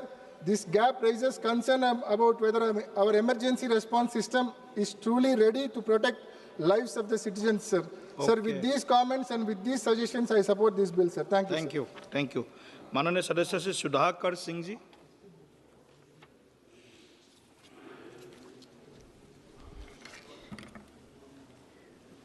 सभापति महोदय, भारत के रूपांतरण हेतु परमाणु ऊर्जा का संधारणीय दोहन और अभिवर्धन विधेयक 2025 अधिनियम पर विशेष चिंता व्यक्त करने के लिए यहाँ खड़ा हुआ हूँ, जहाँ पर परमाणु ऊर्जा अधिनियम 2062, 1986, 1987 तथा वर्ष 2015 में संशोधनों का निरसन के साथ वर्ष 2010 में व्यापक चर्चा और सहमति के आधार पर परमाणुीय क्षति के लिए, परमाणुीय नुकसान के लिए सिविल दायित्व और त्रुटि रहित दायित्व व्यवस्था के माध्यम से किसी परमाणुीय घटना के पीड़ितों को शीघ्र प्रतिकर के संदाय का उपबंध के लिए अधिनियमित किया गया था, उसका भी आज यहाँ निरसन होने की बात है। मैं बात करना चाहता हूँ कि हरित ऊर्जा को लेकर के भी दो राय इस मामले में है कि यूरोप के कई विकसित देश परमाणु ऊर्जा से किनारा कर रहे हैं। खासतौर से जर्मनी अपने सभी पुराने परमाणु घरों को बंद कर दिया गया और वो एक वैकल्पिक हरित ऊर्जा की तरफ बढ़ना चाहते हैं। मैं विरोध में इस बात को नहीं कहना चाहता हूं, लेकिन ये जो दो राय है उसको सदन के सामने में रखना चाहता था। तो तीसरी बात एक बहुत महत्वपूर्ण बात है कि इस देश में जो संशोधन है, मैं कोई निजी क्षेत्र का विरोधी नहीं हूं, लेकिन क्रिटिकल एरिया में परमाणु बिजली घर के क्षेत्र में निजी क्षेत्र खोलने का क्या औचित्य है? क्या देश की सरकार यह मानती है कि हमारे पास पैसे का घोर अभाव है, हम बिजली घर नहीं लगा सकते, या टेक्नोलॉजी को लेकर के इनके भीतर की टेक्नोलॉजी हमारे पास नहीं है? इसलिए मैं इस बात को चर्चा करना चाहता हूं कि एनटीपीसी इस देश में 54,000 मेगावाट बिजली कोयला के माध्यम से पैदा करने के लिए सरकार के पास पैसे हैं, तो आखिर परमाणु बिजली पैदा करने के लिए जो पहले से 8880 मेगावाट जो जनरेट हो रहा है, क्यों नहीं भारत सरकार उनका बजट बढ़ाने का काम किया और सरकारी क्षेत्र में बिजली घर लगाने का काम किया? बिहार में प्रस्तावित रजौली परमाणु बिजली घर पिछले 20 साल से 2 दशक से आज तक उस पर एक ईंट नहीं रखा गया। ये प्रस्तावित, क्या सरकार को कौन चीज़ ऐसा रोक रहा था इस काम को करने के लिए? जब 8 से 9,000 मेगावाट बिजली पैदा करने के लिए जब देश का कानून आपको रोक नहीं रहा था, तो फिर रजौली में बिजली घर लगाने से कैसे रुका? अगर पैसे का अभाव था तो इस देश में कोयला आधारित बिजली घर और पन बिजली घर कैसे लग रहे थे? एक कंट्राडिक्टरी है, एक स्टेटमेंट सरकार के द्वारा दिया गया इस विधेयक को के औचित्य पर, वो हम लोग के समझ के परे है। इसलिए मैं कहा कि इसका विरोध इसलिए भी नहीं है क्योंकि बिजली, परमाणु बिजली अगर पैदा ही करना है तो सरकार के नियंत्रण में क्यों नहीं बिजली पैदा होना चाहिए? क्योंकि यहाँ ड्यूडल टेक्नोलॉजी का इस्तेमाल होता है, जहाँ परमाणु बिजली पैदा करने में जो संबंधित जो यूरेनियम है, अगर निजी क्षेत्रों के जरिए कहीं से लीक हो गया, जो अभी भी हो रहा है, कई जगह पे बिहार में यूरेनियम पकड़े गए, देश के कई हिस्से में यूरेनियम पकड़े गए, जबकि ये टोटली गवर्नमेंट के कंट्रोल में है। जिस दिन निजी क्षेत्रों में चला जाएगा, ये सुरक्षा टूट जाने का खतरा। 1 मिनट सर दिया जाए, बिहार का सवाल है। मैं एक और बात कहना चाहता हूँ कि इस हरित ऊर्जा से देश के किसानों की भी चर्चा है, इसलिए मैंने बोला हरित ऊर्जा से जो पैदा होगा तो हरित ऊर्जा में हमको अभी केवल और केवल दिया जा रहा है सौर ऊर्जा, जो 8 घंटे हमको बिजली किसानों को मिलती है। बिजली विभाग ने अलग से फीडर बना दिया गांव के किसानों को कि 8 घंटा से ज़्यादा बिजली नहीं देंगे। क्या सरकार इसमें यह बात रिजर्व करेगी कि परमाणु बिजली से पैदा होने वाला 24 घंटा बिजली किसानों के लिए भी 24 घंटा उपलब्ध हो रहेगा? इसके लिए भी इसमें प्रावधान अगर करेगी तो बहुत अच्छा होता। इसके अलावा जो सबसे बहुत महत्वपूर्ण है कि धारा 12 उपधारा 2 जहां किसी भी व्यक्ति की लापरवाही और स्वयं की भूल चूक के कारण कोई नाभिकीय नुकसान होता है तो प्रचालक ऐसे व्यक्ति के लिए उत्तरदायी नहीं होगा। ये बहुत ही चिंतनीय विषय है कि कोई दुर्घटना हो जाएगा वो मानवीय चूक से, तो उसके आधार पे कंपनसेशन नहीं मिलेगा। ये बहुत अच्छी बात तो नहीं कह सकते। समाप्त कीजिए प्लीज। एक मिनट सर। धारा 13(3) भारत सरकार अतिरिक्त पूर्ति करेगी, जबकि यह इसका मुनाफा निजी क्षेत्र को जाएगा। तो क्यों नहीं यह प्रतिपूर्ति केवल निजी क्षेत्र करेगा, सरकार क्यों करे? क्योंकि मुनाफा तो प्राइवेट सेक्टर को जाना है। इसमें विदेशी आपूर्तिकर्ताओं को नाभिकीय चूक पर कोई भी जुर्माना नहीं देना होगा। छूट दे दिया गया जो 2010 के कानून में था। धन्यवाद जी, धन्यवाद। श्री संदन चौहान जी। धन्यवाद सभापति महोदय। आज सबसे पहले परमाणु ऊर्जा क्षेत्र में अपना जीवन लगाने वाले होमी बाबा जी को याद करते हुए the sustainable harnessing and advancement of nuclear energy for transforming Indian bill 2025 शांति के बारे में आपने बोलने का समय दिया। मैं इसके लिए आपका धन्यवाद, आभार व्यक्त करता हूँ। मान्यवर, 2014 में भारत की परमाणु ऊर्जा क्षेत्र में 4.4 गीगावाट जो है कैपेसिटी थी। आज हम 8.8 में हैं 2025 के अंदर, और 2047 का विकसित भारत का संकल्प आदरणीय प्रधानमंत्री जी का जो है उसे पूरा करने के लिए 100 गीगावाट की आवश्यकता है परमाणु ऊर्जा की।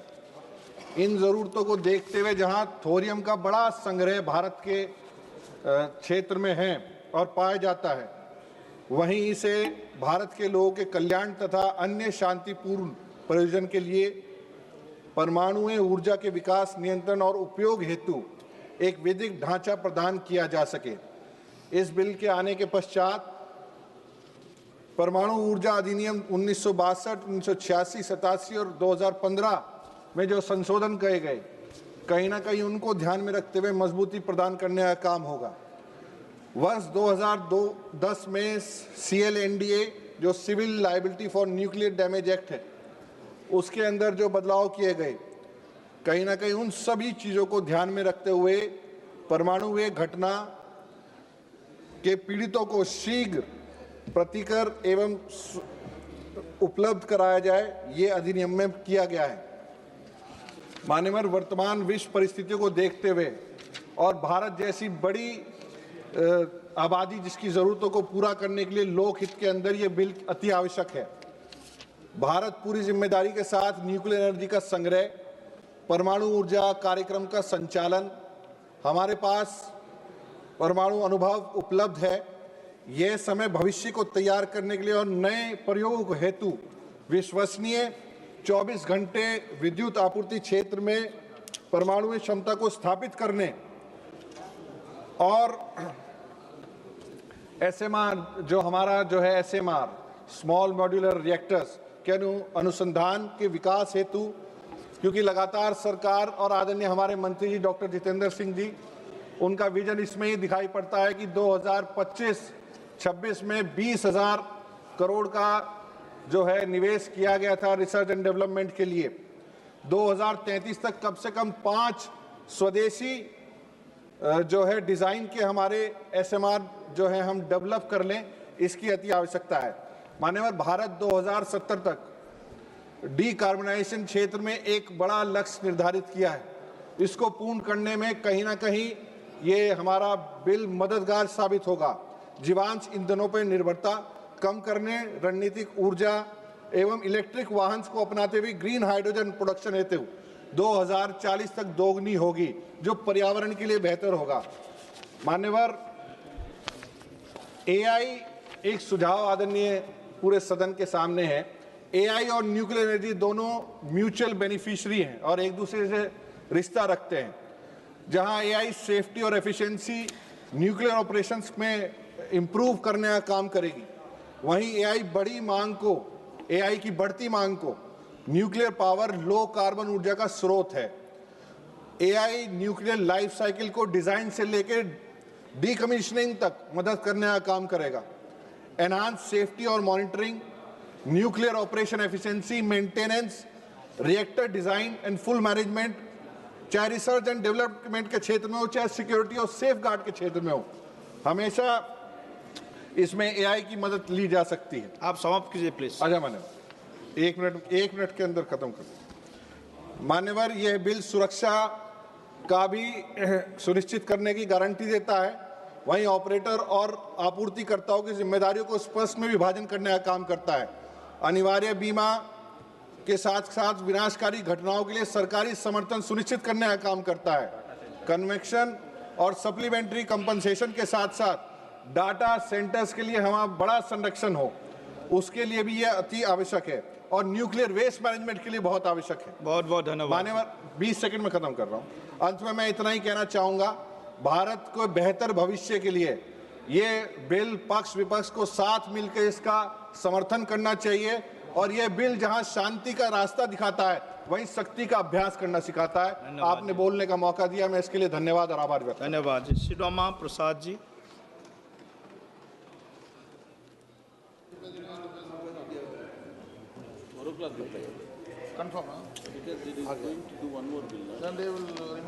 माननीय सभापति महोदय, भारत के रूपांतरण के लिए नाभिकीय ऊर्जा का संधारणीय दोहन और अभिवर्धन विधेयक 2025 जन विरोधी है, पर्यावरण विरोधी है, सुरक्षा विरोधी है।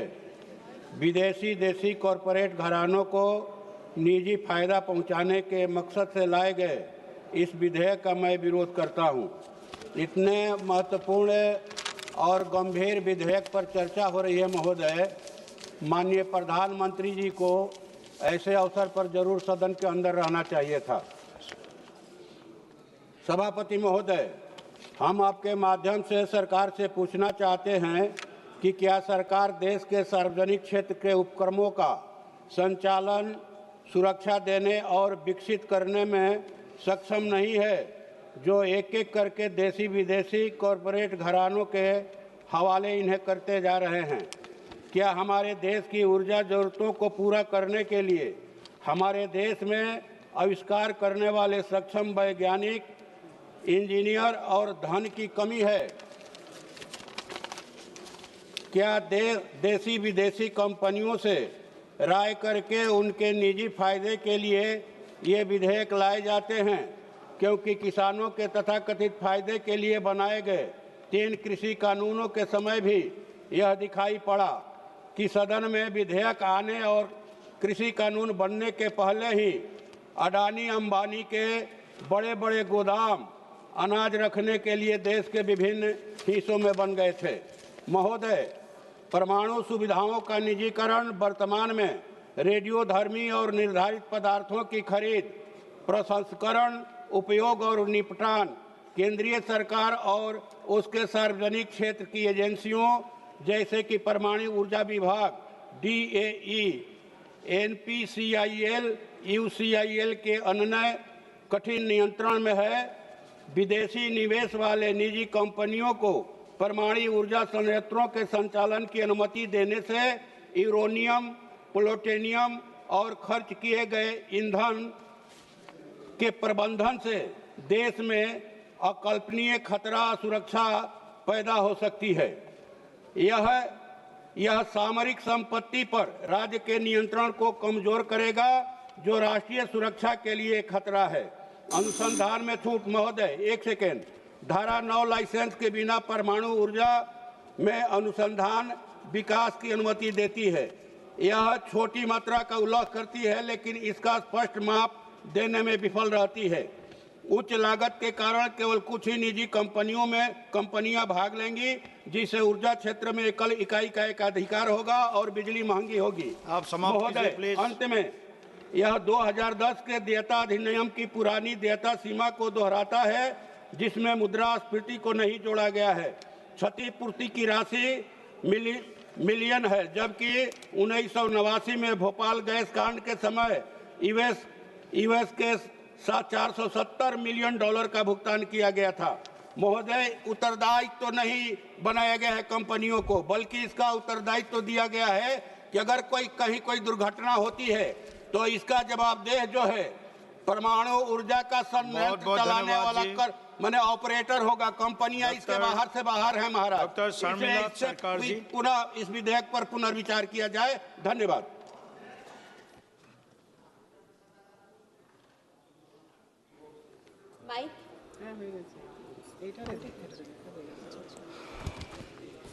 Thank you, sir, for the opportunity to speak on an important bill, that is Shanti Bill 2025.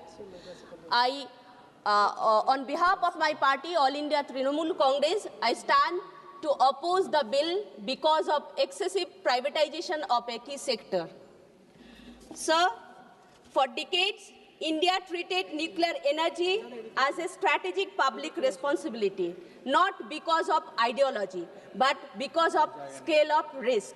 Nuclear power is not an ordinary sector. A single failure has consequences that last for years and generations. The bill is called Shanti, but it has done nothing than wreck the mental peace of Indian citizens. Clause 3 of the bill opens Indian nuclear sector to private companies and joint ventures. According to this bill, private firms can engage in fuel cycle activities, equipment manufacturing, power generation, and plant operation. The bill dismantled the principle the India stood for decades. This is not reform. This is just privatization without any accountability. The current disaster, that is the aviation sector, is an example of operation of monopoly in the skies. The government has bent rules, even suspended the flight duty time limitation rules, which are meant to ensure the safety of pilot and passengers. With this bill, there is no guarantee that rules will be conveniently bent or suspended to benefit some companies. Another problematic domain is the new bill to remove an earlier provision under right of recourse. This also has been removed in this current bill. Why? Why are you so anti-people, sir? Let me tell you. Because your foreign friends asked you to remove this. That's why. The bill limits liability of ₹1 crore in case of severe breach. Sir, they have put an amount of 1 crore on the lives of humans. This is the true face of BJP. BJP can put a cost of 1 crore on Indian citizens. The maximum liability of the operator has been fixed at ₹3,000 crore. Does this account for inflation, sir? Or long-term effect of nuclear accident? Almost 40 years ago, after the Chernobyl nuclear accident, studies has reported that cancer, infertility, cardiovascular accident, and so many birth defects, so many things have been happening for more due to the damage to the DNA. Please. Sir, just a minute. Sir, I want to remind this House that in 2010, under the UPA government, brought an amendment to the civil liability for nuclear damage bill. The BJP called the government a sellout. What is doing now? BJP is being a sellout, sitting on Bengal's right. You are sitting on Bengal's 2 crore dues. Sir, Banglar 2 koti taka atke rekhe, natural disaster 43,500 টাকা আটকে রেখে এবং সমগ্র শিক্ষা অভিযানের 19,000 কোটি টাকা আটকে রেখে এটুকু প্রমাণ করেছে। হ্যাঁ বলছি, আটকে রেখে এটুকু বলেছে বাংলা বিরোধী। এখন এই বিল এনে প্রমাণ করতে চাইছে যে তারা ভারতীয় নাগরিকের বিরোধী। তো সেই জন্য আমি sir, though the bill is important, but I oppose the bill and I demand the bill should be sent to a standing committee. Thank you, sir. Vamsi Gaddamji. Yes. Sir, I thank you for this opportunity, sir. Sir, I want to first start off by saying, very unfortunately, this bill is named Shanti Bill, sir. It's camera.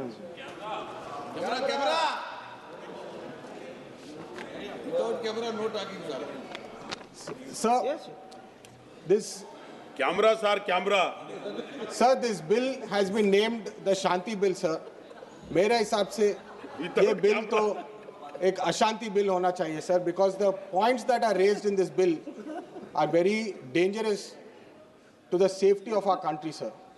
So I want to raise a very important point. This government is showing no accountability, no responsibility, no answers to any issue that is happening around the country, and they are ultimately facing no consequences. Why I am raising this, sir? You talk about the recent attacks on our country, be it the Delhi terror attacks. Nobody talks about this subject.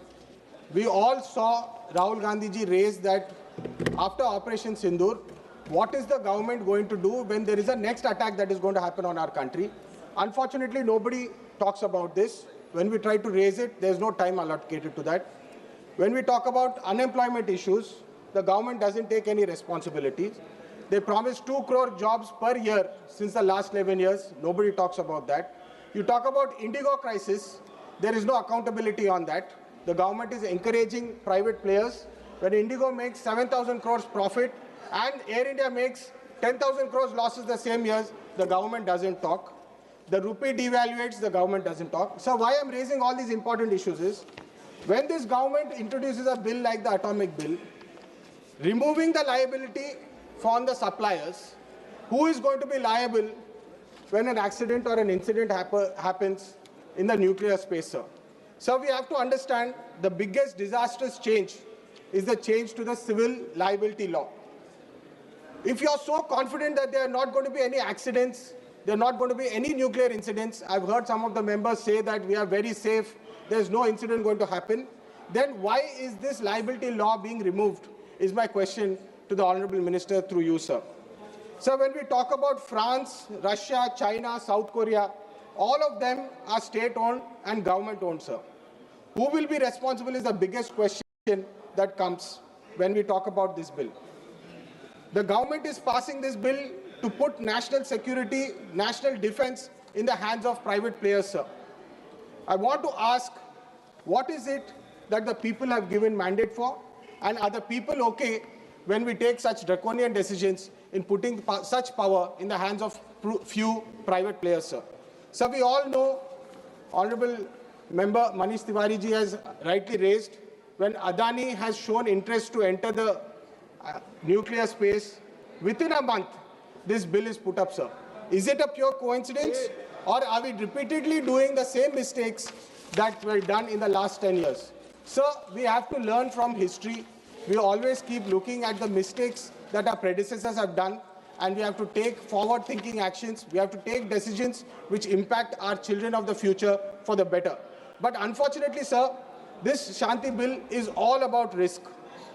And it's not about if it will happen, sir. It is about when it will be happening.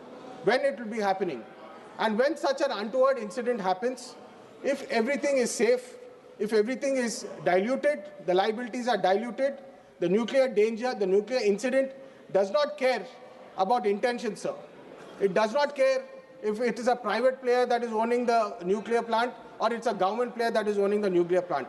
Radiation does not behave like a gas tragedy or a water tragedy, sir. It does not leak or does not disappear. We have to think about the children of the future.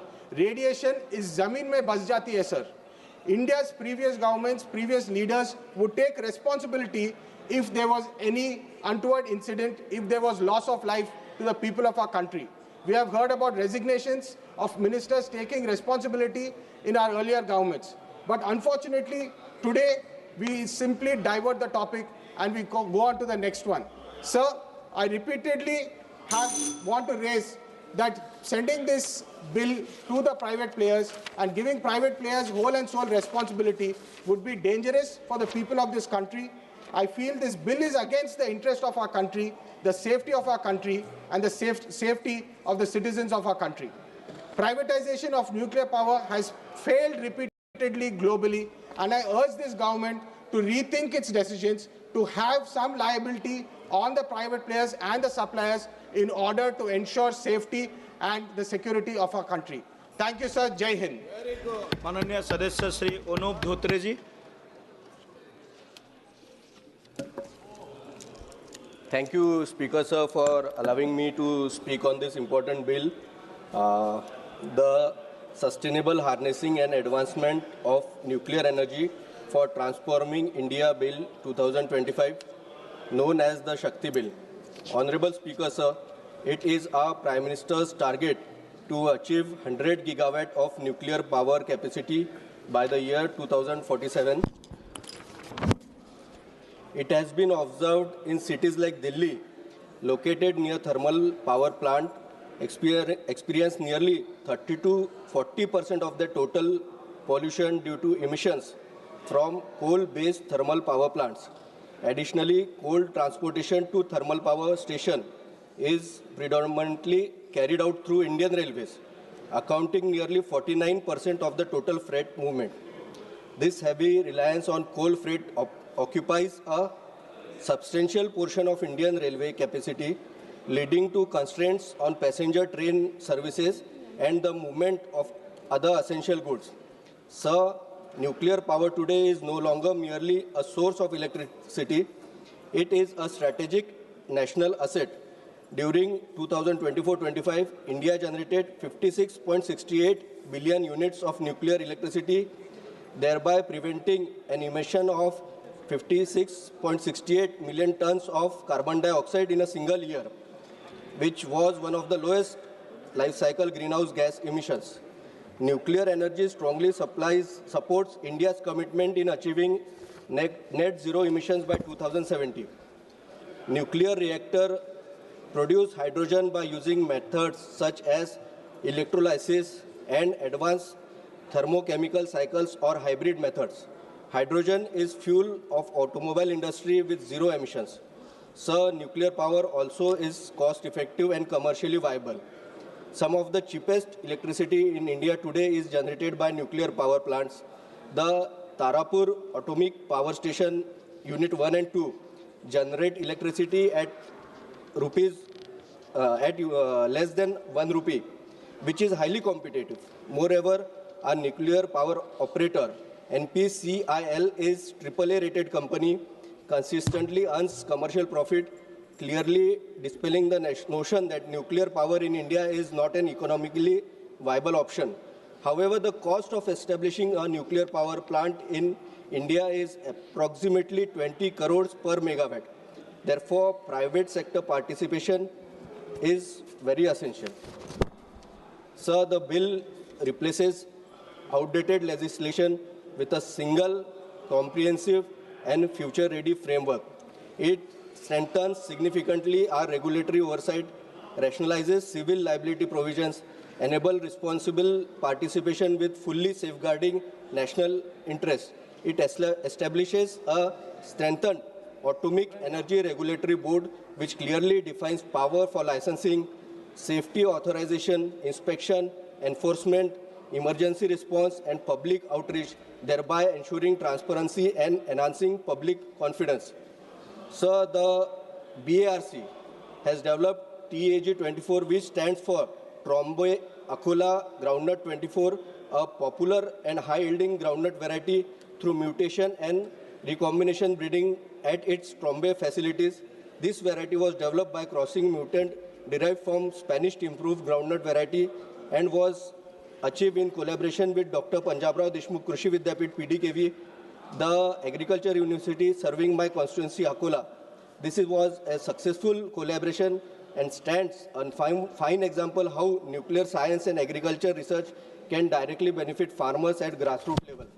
Sir, I would like to also draw your attention Baba Atomic Research Center in field of agriculture applications. BARC has developed irradiation technology that significantly enhances the shelf life of agronomical as well as horticultural crops through controlled use of radioactive sources such as cobalt-60. This technology helps reduce post-harvest losses, improves food security, and increases farmers' income. I therefore request necessary enabling provisions and supportive amendments to be incorporated in the bill to promote wider application of such nuclear and radiation-based technologies in agriculture, which would be of immense benefit to the farmers. In conclusion, sir, I support this bill.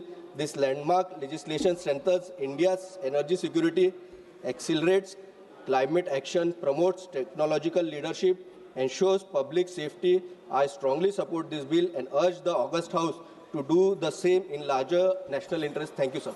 Thank you. माननीय सदस्य हनुमान बेनीवाल जी, ये nuclear energy पर बोल रहा है जी, Hanuman ji. Sir, nuclear energy bill है। हाँ, उसी बोल रहा हूँ सर। आप देखिए, मैं बहुत ढंग से बात करता हूँ मेरी सर। सभापति जी बहुत विद्वान आदमी हैं, आप समझ रहे हैं कि नहीं बोलेंगे न्यूक्लियर पे? सभापति महोदय, सपोर्ट करने सभापति महोदय, सबसे पहले तो आपने मुझे भारत के रूपांतरण के लिए नाभिकीय ऊर्जा का संधारणीय दोहन और अभिवर्धन विधेयक 2025 चर्चा में भाग लेने का अवसर दिया, इसके लिए धन्यवाद। सभापति महोदय, विधेयक का उद्देश्य परमाणु शक्ति के लिए व्यवहारिक नागरिक दायित्व व्यवस्था बनाना, परमाणु ऊर्जा नियामक बोर्ड को वैधानिक दर्जा प्राप्त करना है।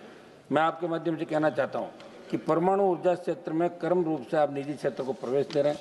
सभापति महोदय, सरकार ने जो विधेयक लोकसभा में पेश किया है, उसकी जनता, देश की जनता को गहरी शंका और सख्त आपत्ति है, क्योंकि सरकार की मंशा के दूसरे पहलू को देखेंगे तो ये सामने आएगा कि विधेयक केवल एक तकनीकी संशोधन नहीं, बल्कि ये हमारे संवैधानिक सिद्धांतों, जनता की सुरक्षा तो सरकारी जवाबदारी सिद्धांतों में जड़ से बदलाव का प्रयास है। इस विधेयक के माध्यम से सरकार परंपरागत रूप से सार्वजनिक क्षेत्र के अधीन रहे नाभिकीय ऊर्जा पर निजी कंपनियों को खोलना चाहिए। परिवर्तन सिर्फ बाजार खोलने का पसंद नहीं, इसमें जोखिम की प्रवृत्ति, लाइबिलिटी, निगरानी संरचना पूरी तरह बदल जाएगी। सभापति महोदय, हमें मानते हैं कि निजीकरण की प्रक्रिया पारदर्शी, सख्त और जनता हित की शर्तों पर न हो तो भारी कीमत चुकानी पड़ सकती है। सभापति महोदय, ये विधेयक पुराने एक्ट को बदलकर नई व्यवस्था लाता है, जिसका अर्थ है कि दशकों में बने सुरक्षा मानदंड और पीड़ितों के अधिकारों के संरक्षण के लिए नियम होंगे। इसलिए मंत्री जी, आप जो जवाब देते हैं जरूर बताएं कि नागरिकों की सुरक्षा और दुर्घटना की स्थिति में मुआवजे का अधिकार कैसे सुनिश्चित रहेगा। महोदय, आपके माध्यम से मंत्री जी ये भी पूछना चाहता हूँ कि विधेयक में देयता की सीमा और ऑपरेटर उत्तरदायित्व जैसे प्रावधानों का नई तरह से निर्धारण हो रहा है। कुछ कई मीडिया रिपोर्ट्स के अनुसार ये विधेयक इसलिए भी चिंता का विषय है क्योंकि नाभिकीय दुर्घटनाएं स्थानीय नहीं बल्कि क्षेत्रीय और पीढ़ियों पर असर डालती है।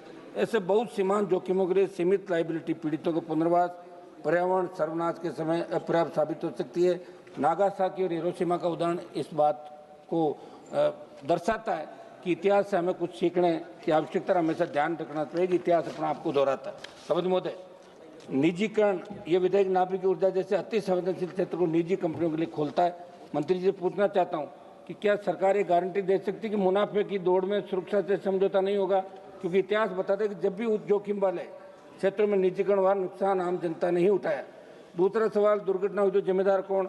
मैं मंत्री जी पूछना चाहता हूँ, इस बिल में लाइबिलिटी को सीमित और स्पष्ट किया जा रहा है, और लाइबिलिटी सीमित होगी तो पीड़ितों को मुआवजा कौन देगा? क्योंकि परमाणु दुर्घटना का असर केवल एक जिले, एक साल तक नहीं रहता, उसका असर पीढ़ियों तक जमीन, पानी और स्वास्थ्य पर पड़ता है। सभापति महोदय, मेरा आग्रह है कि जनता को इसमें अंधेरे में क्यों रखा गया? क्या कोई व्यापक लोक परामर्श हुआ? क्या कोई खुली जन सुनवाई हुई?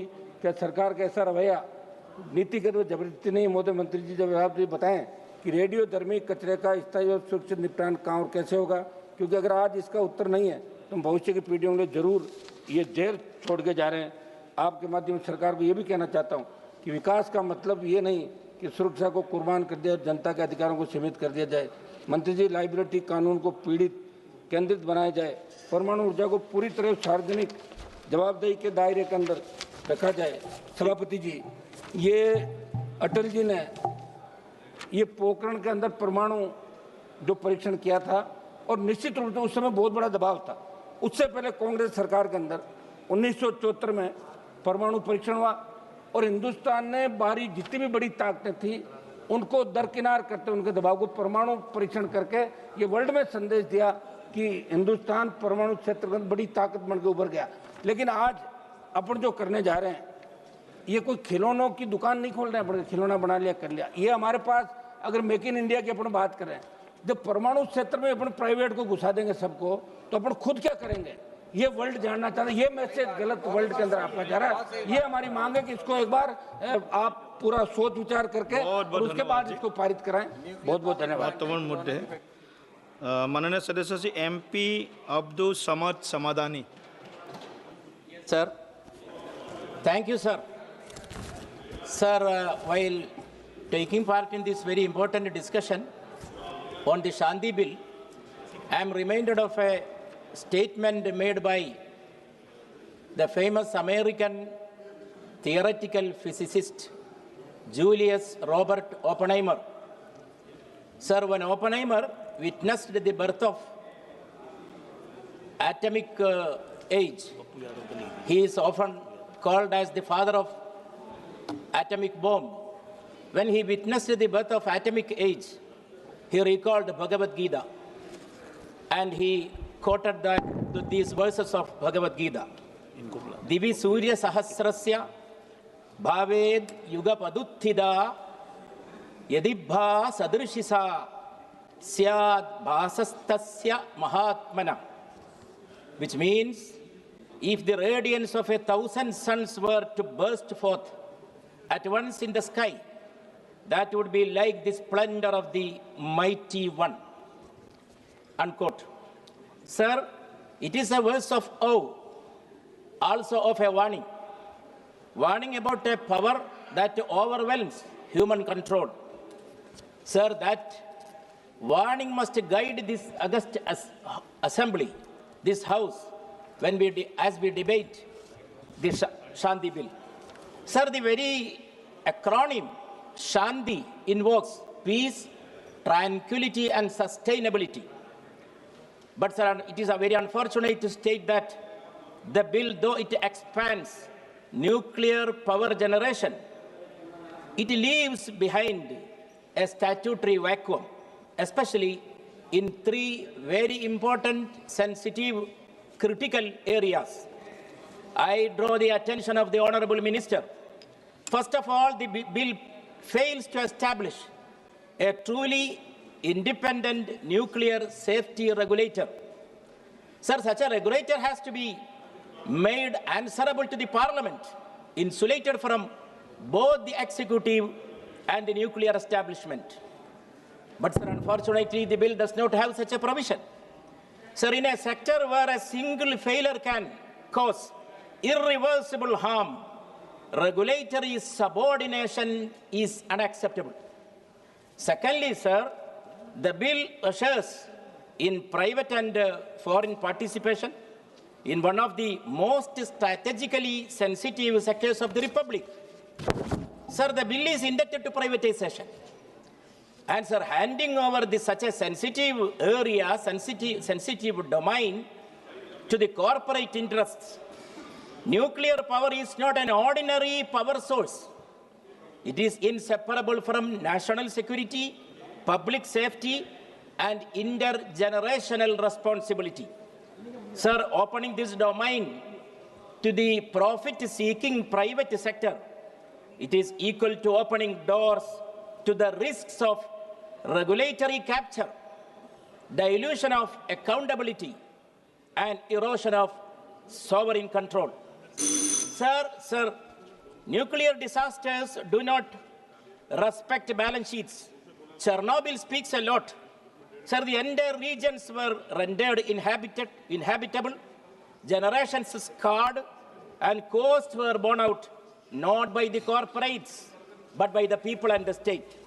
Sir, private and foreign investors may exit. Affected citizens cannot.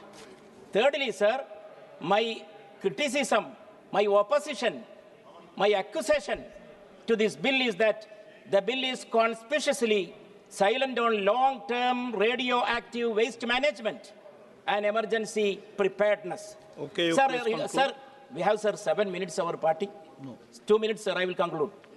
Sir, with more important federalism, whenever the government is coming with a new legislation, always, sir, nowadays, recently, the casualty is the most important federalist character of the Constitution. Here also, sir, there is no mention of any sort of meaningful consultation with the states that bear the brunt of nuclear risk. Sir, federalism cannot be reduced to a procedural formality when the consequences are existential. Sir, India needs clean and reliable energy, no doubt. But sir, nuclear energy without ironclad law, democratic consent, and sovereign accountability is not Shanti. It is equal to finding and making loopholes that may lead to Ashanti. It is a gamble with the lives of the people. Sir, in the bill, in the title, it is said that it is for transforming India. I would like to get an answer from the Honorable Minister, transforming which kind of India? Whose India? And also the bill is, sir, in the introduction, it is stated for the welfare of the people. Welfare of which section of the people? I can't understand. So, sir, for these reasons, I strongly oppose this bill. Thank you, sir. Thank you so much. Shri Pappu Yadav ji. सभापति महोदय, बहुत बहुत धन्यवाद। मेरा सीधा सरकार से है। सरकार संसाधनों के मालिक नहीं है, वो ट्रस्टी होते हैं। इस बात का ख्याल रखिए। और लोकतंत्र में सरकार ट्रस्टी होता है, दलाल नहीं हो सकता। मैं बराबर कहता हूँ और हमेशा ये शब्द हमारा रहता है कि सरकार जो इंटरप्रेन्योरशिप को बढ़ावा दे रही है या टेंडरप्रेन्योरशिप को बढ़ावा दे रही है। ये अमेरिका और यूरोप आप कहीं जाइए तो सरकार किस चीज़ को बढ़ावा देती है, इसको पहले आपको समझना चाहिए। योग्यता नहीं, पहुंच देखती है यहाँ की सरकार। अनुभव नहीं, सत्ता से नज़दीकी देखी जाती है कि कौन सबसे ज़्यादा नज़दीक है। मैं इसीलिए यह बात कह रहा हूँ कि बार बार ये सवाल उठता है कि संसाधनों का असली मालिक भारत का हर नागरिक है, कोई कॉरपोरेट नहीं हो सकता। वही कंपनी, वही समूह, वही चेहरे। इन संसाधनों पर नियंत्रण तो यह केवल आर्थिक नहीं बल्कि नैतिक प्रश्न भी सवाल है। मैं सरकार से मेरे सीधे सवाल है, क्या सभी टेंडर में समान प्रतिस्पर्धा हुई है? क्या एमएसएमई, स्टार्टअप और क्षेत्रीय कंपनी को मौका मिला है? क्या हर सेक्टर में वही कंपनियां सबसे योग्य थी? इस टेंडरप्रेन्योरशिप की सबसे बड़े लाभार्थी वही दो कॉरपोरेट समूह क्यों दिखते हैं? प्रतिस्पर्धा नहीं, पूर्व निर्धारित विजेता तय क्यों हो जाता है सरकार के द्वारा? और अनुभव नहीं, सत्ता से जो नज़दीकी वही क्यों बन जाता है? अगर हर नीति का लाभ कुछ इने गिने लोगों तक सीमित रह जाए तो देश में पूंजीवाद नहीं, कॉरपोरेट साम्राज्यवाद को पैदा करेगा। मैं हमेशा से एक बात पर्यवेक्षक हूं, क्या बिना भरोसेमंद बिजली के डेटा सेंटर संभव है? एक बात हमेशा ख्याल रखिएगा कि जनाब, अमेरिका की कुछ चीजें मैं आपको बताना चाहूंगा। एसएमआर बनाम अन्न विकास, संक्षिप्त तुलना, कोयला, उच्च प्रदूषण, कार्बन दायित्व, लॉजिस्टिक निर्भरता, सौर ऊर्जा, स्वच्छ लेकिन अनियमितता, भूमि गहन, एसएमआर, 24/7 बेस लोड, कर्म भूमि, कम कार्बन, औद्योगिक और डिजिटल विकास के लिए उपयुक्त। भारत के पास विश्व का लगभग 25% थ्योरियम भंडार है। भारत की 3 चरणीय परमाणु नीति, यूरेनियम आधारित रिएक्टर, प्लूटोनियम आधारित रिएक्टर, थ्योरियम आधारित रिएक्टर, एसएमआर में ईंधन रिफ्यूलिंग अंतराल 5 to 10 वर्ष into 7। वैश्विक संदर्भ, अमेरिका, यूके, कनाडा, फ्रांस ने एसएमआर को राष्ट्रीय ऊर्जा रणनीति में शामिल किया। यूरोपीय संघ ने परमाणु ऊर्जा को ग्रीन टैक्सोनॉमी मान्यता दी। अमेरिका में एसएमआर को डेटा सेंटर और एआई इंफ्रास्ट्रक्चर से जोड़ने की नीति बनाई। मैं चाहता हूं कि बिहार एवं पूर्णिया के लिए सीमित भूमि उच्च संभावित मांग 4-6 एसएमआर यूनिट पुल 1.5 GW, औद्योगिक क्लस्टर को अस्थिर बिजली, डेटा सेंटर हब की स्थापना, स्थानीय रोजगार और निवेश। इसमें एसएमआर को राष्ट्रीय ऊर्जा नीति में बेस्ट लोड पावर के रूप में मान्यता आप में नहीं है। बिहार को एसएमआर पायलट राज्य के रूप में प्राथमिकता और पूर्णिया को एसएमआर आधारित औद्योगिक एवं डेटा सेंटर हब के रूप में विकसित करना। बार बार मैं इस बात पर बल देता हूं, मैं विरोधी नहीं हूं, कोई भी विपक्ष आपके विरोधी नहीं। डेटा तकनीकी और दूरदृष्टि से बनती है। एसएमआर कोई विकल्प नहीं है, औद्योगिक और डिजिटल भारत की अनिवार्यता है। इसीलिए इसमें मैं आपसे रिक्वेस्ट करना चाह रहा था और इसी बात पर कि अनियमितता ऊर्जा स्रोत से उच्च स्तरीय डिजिटल इंफ्रास्ट्रक्चर संभव नहीं है, जैसे स्मॉल मॉड्यूलर रिएक्टर एसएमआर क्षमता 50-300 MT प्रति यूनिट 7 न्यूक्लियर पावर के कैपेसिटी फैक्टर 90% से अधिक 8, इसके लिए एसएमआर हेतु भूमि आवश्यकता सोलर की तुलना में लगभग 1.10 या उससे कम 9, परिचालन जीवन 60-80 वर्ष 8, कार्बन उत्सर्जन परमाणु ऊर्जा 12G CO2 NKWH, कोयला लगभग 820G CO2 KWH 01। ये मैं लास्ट कर रहा हूँ अध्यक्ष महोदय, मैं हमेशा से कहता हूँ कि पूर्णिया को एक औद्योगिक हब बनाया जाए, डेटा सेंटर, परमाणु ईंधन को लेकर भ्रम न फैलाया जाए। मैं लास्ट कर रहा हूँ।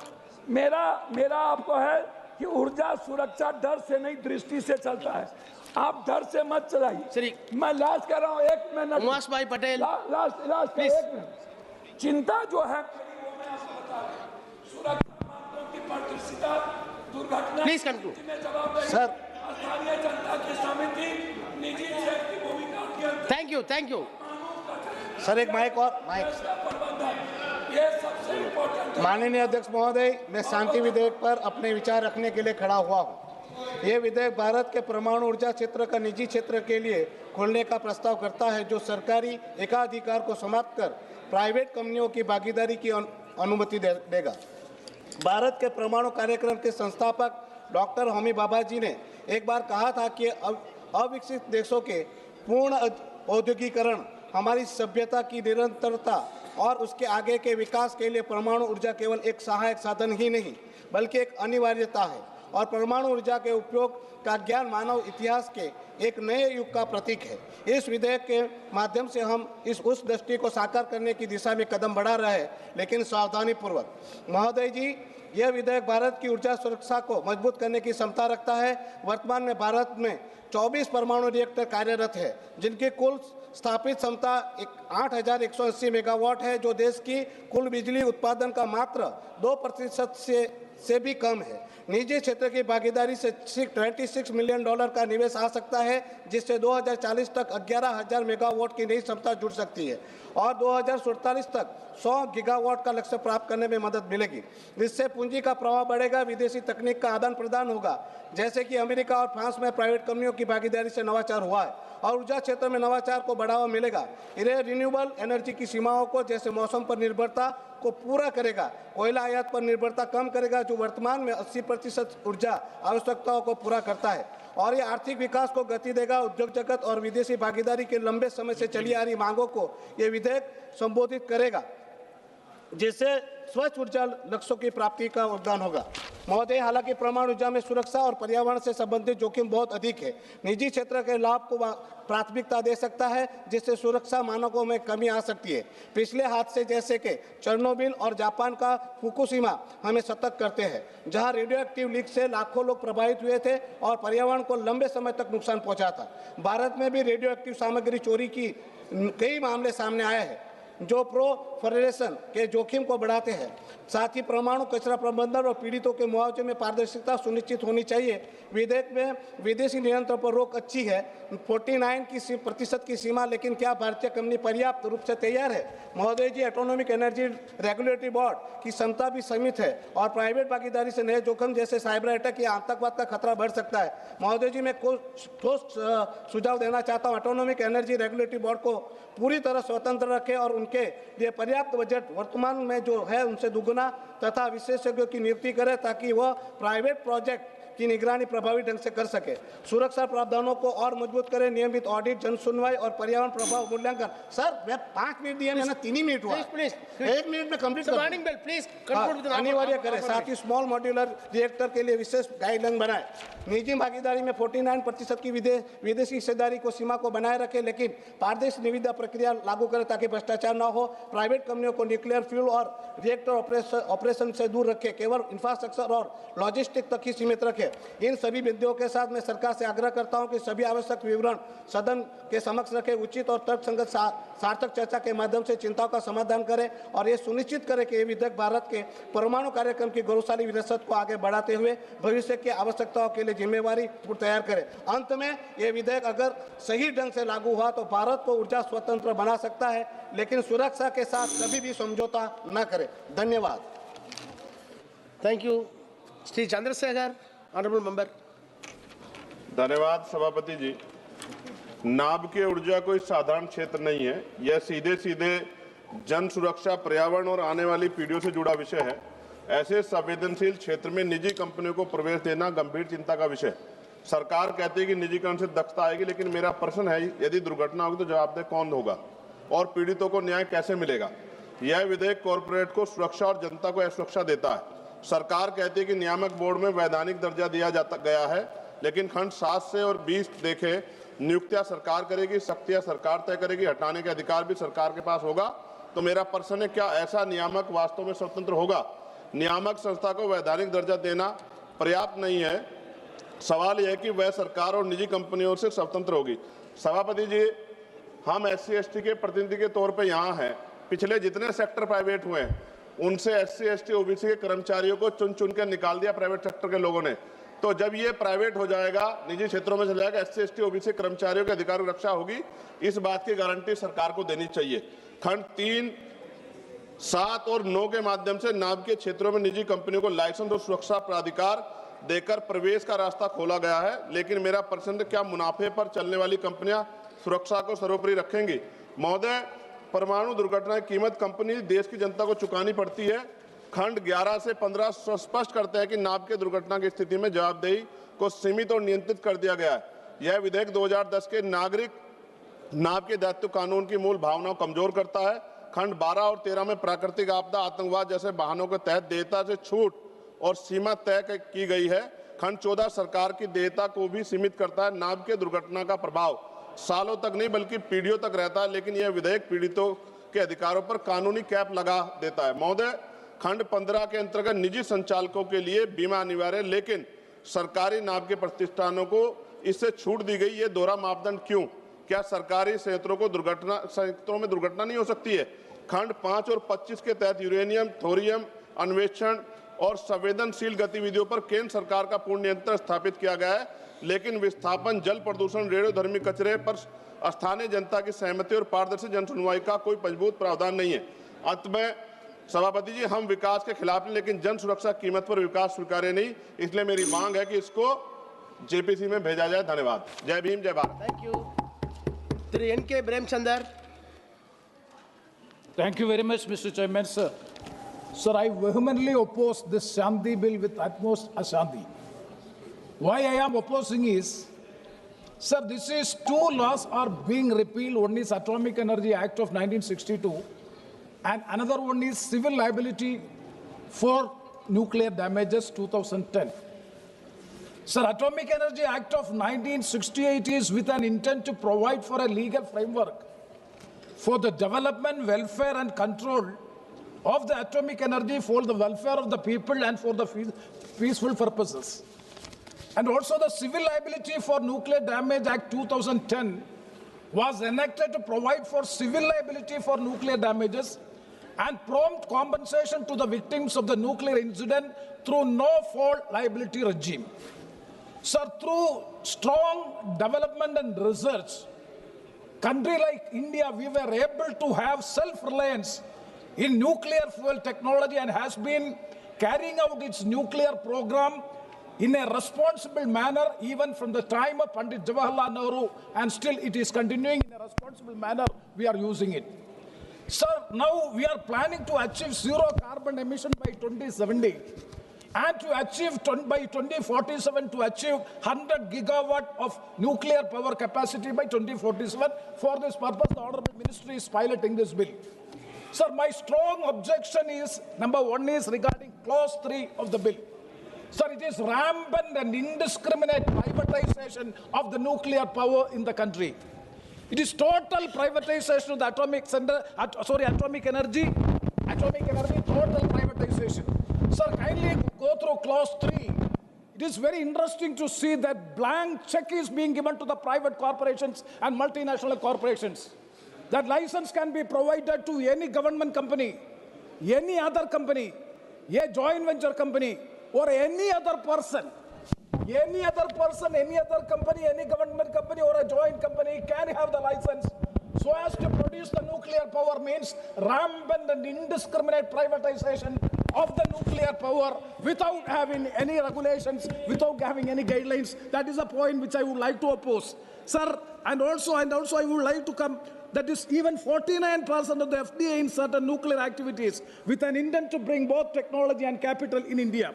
So hence, and also regarding another point, I would like to see clarification from the Honorable Minister in my constituency, that is regarding the beach and minerals. My constituency is Kollam constituency, having monazite, ilmenite, salinite, rutile, and so many other rare earth elements. And what would be the fate of the rare earth elements and mining and mineral separation of the beach and minerals after passing of this legislation? Whether mining and mineral separation of these beach and minerals will also be given to the private companies, because there was an assurance in the House that it will not be privatized, that the Mines and Minerals Development Regulation Act, when it is passed by this House, the Honorable Minister, the Mines Minister is here, he has assured the House in no way it will not be privatized. So I would like to ask the Honorable Minister, for when moving this bill, what would be the fate of, one more point, what would be the fate of these atomic minerals which are on the beach sand which is being seen? And the last point which I would like to highlight is, I fully support and endorse the views expressed by the eloquent speech and exemplary speech made by Sri Manish Tiwari in this House today in the morning. I fully endorse the views. I would like to reiterate clause 17 of the bill. Sir, with 1 minute I will conclude. Clause 17, sir, what is nuclear? See, the supplier's liability. During the time of the UPA government led by Dr. Manmohan Singh, it was clearly, explicitly made a provision in the bill, that is 17 of the clause, section 17 of the civil liability for nuclear damages. It is very clearly stated in section 17B, the nuclear incidents has resulted as a consequence of an act of supplier or his employee, which includes supply of equipment or material.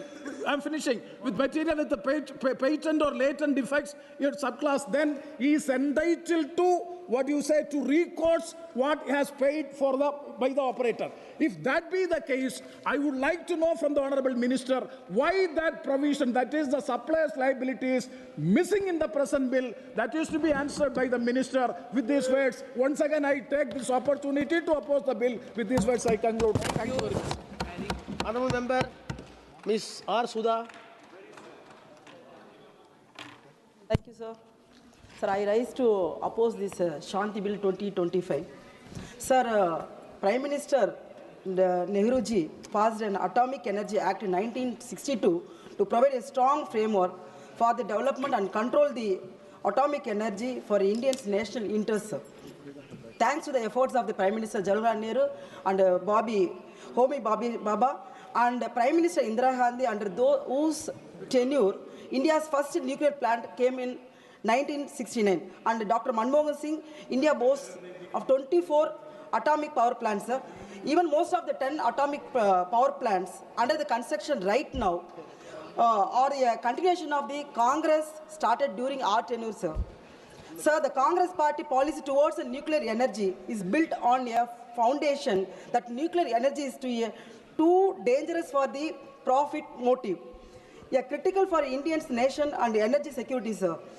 This government, Shanti Bill, inverts the logic, and BJP government is doing what it does best, sell, and what Indian National Congress built.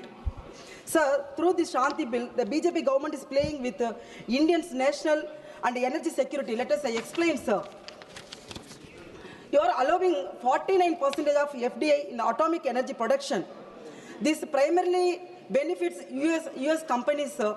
Are you doing this as a sweeten before the US-Indian deal, or you seek more validation from President Trump, who slapped India with 50% of tariff and supported Pakistan after Operation Sindoor? In case of nuclear accidents, God forbid, sir, you will calculate the valuation of compensation for potential victims for the year of 2010. Plus, this government is limiting liability at a paltry of 3,000 crores, sir, if there is a nuclear accident.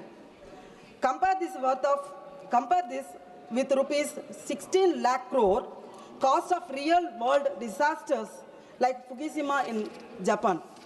Sir, under the Class 12, this government has given a total waiver of compensation total waiver of compensation is nuclear material stolen for terrorism. Why this Modi government is showing very soft corner towards the terrorism, sir? After this Sindoor happened, we are not learned any lesson. This government is not answerable for this country. They almost bunged this parliament to discuss about the Operation Sindoor, sir. When our Rahul Gandhi, Sri Rahul Gandhi and our Priyanka Gandhi and our parliament members requested to discuss about the Sindoor, this treasury bench denied that, sir. The Shanti bill is also a war of federalism. A security reason, nuclear plants will be built away from Pakistan and China missiles. So mostly in south. What happened is there a nuclear disaster. Under this bill, and central government has limited liability and private companies have even less. Sir, class 14 of this bill, sir, this government Shanti is a shameless attempt to turn the Indian taxpayer into a permanent free insurance for private nuclear corporations, sir. And Prime Minister Modi ji is a suit boot friends. Finally, sir, section 81, Shanti bill bars the jurisdiction of civil courts over matters decided under the bill. Section 82 further shields the government from legal proceedings for any disaster, sir. So, this government is handing over the fruits of,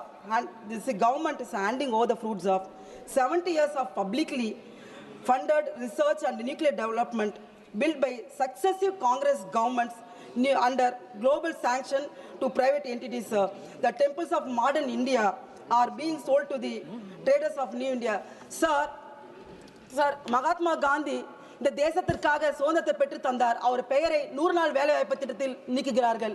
இந்த தேசத்தின் பொருளாதாரத்தை கட்டமைத்தவர் நேரு அவர்கள். அவர்கள் வரலாற்றை மறைக்க நினைக்கிறார்கள். இந்த தேசத்தின் வலிமையை உலகுக்கு பறைசாற்றினார்கள் இந்திரா காந்தி அவர்கள். அவர்களுடைய புகழை மறைக்க நினைக்கிறார்கள். இந்த தேசத்தின் வலிமையையும் பொருளாதாரத்தையும் தொழில்நுட்பத்தையும் அடுத்த தளத்திற்கு எடுத்து சென்ற ராஜீவ் காந்தி அவர்களின் புகழை மறைக்க நினைக்கின்றார்கள். ஆனால் இந்த தேசத்திற்கு மக்கள் அத்தையும் பார்த்து கொண்டிருக்கின்றார்கள். இந்த சட்டம் என்பது இந்திய மக்களின் மனித குலத்திற்கு எதிரான இப்படி ஒரு சட்டம் வரும் பட்சத்தில் இந்திய தேசத்திற்கு ஒட்டுமொத்த மக்களும் இந்த அரசாங்கத்தின் மக்கள் விரோத செயலை மறக்க மாட்டார்கள். குறிப்பாக திருப்பரங்குன்றத்தில் இருக்கிற முருகன் கூட இவர்களை வதம் செய்வார்கள். கோட்சேவின் மரபணுவாக இருக்கின்ற அவர்கள் செய்கின்ற ஒவ்வொரு குற்றத்தையும் கடுமையாக இந்த தேசத்தில் இருக்கின்ற மக்கள் எதிர்க்க போகின்றார்கள். RSS சித்தாந்தத்தையும் அவர்களின் எண்ணங்களையும் இந்த தேசத்துக்கு எதிரான பொருளாதார திட்டங்களையும் ஒட்டுமொத்தமான மக்கள் இணைந்து நாங்கள் போட போகின்றோம். Sir, one minute, sir. இந்த தேசத்துல இருக்க சபாபதி மहोदय RSS சித்தாந்தத்தையும் பிஜேபியின் ஐடியாலஜியையும் கொன்று ஒழிக்க போகிறார்கள். அதில் எந்த சிறு அளவும் सभापति महोदय, भारत के न्यूक्लियर प्रोग्राम के प्रोधा होमी भाभा जी और विक्रम साराभाई जी को नमन करते हुए मैं ऐसा चर्चा के में अपने भाग ले की शुरुआत करता हूं। आज इस सदन पे जिस विधेयक पर चर्चा कर रहे हैं वह केवल ऊर्जा क्षेत्र से संबंधित एक साधारण विधेयक नहीं है, बल्कि यह भारत के भविष्य, उसकी ऊर्जा सुरक्षा, आर्थिक विकास और पर्यावरणीय उत्तरदायित्व से सीधा जुड़ा हुआ एक दूरदर्शी और परिवर्तनकारी विधेयक है। यह विधेयक, जिसे संक्षेप में शांति बिल का नाम दिया गया है, अपने नाम की तरह ही भारत के लिए शांति, स्थिरता और सतत विकास का मार्ग प्रदर्शित करता है। अध्यक्ष महोदय, मैं सुबह से आज जब इस हाउस में हूं और इस बिल पर चर्चा करते हुए अपने विपक्ष के सारे साथियों पर एक ही चीज देख रहा हूं कि उनमें भय का वातावरण है।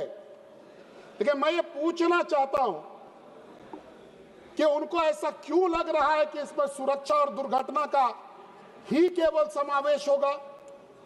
क्या भय में जीते रहना किसी राष्ट्र का भविष्य तय हो सकता है? सभापति महोदय, देश ये नहीं भूला है कि किस प्रकार से इंदिरा गांधी जी के समय भारत पर बाहरी शक्तियों का दबाव रहता था, जिसके कारण परमाणु परीक्षण के विषय पर हमें बार बार झुकने को मजबूर होना पड़ता था। लेकिन इतिहास ने वह क्षण भी देखा है सभापति महोदय जब भारत के महान नेता अटल बिहारी वाजपेयी जी ने विश्व की परवाह किए बिना किसी के आगे न झुकते हुए पोखरण में परमाणु परीक्षण कर भारत को आत्मसम्मान और सामरिक शक्ति प्रदान की। अध्यक्ष महोदय, कांग्रेस के इस भय के कारण 25 साल तक इस निर्णय को लंबित रखा गया। देश ये जानना चाहता है कि इस निर्णय में देर क्यों हुआ। अध्यक्ष महोदय, डर की परिभाषा अगर आप कांग्रेस के शब्दकोश में देखेंगे अध्यक्ष महोदय, तो आजादी से आज तक अगर आप देखें तो हमने चीन को अपनी जमीन दी क्योंकि कांग्रेस का उस समय का नेतृत्व डरता था। हमने पाकिस्तान को अपनी जमीन दी क्योंकि कांग्रेस का उस समय का नेतृत्व करता डरते थे। सभापति महोदय, अगर केवल दुर्घटना के डर से निर्णय लेने बंद कर दिए जाए सभापति महोदय, तो क्या कोई व्यक्ति घर से बाहर निकलेगा? क्या सड़क दुर्घटनाओं के डर से सड़कें बंद कर दी जानी चाहिए? क्या विमान दुर्घटनाओं के डर से हवाई यात्राएं रोक दी जानी चाहिए? अध्यक्ष महोदय, ये बात कांग्रेस के साथियों को समझना चाहिए। सच्चाई यह है कि आधुनिक भारत ने हर क्षेत्र में दुर्घटनाओं पर नियंत्रण की क्षमता विकसित की है और मोदी जी के राज में इसके पीछे मजबूत नीतियां, तकनीकी और जवाबदेह शासन है। अध्यक्ष महोदय, देश यह भी जानता है कि यूपीए शासनकाल में दुर्घटनाएं, अव्यवस्था और लापरवाही आम बात थी, जबकि आज प्रधानमंत्री नरेंद्र मोदी जी के नेतृत्व में हर क्षेत्र, चाहे वो रेल का क्षेत्र हो, सड़क का क्षेत्र हो, ऊर्जा का क्षेत्र हो, सुरक्षा के साथ साथ नीतियों को अच्छी तरह से क्रियान्वित किया जा रहा है। आज विपक्ष का काम नीति पर सुझाव देना कम और डर, दुष्प्रचार फैलाना अधिक हो गया है। लेकिन मोदी सरकार डर के आधार पर नहीं अध्यक्ष महोदय, तथ्य, विज्ञान और उत्तरदायित्व के आधार पर निर्णय लेती है और यही कारण है आज हम परमाणु क्षमता में भी बढ़ रहे हैं, देश को सशक्त बना रहे हैं और सुरक्षा से कोई समझौता नहीं कर रहे। अध्यक्ष तो शुरू किए, 1 मिनट तो देना पड़ेगा अध्यक्ष महोदय, 1 मिनट तो देना होगा। ऐसा नहीं कर सकते अध्यक्ष महोदय। इस परमाणु ऊर्जा से जो आज जिस बिजली को हम लोग रिप्लेस करेंगे, थर्मल पावर को, आप हमारे क्षेत्र में हजारीबाग के, झारखंड के हजारीबाग, रामगढ़, चतरा इन जिलों को देखेंगे तो कोयले के परिवहन और छाई के परिवहन से, मैं करता हूँ छाई के परिवहन से हम वहाँ के लोगों का जीना मुश्किल हो गया है अध्यक्ष महोदय। आज इस ऊर्जा से जो है हम लोगों का जीवन अध्यक्ष महोदय में सुधार आएगा। अंत में अध्यक्ष महोदय, मैं ये कहना चाहता हूँ, यह विधेयक भविष्य की जरूरत है, वर्तमान की चुनौती का समाधान है, भारत की आकांक्षाओं का प्रतीक है।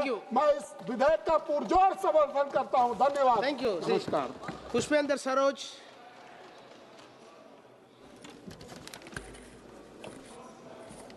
So thank you, Speaker sir, for giving me the opportunity to speak on this bill. Sir, firstly, on behalf of my party and my leader, Shri Akhilesh Yadav ji, I would like to oppose this bill. And my first objection is regarding the name of the bill, Shanti. So the most powerful energy in the world, the most unstable energy in the world, and the name of the bill, Shanti. Thank you. So, sir, firstly, I would like to quote what my senior N.K. Premchandra ji also said yesterday, that there's a specific provision in the legislative process, Kaul and Shatkar, in very specific ways, said that the title of the bill should convey the message regarding the intent and the content of the bill, which has to be explicitly given to the public or given to the people at large. So the title should be clear enough while it is being drafted, sir. But it is quite unfortunate that this bill, by its very title, by its very virtue, does not intend that. Sir, मैं सबसे पहले सदन का ध्यान भारत के एक भयावह त्रासदी के ओर आकर्षित करना चाहता हूँ, भोपाल गैस ट्रेजेडी।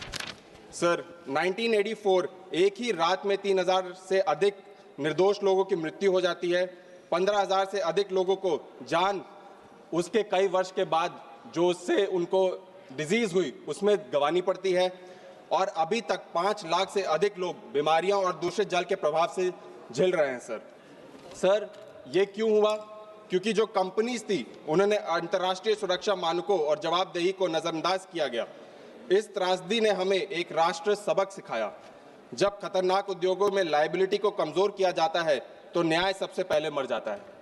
लेकिन माननीय अध्यक्ष महोदय, शांति बिल ठीक उसी सिद्धांतों पर प्रहार कर रहा है, उसी सिद्धांतों को समाप्त कर रहा है। यह बिल ऑपरेटर की लायबिलिटी को सीमित करता है और सप्लायर लायबिलिटी को लगभग समाप्त कर देता है, जिससे भविष्य में किसी भी परमाणु दुर्घटना का बोझ सीधे पीड़ितों और जनता पर आ सकता है। सर जो कैप 3000 करोड़ का लगाया गया उसे मैं उदाहरण के रूप में देना चाहता हूं। That the Bhopal gas tragedy, that time the losses were 4000 crore sir, and if you're comparing nuclear tragedy to nuclear tragedy, that is the Chernobyl nuclear tragedy, the losses extended to more than 16 lakh crore sir. So where is the liability sir? Sir 2010 में जब civil liability nuclear damage act लाया गया था तब खुद भाजपा के वरिष्ठ नेता आदरणीय श्री एल.के. आडवाणी जी ने स्पष्ट चेतावनी दी थी कि परमाणु सहयोग कभी भी राष्ट्र सुरक्षा और सार्वजनिक सुरक्षा की कीमत पर नहीं होना चाहिए। आज वही चेतावनी इस बिल के पूरी तरह अनदेखी की जा रही है सर। माननीय अध्यक्ष जी, यह बिल एक और खतरनाक प्रावधान लाता है, परमाणु दुर्घटना के मामलों में नागरिक न्यायालयों में अधिकार क्षेत्र को समाप्त करना। आर्टिकल 81 के तहत पीड़ितों को न्यायालय में जाने का अधिकार ही छीन लिया जाता है, जबकि हम जानते हैं कि परमाणु आपदाएं पीड़ितों और पीढ़ियों तक असर डालने वाला क्षति पैदा करती है सर। फिर भी अदालतों को बाहर रखना यह न्याय का नहीं अन्याय का एक रास्ता है। माननीय अध्यक्ष महोदय, मैं न्यूक्लियर वेस्ट पे बोलना चाहता हूं। यह बिल न्यूक्लियर वेस्ट और जल सुरक्षा जैसे गंभीर मुद्दों पे भी पूर्णतः मौन है। दुनिया के समृद्ध देश आज तक रेडियो एक्टिव वेस्ट को सुरक्षित रूप से निपटने में विफल रहे हैं। सर, भारत के पास आज तक न्यूक्लियर वेस्ट के लिए कोई भी स्थायी स्थल नहीं है। हमने देखा है कि ग्राउंड वाटर के तहत नदियों के माध्यम से किस तरीके से ये डिजीज फैलती है सर। अध्यक्ष महोदय, जब तक कचरे और जल सुरक्षा की समस्या हल नहीं हो जाती तब तक लायबिलिटीज को कमजोर करते हुए परमाणु क्षमता बढ़ाना जनता, पर्यावरण और राष्ट्रीय सुरक्षा तीनों के लिए खतरा है सर। जो सरकार सर एयर पोल्यूशन पर डिस्कशन नहीं करना चाहती, आज इंडिया में 13 से ज्यादा टॉप 20 सिटीज एयर प्रदूषित है सर। जो सरकार अपने खुद गंगा और यमुना जो वेस्ट है उस पर नहीं करना चाहती, वो न्यूक्लियर वेस्ट पे कैसे बात कर सकती है मुझे नहीं पता सर। सर मैं बस 1 मिनट लूंगा, just 1 minute please conclude sir. बस लास्ट में 1 minute I would just take. जो मोनोपोली क्रिएट होगी, they are talking about private sector sir, जो आज मोनोपोली क्रिएट होगी, we have seen that with IndiGo as well sir, how monopoly is created with this bill. They are introducing another monopoly, sir, in the nuclear sector, which we oppose, sir. And mark my words, this monopoly will get created, and tomorrow the people of India will suffer because one, sir. Sir, I would like to tell this government, we might have political differences, we might have ideological differences, but in the national interest, we are with you. But don't make this about companies. Don't make this about privatization. Thank you. We are with you, sir. But just last, sir. हमारे गांव, in villages, we say when the people don't do, when the MPs don't do any work, they change the name of पुराने MPs. Please. जब वो नाम बदल देते हैं sir, वो पत्थर बदल देते हैं, अपना नाम रख देते हैं। यही वो सरकार कर रही है। और अंत में मैं बोलना चाहूंगा, वो हर एक पहलू का अंजाम बदलने में मस्त है, कहीं चुपके से कहीं खुलेआम बदलने में मस्त हैं। जिन्हें चुना था देश ने हालात बदलने के लिए, आज वो सिर्फ और सिर्फ नाम बदलने में मस्त है सर। बहुत बहुत धन्यवाद। Robert Bruce, Honorable Member Robert Bruce. Thank you very much, Speaker sir. I am from Tirunelveli Parliament constituency that hosts Kudangulam nuclear power plant, and therefore bears the direct consequences of every nuclear policy decision taken by this House. There will be, for my constituency, sir, nuclear policy is not a white paper. It is a daily life of my people. Hence, I am strongly opposing this policy, sir. That means, while I am saying this, don't think that the Indian National Congress is not anti-science, not anti-technology, and not anti-nuclear energy. Sir, this bill concentrates extraordinary powers to the hand of the union government.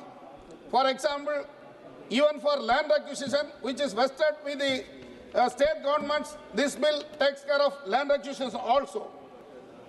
Sir, the states are reduced to silent spectators even through land, water, health and disaster responses. The union government take away all these things from the state government through this bill, sir. Sir, this bill claims the Atomic Regulatory Board, but let us read carefully.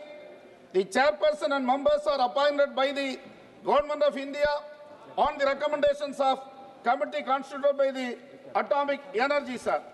Especially if you read the sections 54 to 56 deals with the compensation. This section reduces the compensation, not only reduces the compensation, but also this section entrusted the compensation with the tribunal or a authorized person. It deletes the trial of the court to decide the compensation. One second. And also this, yes sir, 1 minute sir. Also there is no time frame is fixed for issuing the compensation also sir. And mainly sir, 2 minutes I will finish it. Just started, sir. 2 minutes. About clause 26 allow the central government to decide whether the nuclear incident is significant enough to notify.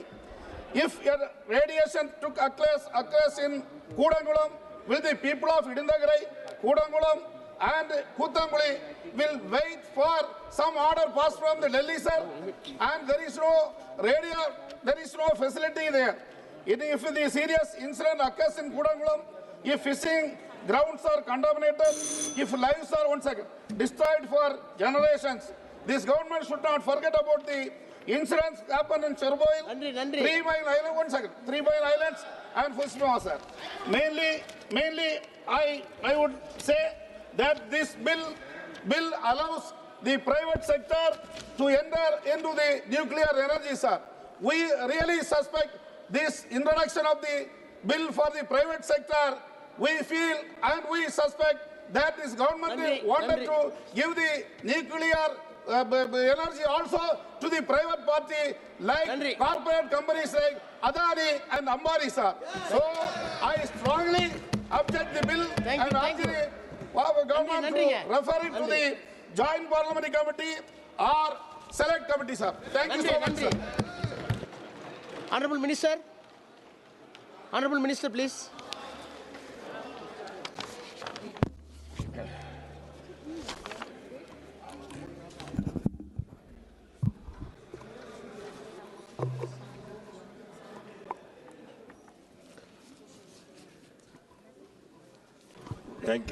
Thank you, Speaker, sir.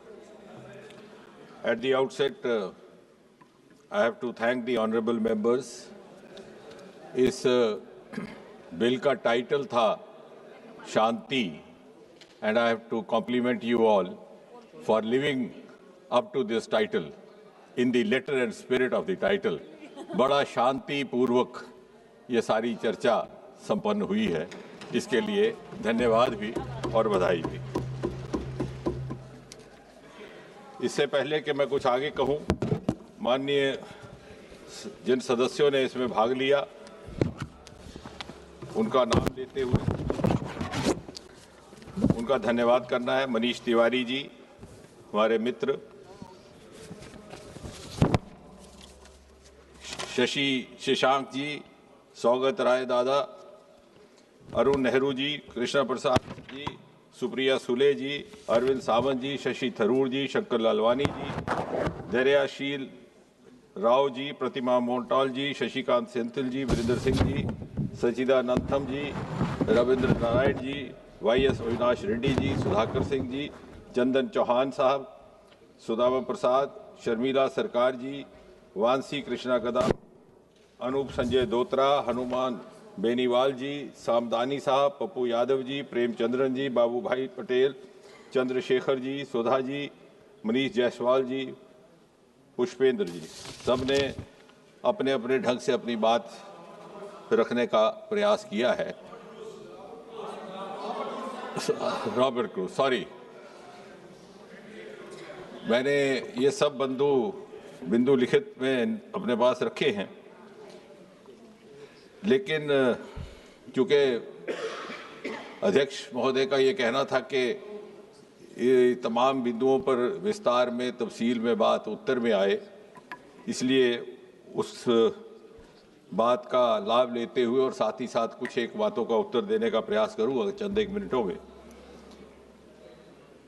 लेकिन शायद बिंदु ना रखने के वजह से ये भी हुआ कि बहुत सारे मित्रों की ओर से कुछ ऐसी observations I which were contrary to the facts in the bill itself. Some observations which are also self-contradictory. Some observations which were possibly appearing to have been misinterpreted. I don't know whether by design or default or out of ignorance. और कुछ एक, चूंकि अगर मुझे आरंभिक समय में ज़्यादा वक्त मिलता तो मैं वजाहत करता कि मुख्य तौर पर दो प्रावधान थे न्यूक्लियर एनर्जी को लेकर के। जैसे मनीष जी ने भी कहा, एटॉमिक एनर्जी एक्ट 1962 और CLND 210 2010, बीच में एटॉमिक एनर्जी रेगुलेटरी बोर्ड का गठन किया गया एक एग्जीक्यूटिव सब ऑर्डर के तहत, जिसको अब स्टैट्यूटरी बॉडी का दर्जा दिया जा रहा है। अब इस नए प्रावधान को लाते हुए नई व्यवस्थाओं को स्थापित करने के बजाय या उनमें परिवर्तन करने के बजाय ये मुनासिब समझा गया कि एक कॉम्प्रिहेंसिव नया बिल लाया जाए जिसमें इन सभी प्रावधानों की भी जगह रहे और जो समय के अनुसार जो ज़रूरतें हैं उसके मुताबिक उनको एड्रेस भी किया जाए। इसलिए बहुत कुछ ऐसा है अध्यक्ष जी इस बिल में जो पहले से ही मौजूद था। अब in the haste sometimes to oppose the treasury benches हम कभी कभी भूल जाते हैं कि कुछ एक ऐसे प्रावधान है जिनका हमने विरोध किया जो हमारे ही लाए हुए। अब बार बार ये कहा गया कि आप सरकारी रिएक्टर्स को इंश्योरेंस के कवर में क्यों नहीं लाते। ये सच है, सभी मान्य सदस्यों ने नेहरू जी को श्रेय दिया, हम भी देते हैं। लेकिन ये भी सच है कि जो पहला रिएक्टर स्थापित हुआ था इस देश में उसका नाम था अप्सरा रिएक्टर। वो भाभा एटॉमिक रिसर्च सेंटर में कायम हुआ था, साल 1956 का था। देश के प्रधानमंत्री कौन थे आप सब जानते हैं, और उसको इंश्योरेंस कवर में ना रखने का निर्णय लिया गया था। 1956 में प्रधानमंत्री कौन थे, और उसके पीछे शायद ये भाव था कि ये रिसर्च रिएक्टर है, इसको it is not a commercial purpose और फॉर पब्लिक यूज। उसके बाद ये कहा गया कि एटॉमिक एनर्जी रेगुलेटरी बोर्ड में उस तरह की ऑथराइजेशन नहीं है जैसे होनी चाहिए। मनीष जी ने भी कहा, दूसरे मान्य सदस्यों ने भी कहा। हकीकत यह है कि एटॉमिक एनर्जी रेगुलेटरी बोर्ड स्थापित किया सन 1983-84 में। तो प्रधानमंत्री कौन थे? श्रीमती इंदिरा गांधी जी। हमने तो इसको स्टैट्यूटरी बनाया है, बल्कि इसको और मजबूत रुतबा देने का प्रयास किया है। तो यानी इंश्योरेंस की बात भी पंडित जी की समझ से आई, आप ही ने इनकी तारीफ की। Atomic energy regulatory board Mrs Gandhi के समय में बना, हमने उसको बल्कि और जो आप कह रहे हैं उसी बात पर अमल करते हुए we have try to give it more of authorization and independence. फिर ये कहा गया कि CLND में जो परिवर्तन आ रहे हैं इसमें कैपिंग क्यों है। अब फिर हम भूल गए कि सन 2010 में जो CLND बिल आया था कैपिंग उसमें थी, और प्रधानमंत्री कौन थे? डॉक्टर मनमोहन सिंह। हमने तो उसको रैशनलाइज किया है, we have done different grading, अब वो भी आएगा। और फिर ये कहा गया कि what has the size of the reactor got to do. नुकसान ज्यादा है तो भला 3000 की कैपिंग कैसी है? 3000 की कैपिंग, क्योंकि हो सकता है कि वक्त ना मिला हो माननीय सदस्यों को, हालांकि 2 दिन थे। Capping is for the operator. अगर 1000 करोड़ का भी नुकसान हुआ है तो उसकी भरपाई पूरी की पूरी मिल जाएगी, because the next stage will be nuclear liability fund, जो सरकार की तरफ से होगा। वो इस बिल में मौजूद है, जो पहले ना था। फिर उसके बाद, since we are also signatories to the CSC, which is the Convention of Supplementary Compensation, further compensation would be available through that source. अब ये कहा गया, क्योंकि उसके बाद मैं फिर ठोस बिल पर भी आता हूं, कि जब आपने लायबिलिटीज में संशोधन किया है सेक्शन 17 CLND, तो आपने A, B और C में ये माना कि B हमने हटा दिया। B था कि सप्लायर को भी लायबिलिटी बेयर करनी पड़ेगी, वो हटा दिया। लेकिन माननीय सदस्यों ने बार बार ये कहा कि ये C वाली बात रखने की क्या औचित्य है, कि C यानी the negligence of individual will also be liable for penalty. हम फिर भूल गए, ये तो हम ही ने लाया था सन 2010 में। CLND जो 2010 में पारित किया गया, उसमें सेक्शन 17 A, B और C थी। हम सिर्फ B को रिपील कर रहे हैं, जिसमें के सप्लायर्स को उससे बाहर रखा गया।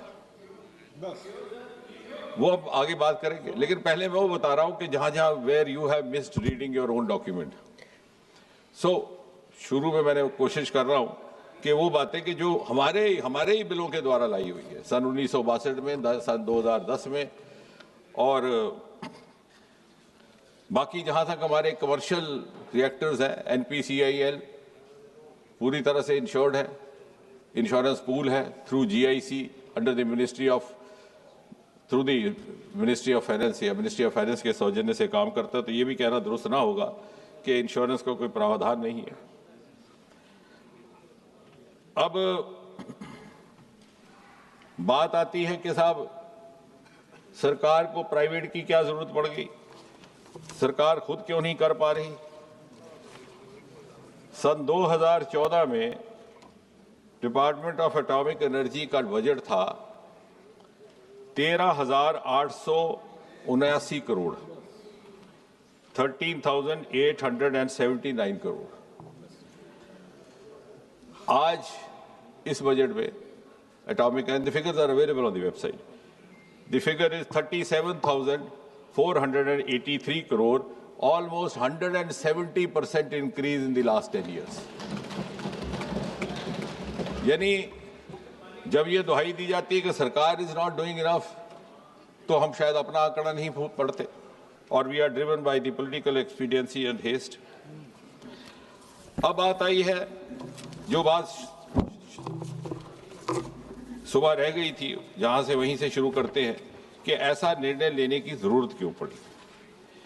जैसा कि मैंने सुबह भी कहा था कि अगर हमने अपने लिए ये लक्ष्य रखा है कि 100 gigawatt by 2047, so that we move as close as possible to the goal of use of clean energy sources, जिससे हमारी आत्मनिर्भरता बढ़ेगी, पेट्रोलियम और फॉसिल प्रोडक्ट्स पर हमारी निर्भरता घटेगी, तो आत्मनिर्भर भारत का भी उसी से लक्ष्य पूरी तरह प्राप्त होगा।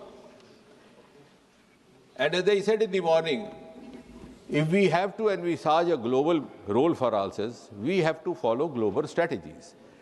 The age of silos is over. अगर हम समझें कि हम अलग थलग अलग नीतियां बना करके और फिर भौगोलिक स्तर पर स्पर्धा करेंगे, तो बहुत बड़ी गलतफहमी होगी। वो शायद होती रही। गत कुछ वर्षों में प्रधानमंत्री मोदी जी के नेतृत्व में उसे दुरुस्त करने का प्रयास किया गया। The space sector was opened up and media fancifully said the space has been unlocked by Modi, and the results are miraculous. 5 years back, we were a dismal economy in space. I'm just giving one sentence of the space example. Today, we are $8 billion US.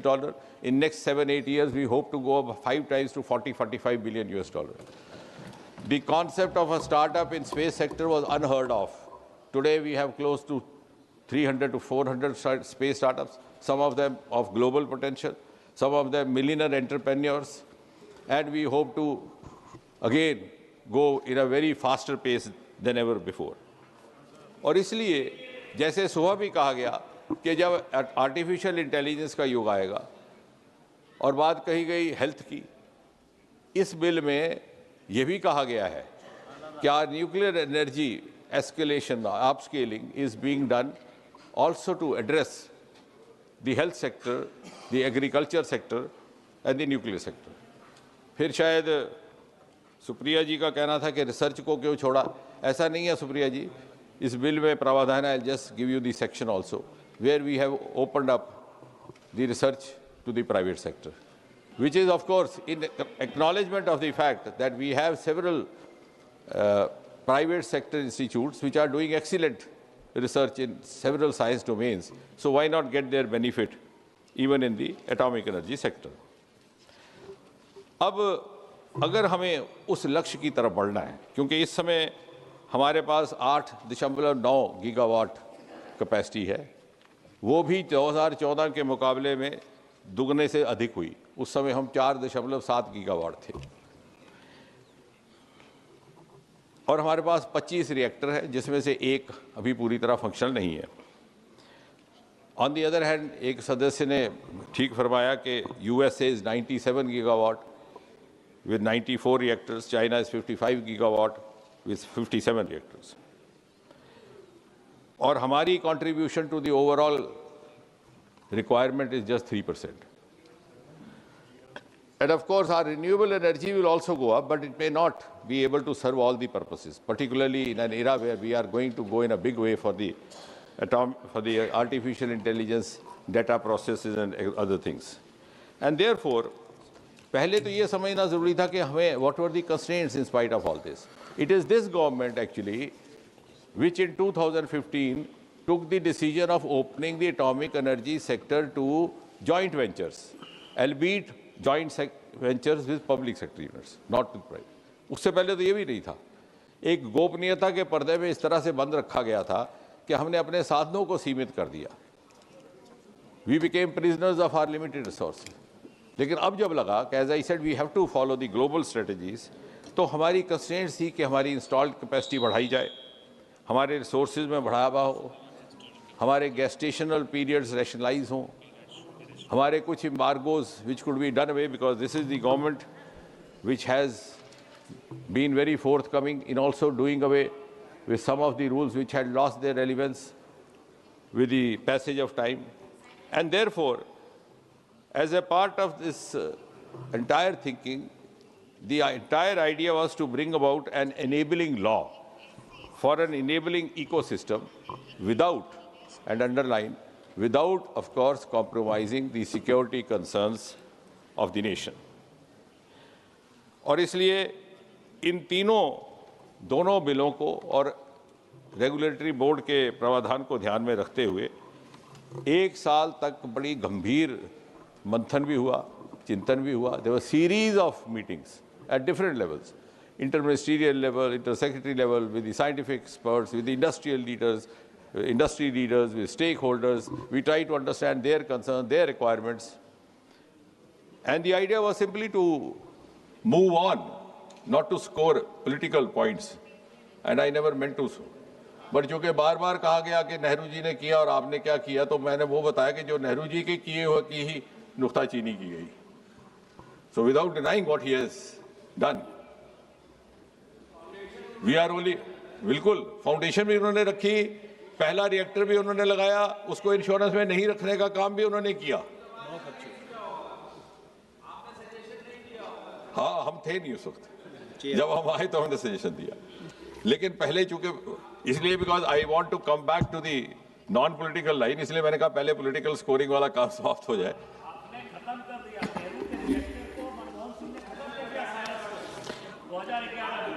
अब इसमें इस bill में 10 chapters हैं, उसमें मैं सब के titles में नहीं जाऊंगा, लेकिन जो चैप्टर 1 है उसमें न्यूक्लियर डैमेज को, जैसे किसी माननीय सदस्य ने कहा कि एनवायरनमेंट का क्या हुआ, for the first time the bill actually finds a mention of the environmental damage and the economic losses as a part of the overall damage definition.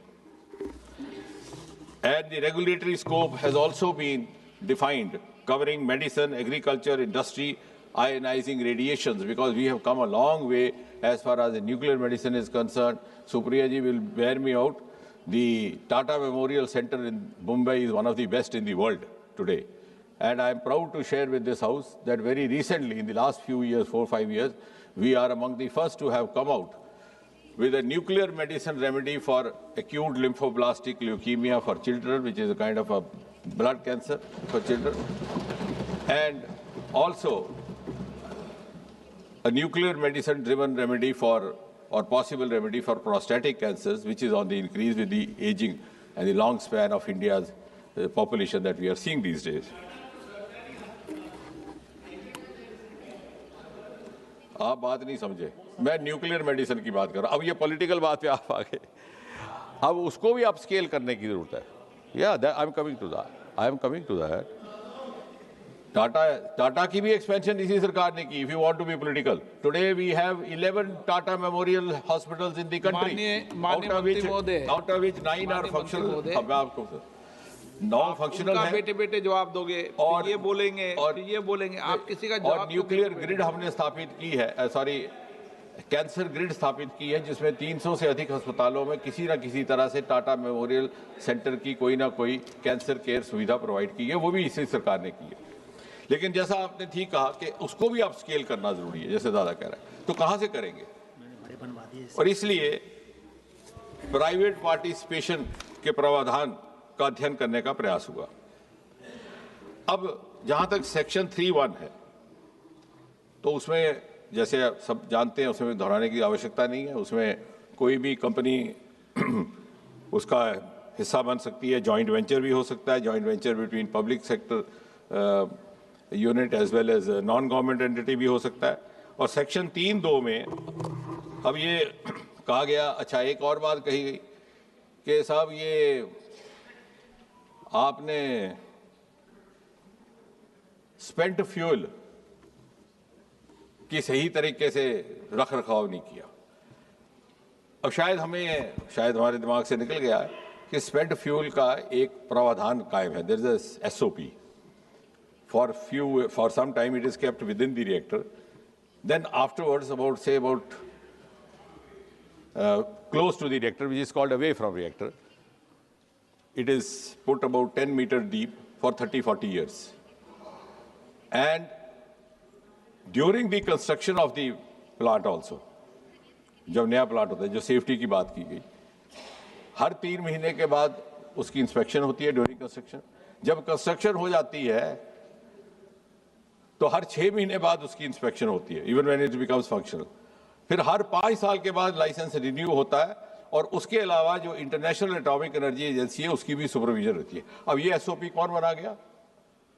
आपको जानकर अच्छा लगेगा, पंडित जवाहरलाल नेहरू 1962 के एक्ट में। अब आप कह रहे हैं इसमें गलती निकाल रहे हैं।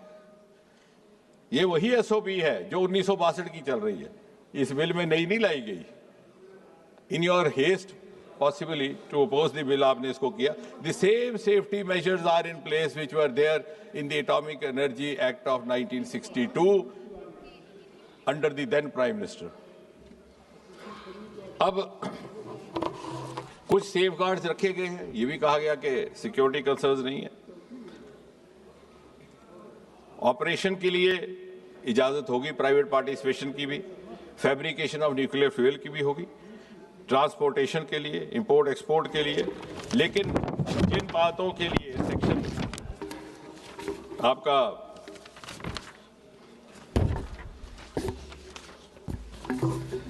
जिन बातों के लिए पाबंदी रहेगी या कंस्ट्रेंट रहेगा, वो रहेगा कि source material and fissile material in any form produce within India reported shall remain under the surveillance. वो पहले भी था। ये atomic energy act 1962 Nehru ji छोड़ गए, हमने उसको कायम रखा है। आप कह रहे हैं वो security measure is not sufficient, वो सरकार के ही कंट्रोल में है। The source material, fissile material in any form produced within India or imported shall remain under the surveillance and control of the central government. वो भी है।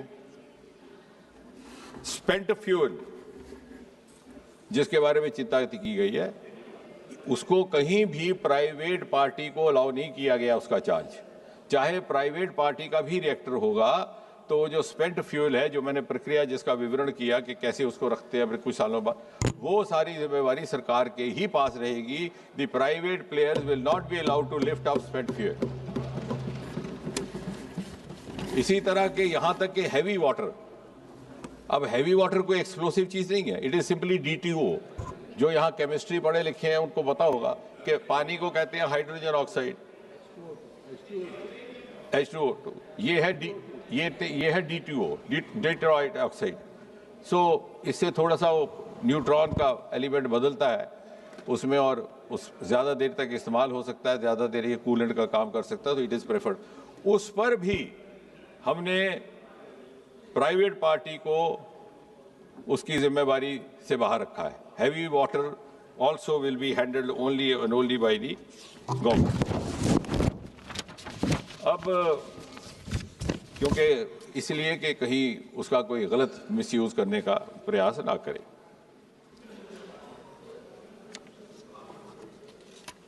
सेक्शन 9 है of the bill allows for a person to carry out research, development, design and innovation. It is there.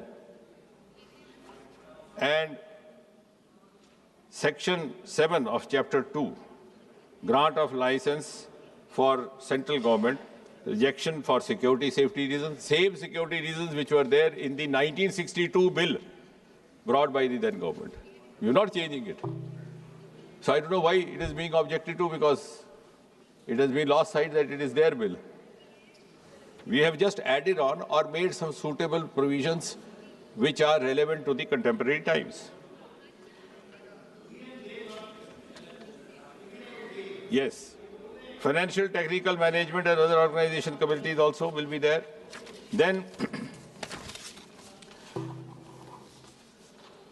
the chapter 2, sector 4 also refers to chapter 2, section 4 refers to the medicine, industry, agriculture uses. So we have rather put it on record that this, I think India has created a model of the use of atomic energy for the purpose of creating ease of living in different sectors, for infrastructure use, for in food industry, in health. That's why in the morning we said, now the moment has arrived to vindicate what Homi Bhabha declared to the world, our nuclear program dedicated to peaceful purposes. In chapter 3 of section 10, the duties of the licensee have been very clearly defined. जो आप कहते हैं कि वो भी शंका के दायरे में है. Number 8, he will operate strictly as per the guidelines laid down in the 1962 bill of the then government. वो तो आपको मंजूर होना चाहिए अगर रह गया था. Must comply with the regulatory documents, maintain accounts, inspection reports, etc. ये पहले भी लागू होते थे, लेकिन सरकारी दायरे में रिएक्टर स्थापित किया जाता. फर्क सिर्फ इतना है, अब प्राइवेट दायरे में हो रहा है. रेगुलेशंस वही हैं, सिक्योरिटी कंसर्न्स वही हैं जो 1962 में नेहरू जी छोड़ गए थे. Number 3, must maintain financial security for decommissioning, waste disposal, compensation of non-nuclear. अब आया liability of nuclear damage. Liability of nuclear damage in installation or transport. वो तो अब नेहरू जी बता सकते हैं.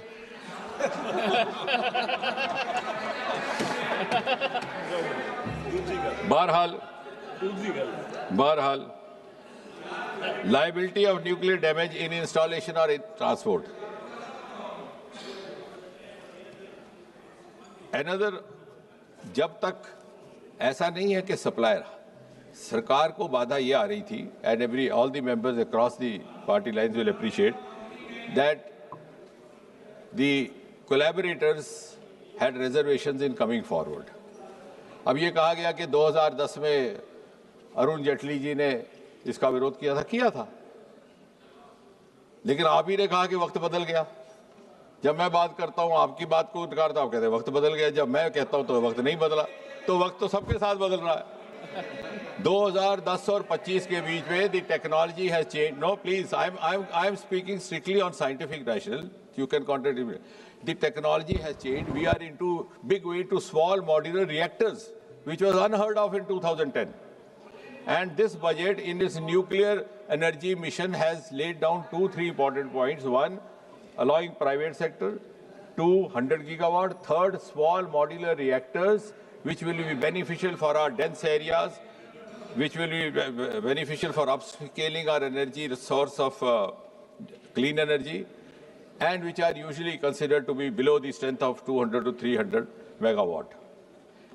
And we have already laid down for ourselves the target of producing at least 5 small modular reactors by the year 2033. The safeguards have changed. The risk of any catastrophe happening, which of course is unlikely in any case, has also now undergone a change. So in a changed scenario, this bill is coming. This bill is coming simply because the scenario has changed. ऐसा नहीं है कि उस वक्त क्या कहा। अब फिर तो मैं कहूँगा साहब, नेहरू जी उस वक्त क्यों लिख गए कि ये पाबंदियाँ होनी चाहिए, क्योंकि आज तो मैंने फला प्राइवेट कंपनी को लाना था, उसके लिए मजबूरी हो जाएगी। No, but we have retained what is relevant today. We have try to introduce what is relevant in the changed context and also try to slightly modify. अगर नाउ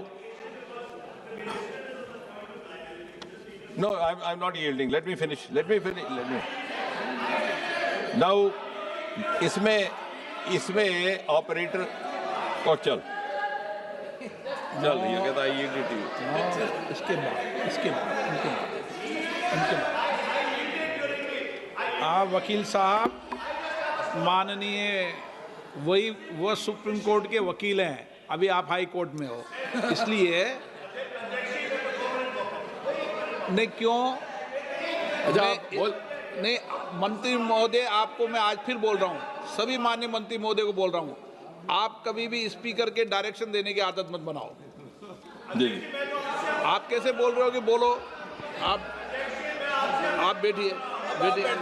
माननीय सदस्य, मैंने व्यवस्था दे दी है माननीय मंत्री महोदय के। एक मिनट, माननीय मंत्री महोदय के बाद आपका क्लियरफिकेशन अलाउ करूंगा। माननीय मंत्री महोदय के बाद क्लियरफिकेशन अलाउ करूंगा, अभी नहीं करूंगा। 9 माननीय मंत्री जी, मैं करूंगा आपको 9 मैं अलाउ करूंगा, मैंने कह दिया।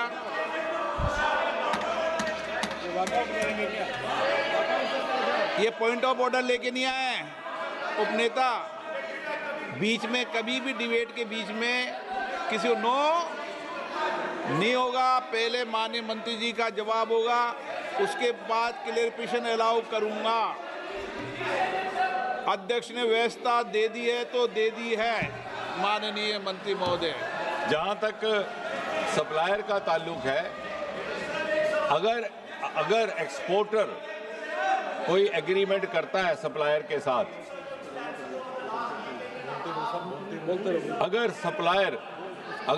अगर ऑपरेटर अपने स्तर पर कोई एग्रीमेंट करता है सप्लायर के साथ, वो भी लिखित में, तो वो अपने उसको निपटता रहेगा। लेकिन जहां तक सरकार का ताल्लुक रहेगा, हमारी डीलिंग केवल और केवल एक्सपोर्टर के साथ रहेगी। उससे बहुत सारी शंकाएं जो सप्लायर्स के मन में हैं वो भी दूर हो जाएंगी। Of course with the necessary safeguards. मैं करूंगा इनके जवाब के बाद एंड और उसमें भी कुछ एक और प्रावधान लाए गए हैं कि मान लीजिए ट्रांसपोर्टेशन के दौरान अगर कहीं कोई ऐसा हादसा होता है तो उसकी भी जिम्मेवारी एक्सपोर्टर पर होगी। अगर कंसाइनमेंट दी जाती है तो जिसने दी है उसका होगा तब तक जबकि उसने दूसरी पार्टी से कोई रिटर्न में ना लिया हो। आप भी खड़े हो जाते हो। कुछ एक ऐसे माननीय मंत्री जी, कुछ एक ऐसी परिस्थितियां हैं जहां लायबिलिटी नहीं होगी। Up now what I am going to say is, you will appreciate with what grade of sensitivity and depth this has been studied and worked out. We have exempted operator also from liability under certain conditions where he would not be obviously responsible. Like for example, suppose a natural calamity happens, bhuchal aaya, इमारत उड़ गई, तो we will not expect him. We have been fair to each stakeholder. So this is actually a stakeholder-friendly bill with all the security concerns very much in place as they were earlier, sometimes even more stringent. From the very fact that Atomic Energy Regulatory Board, which was formed during Mrs. Indira Gandhi's time, was formed by simply an executive order, we are today giving it a statutory stature by including it in this act. दूसरा, अगर कहीं installation या उसकी property की site पर कोई नुकसान होता है तो उसकी भी जिम्मेवारी उस पर नहीं होगी। अब ये CLND का इन्होंने कहा कि साहब आपने कैपिंग कर दी 3000 करोड़, बिल्कुल ठीक कहा आपने कि 3000 करोड़ थोड़ी हो सकती है भी नहीं, because this bill has been only half read by some of the friends. 3000 crore नहीं है, वी हैव रैशनलाइज्ड इट। पहले क्या था सर, फ्लैट रेट था 15,000, अब हमने रैशनलाइज किया कि स्मॉल मॉड्यूलर रिएक्टर्स आए हैं, we don't want to discourage them. For example, अगर कोई 150 मेगावाट का लगाता है तो उसकी लायबिलिटी रहेगी 300 करोड़, अगर कोई 750 लगाता है तो 150। So we are giving different levels so that we also don't discourage the small investor. अब कोई छोटा रिएक्टर लगाना चाहता है उसके ऊपर देना, लेकिन अगर डैमेज, अगर ये आप बात ध्यान से सुने, अगर डैमेज 3000 से ज़्यादा होता है, 3000 करोड़ से ज़्यादा होता है, तो जिसका डैमेज हुआ है उसकी भरपाई पूरी होगी। Yes, only the exporter will be liable to pay that much, because that may be beyond his, the operator will be liable to pay that much because that may be beyond his capacity. Then the government is putting in place what is going to be called as a nuclear liability fund, which would be, pooled through tariffs, etc. And of course, when the rules are framed, we will also work out that in detail. The government will compensate for that. And once that also crosses certain margin, which is drawn by special drawing rights, as was mentioned by Munishji. So after we cross that limit, then we become part of the benefit of the CSC, the compensation for supply for compensation, convention for supply.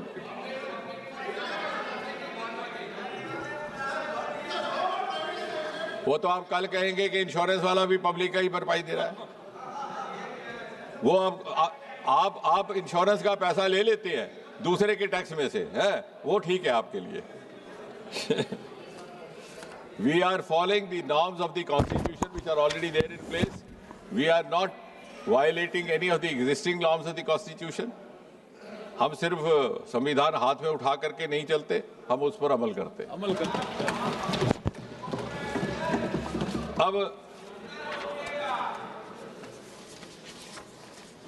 मैं थोड़ा ही समय और लूंगा sir.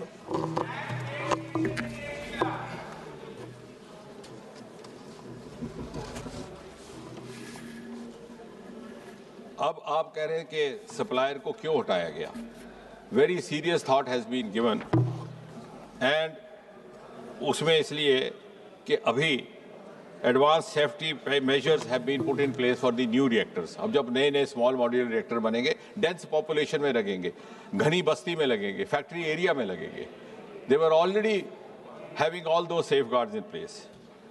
Then there is a provision in the act for quality assurance, provision in the act for the inspection of the site, and provision in the act for the safety requirements to be followed by the regulator. अब इसके अलावा जो act में नहीं था, जो आपको जान करके खुशी भी होगी कि we have improved upon certain provisions of the 1962 Act of the Nehru government. हमने एटॉमिक एनर्जी रिड्रेसल काउंसिल भी गठित किया है। एटॉमिक एनर्जी रिड्रेसल काउंसिल जो 1962 के एक्ट में जो नहीं था, उसमें भी क्या इंप्रूवमेंट की गई। Atomic energy redressal council will be for redressal of some of the disputes without having to go to the court and go through all that hardship. And अभी किसी ने आपत्ति की कि साहब ये क्लेम कमीशन कहाँ से आ गया, क्लेम कमीशन कहाँ से आ गया, ये कौन होता है claim. Some of the members were raising question. ये पीछे से आया है, कांग्रेस की सरकार से आया है। और उसके बाद CLND में, वहाँ भी क्लेम कमिश्नर था। और ये था कि क्लेम कमीशन जो है उसके मेंबर्स रहेंगे, चेयरपर्सन, जब, लेकिन वो तब है जब कोई हादसा हो। आमतौर से इसकी संभावना बहुत कम है और शायद हो भी ना। पहले आपने जो एटॉमिक एनर्जी का एक्ट लाया सन 1962 में नेहरू सरकार ने, उसमें सेक्शन 70 और 71 अब इसमें ऐड किए गए। Earlier all the offences were treated as criminal offences, यानी किसी से कोई टाइपिंग एरर भी हो जाए तो उसको जेल खाने डाल दो। अब वक्त बदल चुका है, ट्रांसपेरेंसी है, ऑनलाइन है। So we have also created a provision for monetary penalties and try to decriminalise. बाकी वैसा ही है जैसे पहले था। उसमें आपने लिखा था कि up to 5 years of imprisonment for unclean operation. ये नेहरू जी लिख कर गए, वो वहीं कायम है। फिर लिखा था 10 years of imprisonment for unauthorized use of nuclear reactor, वो भी वही है। यानी आप उस चीज को विरोध कर रहे हैं जो आप ही ने लिखा है। हमने तो उसमें बेहतरी लाई है, and we have given it a global format and the entire world is watching it. इसलिए मेरा विनम्र अनुरोध है कि तो सन 2047 तक, when we envisage that at least 70-80% of our energy source would be from the non-fossil sources, from the renewable energy sources, from the nuclear energy sources. And nuclear energy, as I said, will be the more reliable source of energy at that time for the increasing requirements. And the small modular reactors, which we have already undertaken, this government has already earmarked 20,000 crore exclusively for the small modular reactors.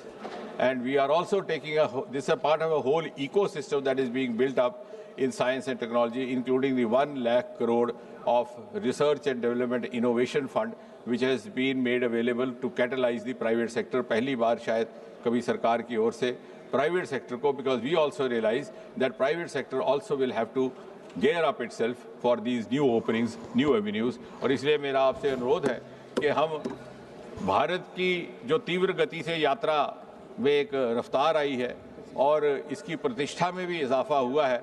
India is no longer a follower today. She beckons others to follow her. And she beckons others to follow her. I think it should give as much delight and pride to this side as much to that side. And from that point of view, from that noble thought, this bill is being brought in this House. Thank you.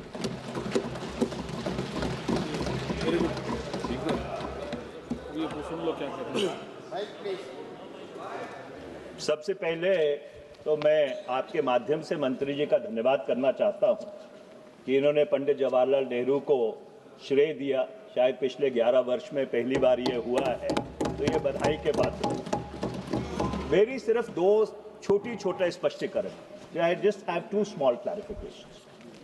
Is it the position of the government that in the changed technological context of the past 15 years, the supplier should no longer be held to be liable? So therefore, is it the position of the government that if faulty equipment is supplied, because obviously you'll have to source equipment from abroad. One second, let me just complete. You'll have to source equipment from abroad. You know, nuclear reactor fabrication is not happening in India.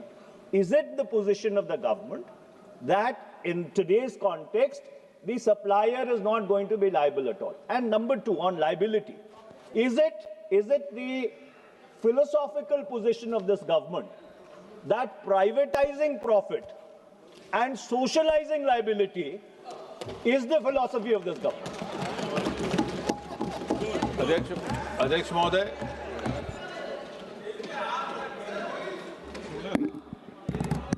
अध्यक्ष जी, 2008 में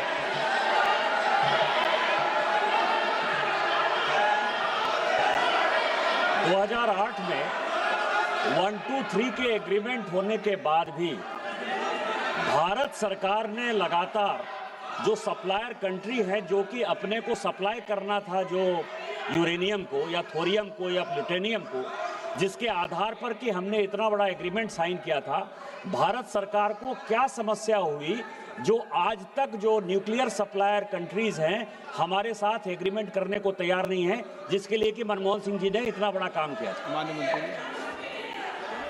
thank you Manish. पूछ नहीं सकते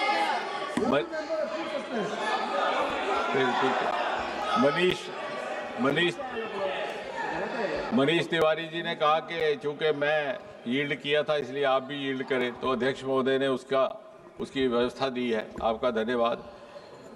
आई did not give credit to Nehru ji, I gave discredit to you for having contradicted Nehru ji.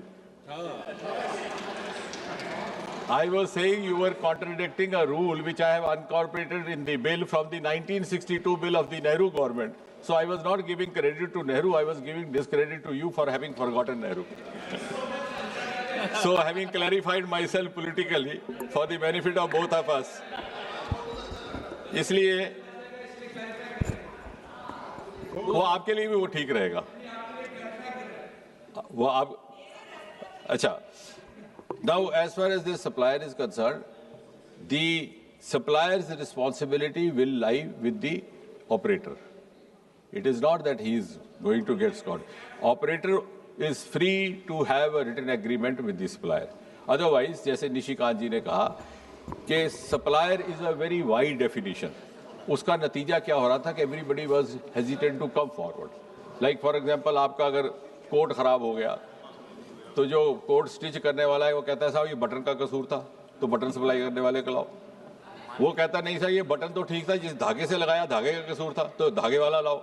So this became an unending chain resulting in a kind of a silent phobia among all the suppliers, and as rightly mentioned by Nishikant ji, last 10 decades we lost out on collaborations. तो वो अपनी जगह रहेगा, लेकिन as far as the government is concerned, the government will be dealing only and only with the operator. Now let it rest with the operator to settle the rest of the things. Okay. प्रश्न ये है कि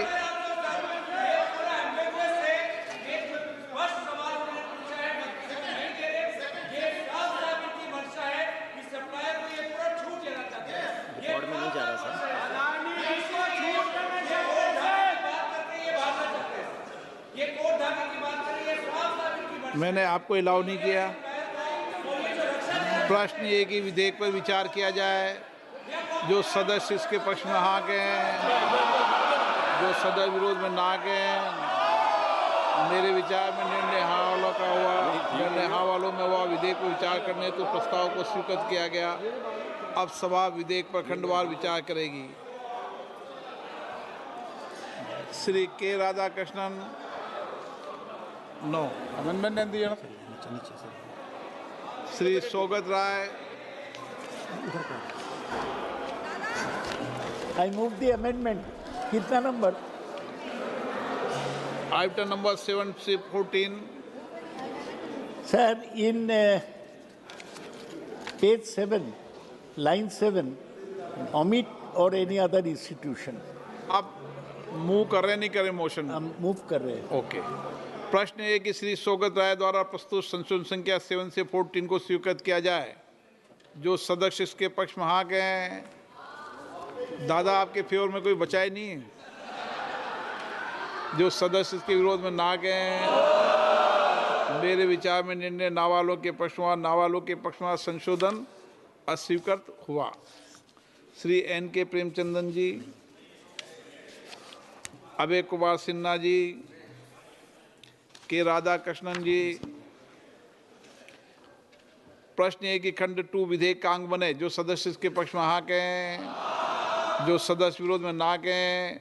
मेरे विचार में निर्णय हाँ वालों के पक्ष में, हाँ वालों के पक्ष में खंड 2 विधेयक का अंग बना। सौगत राय जी, संशोधन संख्या 15।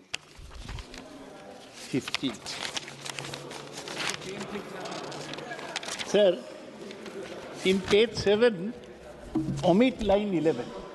Line 11 restored to any other company. प्रश्न ये है कि श्री सौगत राय द्वारा प्रस्तुत संशोधन संख्या 15 को स्वीकृत किया जाए। जो सदस्य पक्ष में हाँ कहें, जो सदस्य विरोध में ना गए, मेरे विचार में निर्णय ना वालों के पक्ष में, ना वालों के पक्ष में संशोधन स्वीकृत हुआ।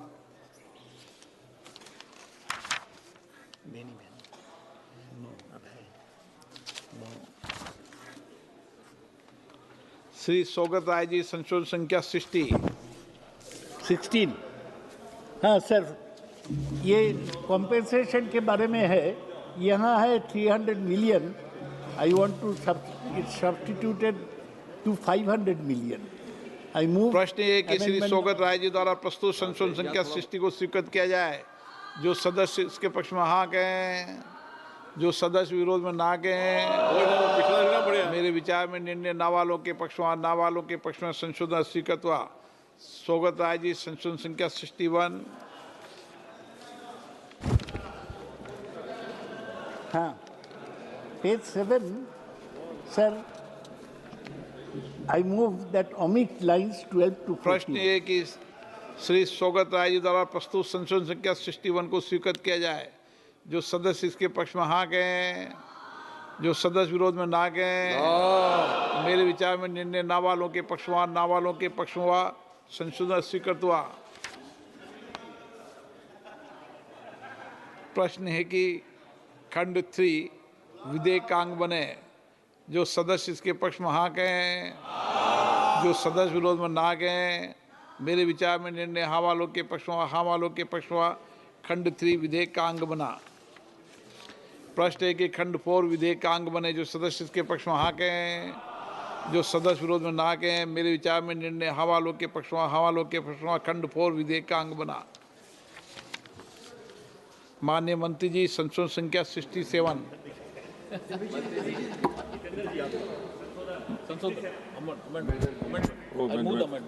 I move the amendment, Speaker, sir. प्रश्न है कि माननीय मंत्री द्वारा प्रस्तुत संशोधन संख्या 67 को स्वीकृत किया जाए।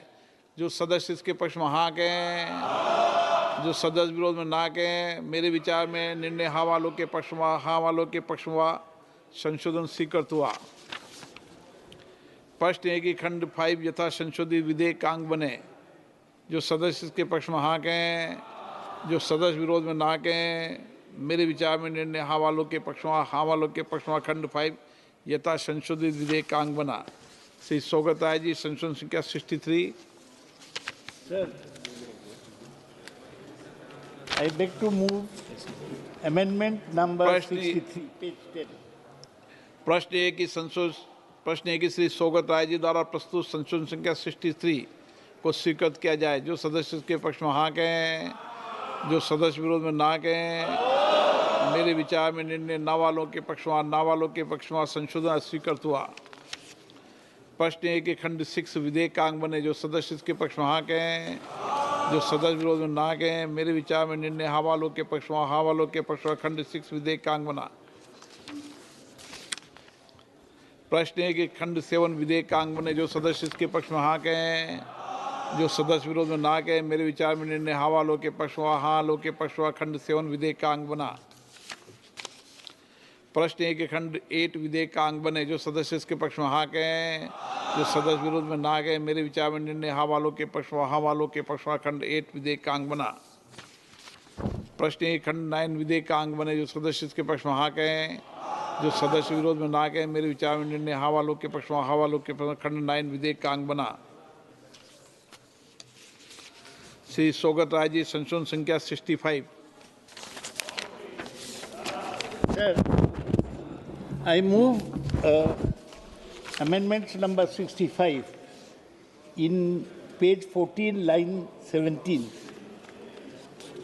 Omit lines 7 to 13. प्रश्न ये है कि श्री सौगत राय द्वारा प्रस्तुत संशोधन के 65 को स्वीकृत किया जाए। जो सदस्य इसके पक्ष में हाँ कहें, जो सदस्य विरोध में ना कहें, मेरे विचार में निर्णय ना वालों के पक्ष में, ना वालों के पक्ष में संशोधन स्वीकृत हुआ। प्रश्न है कि खंड 10 और 11 विधेयकांग बने। जो सदस्य इसके पक्ष में हाँ कहें, जो सदस्य विरोध में ना कहें, मेरे विचार में निर्णय हाँ वालों के पक्ष में, हाँ वालों के पक्ष में खंड 10 और 11 विधेयकांग बना। डॉक्टर के कावया। माननीय मंत्री जी संशोधन संख्या 68, 69 और 70। Speaker sir, I move the amendment. माननीय मंत्री जी द्वारा प्रस्तुत संशोधन संख्या 68, 69, 70 को स्वीकृत किया जाए। जो सदस्य इसके पक्ष में हाँ कहें, जो सदस्य विरोध में ना कहें। मेरे विचार में निर्णय हाँ वालों के पक्ष में, हाँ वालों के पक्ष में संशोधन स्वीकृत हुआ। प्रश्न ये खंड 12 यथा संशोधित विधेयक अंग बने। जो सदस्य इसके पक्ष में हाँ कहें, जो सदस्य विरोध में ना कहें। मेरे विचार में निर्णय हाँ वालों के पक्ष में, हाँ वालों के पक्ष में खंड 12 यथा संशोधित विधेयक अंग बना। श्री सौगत राय जी संशोधन संख्या 16। Sir, I beg to move. Please substitute 500 million. प्रश्न ये है कि श्री सौगत राय जी द्वारा प्रस्तुत संशोधन संख्या 16 को स्वीकृत किया जाए। जो सदस्य इसके पक्ष में हाँ कहें, जो सदस्य विरोध में ना कहें। मेरे विचार में निर्णय ना वालों के पक्ष में, ना वालों के पक्ष में संशोधन स्वीकृत हुआ।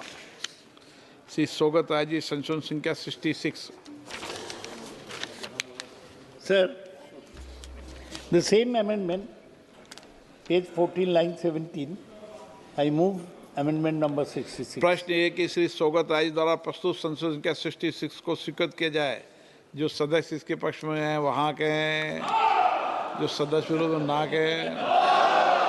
मेरे विचार में निर्णय ना वालों के पक्ष में, ना वालों के पक्ष में संशोधन स्वीकृत हुआ।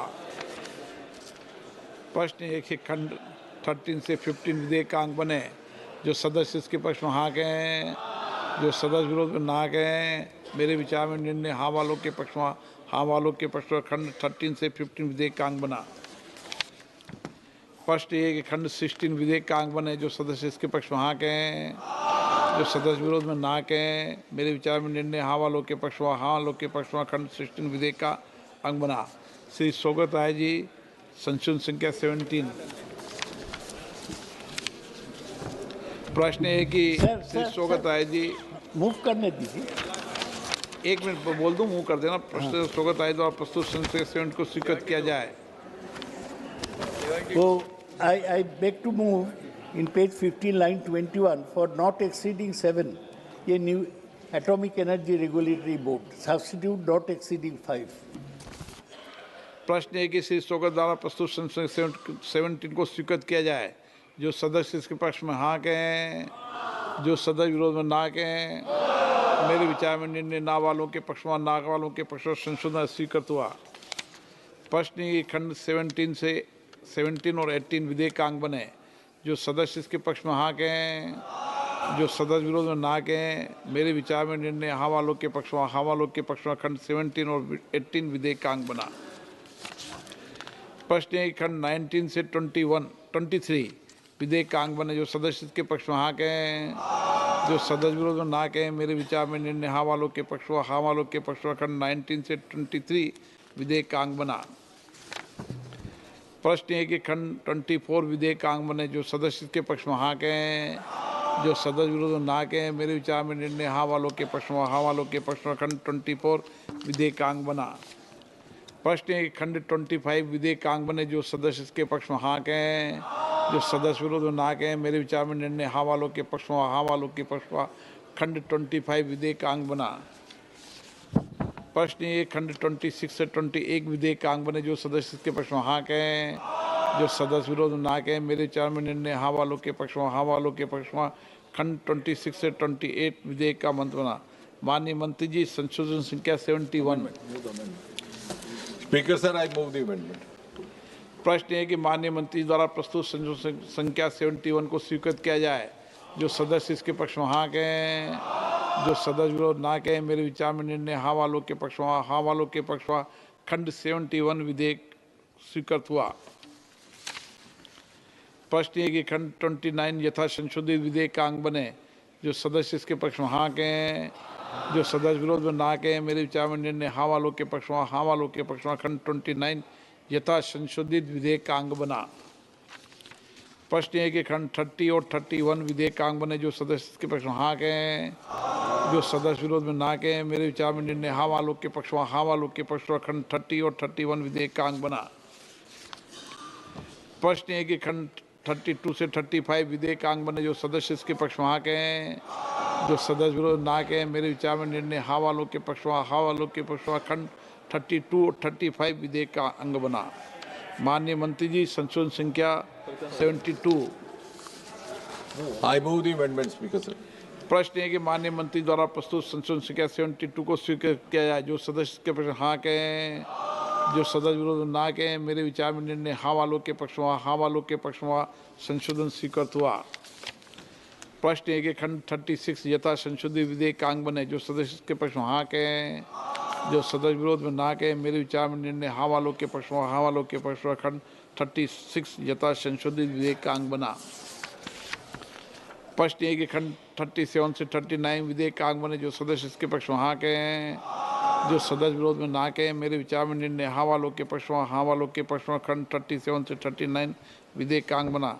संशोधन संख्या 24 no. I move the amendment. No काफी ज्यादा नो। प्रश्न है कि खंड 40 विधेयक का अंग बने। जो सदस्य इसके पक्ष में हाँ कहें, जो सदस्य विरोध में ना कहें, मेरे विचार में निर्णय हाँ वालों के पक्ष में हाँ वालों के पक्ष में खंड 40 विधेयक का अंग बना। प्रश्न ये कि खंड 41 से 46 विधेयक का अंग बने। जो सदस्य इसके पक्ष में हाँ कहें, जो सदस्य विरोध में ना कहें, मेरे विचार में निर्णय हाँ वालों के पक्ष में हाँ वालों के पक्ष में खंड 41 से 46 विधेयक का अंग बना। माननीय मंत्री जी, संशोधन संख्या 73, 74 और 75। I move the amendment, Speaker, sir. प्रश्न है कि माननीय मंत्री जी द्वारा प्रस्तुत संशोधन संख्या 73, 74 और 75 को स्वीकृत किया जाए। जो सदस्य इसके पक्ष में हाँ कहें, जो सदस्य विरोध में ना कहें, मेरे विचार में निर्णय हाँ वालों के पक्ष में हाँ वालों के पक्ष में संशोधन स्वीकृत हुआ। प्रश्न है कि खंड 47 यथा संशोधित विधेयक का अंग बने। जो सदस्य इसके पक्ष में हाँ कहें, जो सदस्य विरोध में ना कहें, मेरे विचार निर्णय हाँ वालों के पक्ष में हाँ वालों के पक्ष में खंड 47 यथा संशोधित विधेयक का अंग बना। प्रश्न ये है कि 48 से खंड 48 से 54 विधेयक का अंग बने। जो सदस्य इसके पक्ष में हाँ कहें, जो सदस्य विरोध में ना कहें, मेरे विचार निर्णय हाँ वालों के पक्ष में हाँ वालों के पक्ष में खंड 48 से 54 विधेयक का अंग बना। माननीय मंत्री जी, संशोधन संख्या 76। संशोधन संख्या 76 को मैं मूव करता हूं, स्पीकर महोदय। प्रश्न है कि माननीय मंत्री द्वारा प्रस्तुत संशोधन संख्या 76 को स्वीकृत किया जाए। जो सदस्य इसके पक्ष में हाँ कहें, जो सदस्य विरोध में ना कहें, मेरे विचार में निर्णय हाँ वालों के पक्ष में हाँ वालों के पक्ष में संशोधन स्वीकृत हुआ। प्रश्न है कि खंड 55 यथा संशोधित विधेयक का अंग बने। जो सदस्य इसके पक्ष में हाँ कहें, जो सदस्य विरोध में ना कहें, मेरे विचार में निर्णय हाँ वालों के पक्ष में हाँ वालों के पक्ष में खंड 55 यथा संशोधित विधेयक का अंग बना। प्रश्न है कि खंड 56 से 58 विधेयक का अंग बने। जो सदस्य इसके पक्ष में हाँ कहें, जो सदस्य विरोध में ना कहें, मेरे विचार में निर्णय हाँ वालों के पक्ष में हाँ वालों के पक्ष में खंड 56 से 51 विधेयक का अंग बना।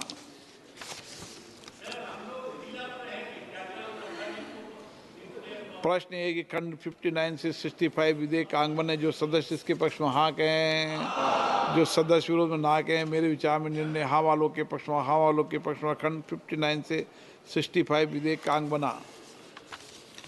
प्रश्न है कि खंड 66 विधेयक का अंग बने। जो सदस्य इसके पक्ष में हाँ कहें, जो सदस्य विरोध में ना कहें, मेरे विचार में निर्णय हाँ वालों के पक्ष में हाँ वालों के पक्ष खंड 66 विधेयक का अंग बना। माननीय मंत्री जी, संशोधन संख्या 77। संशोधन संख्या 77 को मैं मूव करता हूं, स्पीकर महोदय। प्रश्न है माननीय मंत्री द्वारा प्रस्तुत संशोधन संख्या 77 को स्वीकृत किया जाए। जो सदस्य इसके पक्ष में हाँ कहें, जो सदस्य विरोध में ना कहें, मेरे विचार में निर्णय हाँ वालों के पक्ष में हाँ वालों के पक्ष में संशोधन स्वीकृत हुआ। प्रश्न है कि खंड 67 यथा संशोधित विधेयक का अंग बने। जो सदस्य इसके पक्ष में हाँ कहें, जो सदस्य विरोध में ना कहें, मेरे विचार में निर्णय हाँ वालों के पक्ष में हाँ वालों के पक्ष में खंड 67 यथा संशोधित विधेयक का अंग बना।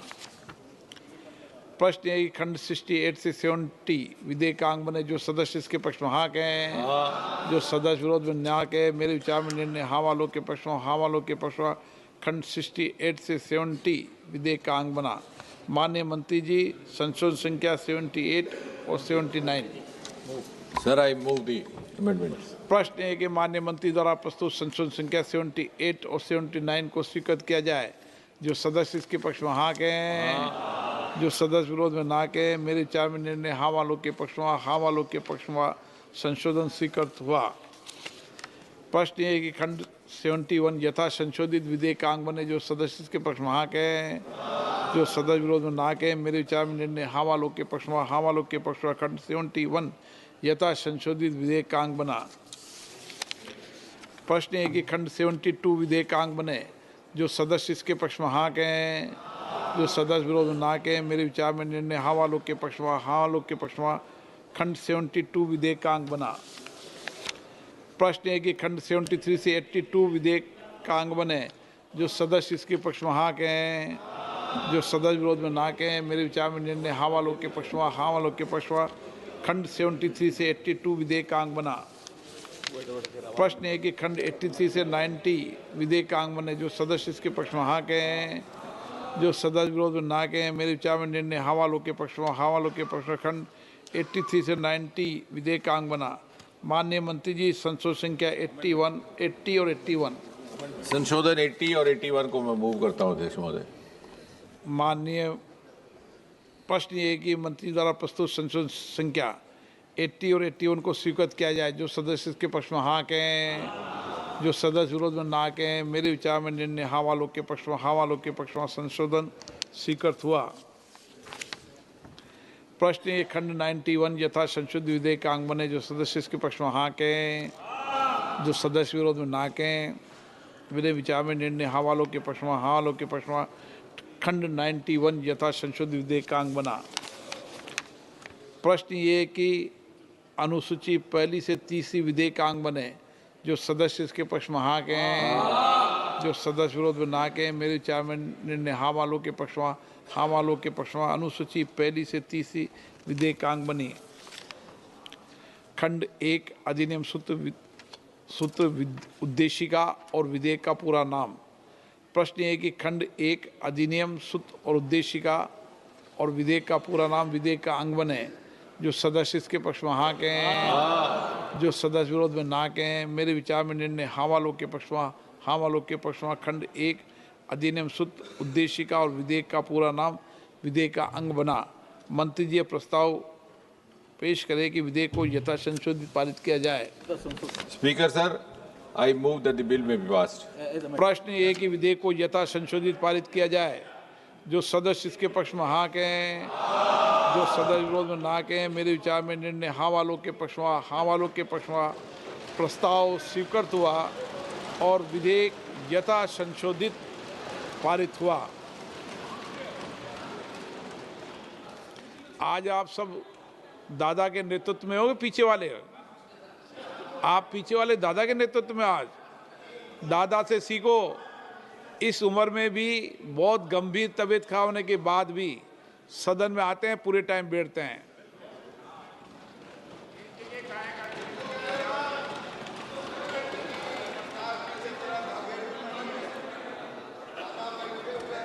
आइटम नंबर 28 विकसित भारत रोजगार आजीविका के लिए गारंटी मिशन ग्रामीण वी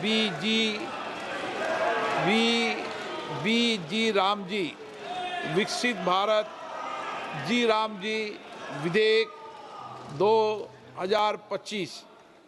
माननीय मंत्री जी,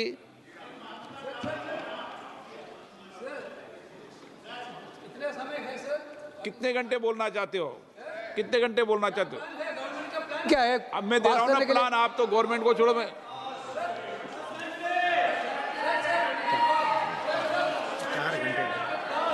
हाँ नहीं, चर्चा आज कर लेते हैं। बैठिए बैठिए बैठिए। सदन में अगर 300 सदस्य रहेंगे तो 10 घंटे चर्चा कराऊंगा। माननीय अध्यक्ष जी, एक मिनट माननीय, एक मिनट 10 घंटे चर्चा करा दूंगा सदन में 300 सदस्य रहेंगे तो। प्रेजेंट करो सदस्यों को। उपस्थिति करो, सभी दल अपने अपने तय करके बताना मुझे चेंबर में। आज बोलो, कल माननीय मंत्री जी की रिप्लाई कल करा देंगे, कल करा देंगे। श्री अरे बोलो तो सही, बैठो तो सही सदन में, पूरा सदन बैठोगे तो मौका मिलेगा। चलो बैठ जाओ, सबको मौका मिलेगा, बैठिए। मंत्री जी, माननीय मंत्री महोदय, पर इतना निवेदन है, ये सदन ईंटगारों का भवन नहीं, लोकतंत्र का पवित्र मंदिर है। चर्चा होनी चाहिए, विस्तार से चर्चा होनी चाहिए, लेकिन मैं प्रतिपक्ष के मित्रों से ये निवेदन जरूर करूंगा कि जब मैं उत्तर दूं तो मेरा जवाब भी वो ध्यानपूर्वक सुने। हर प्रश्न का उत्तर दूंगा माननीय अध्यक्ष महोदय। श्री जयप्रकाश जी। धन्यवाद अध्यक्ष महोदय। एक मिनट मुंह कर दो पहले एक बार।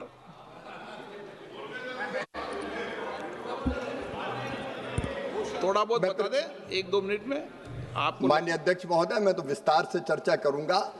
ये बिल विकसित भारत के लिए विकसित गांव के निर्माण का बिल है, जिसमें 100 दिन जो रोजगार की गारंटी थी वो बढ़ा के 125 दिन कर दी गई है। हम रोजगार भी देंगे और 100 से बढ़ा के 125 दिन, लेकिन केवल रोजगार नहीं, जो महात्मा गांधी जी का सपना था स्वावलंबी गांव, वो स्वावलंबी, स्वयंपूर्ण, विकसित, गरीबी मुक्त और रोजगार युक्त गांव बनाने का ये बिल है। मैं निवेदन करता हूं कि इस पर चर्चा कराई। श्री मूव कर दिया ना? मूव नहीं किया सर, मूव नहीं किया। मैं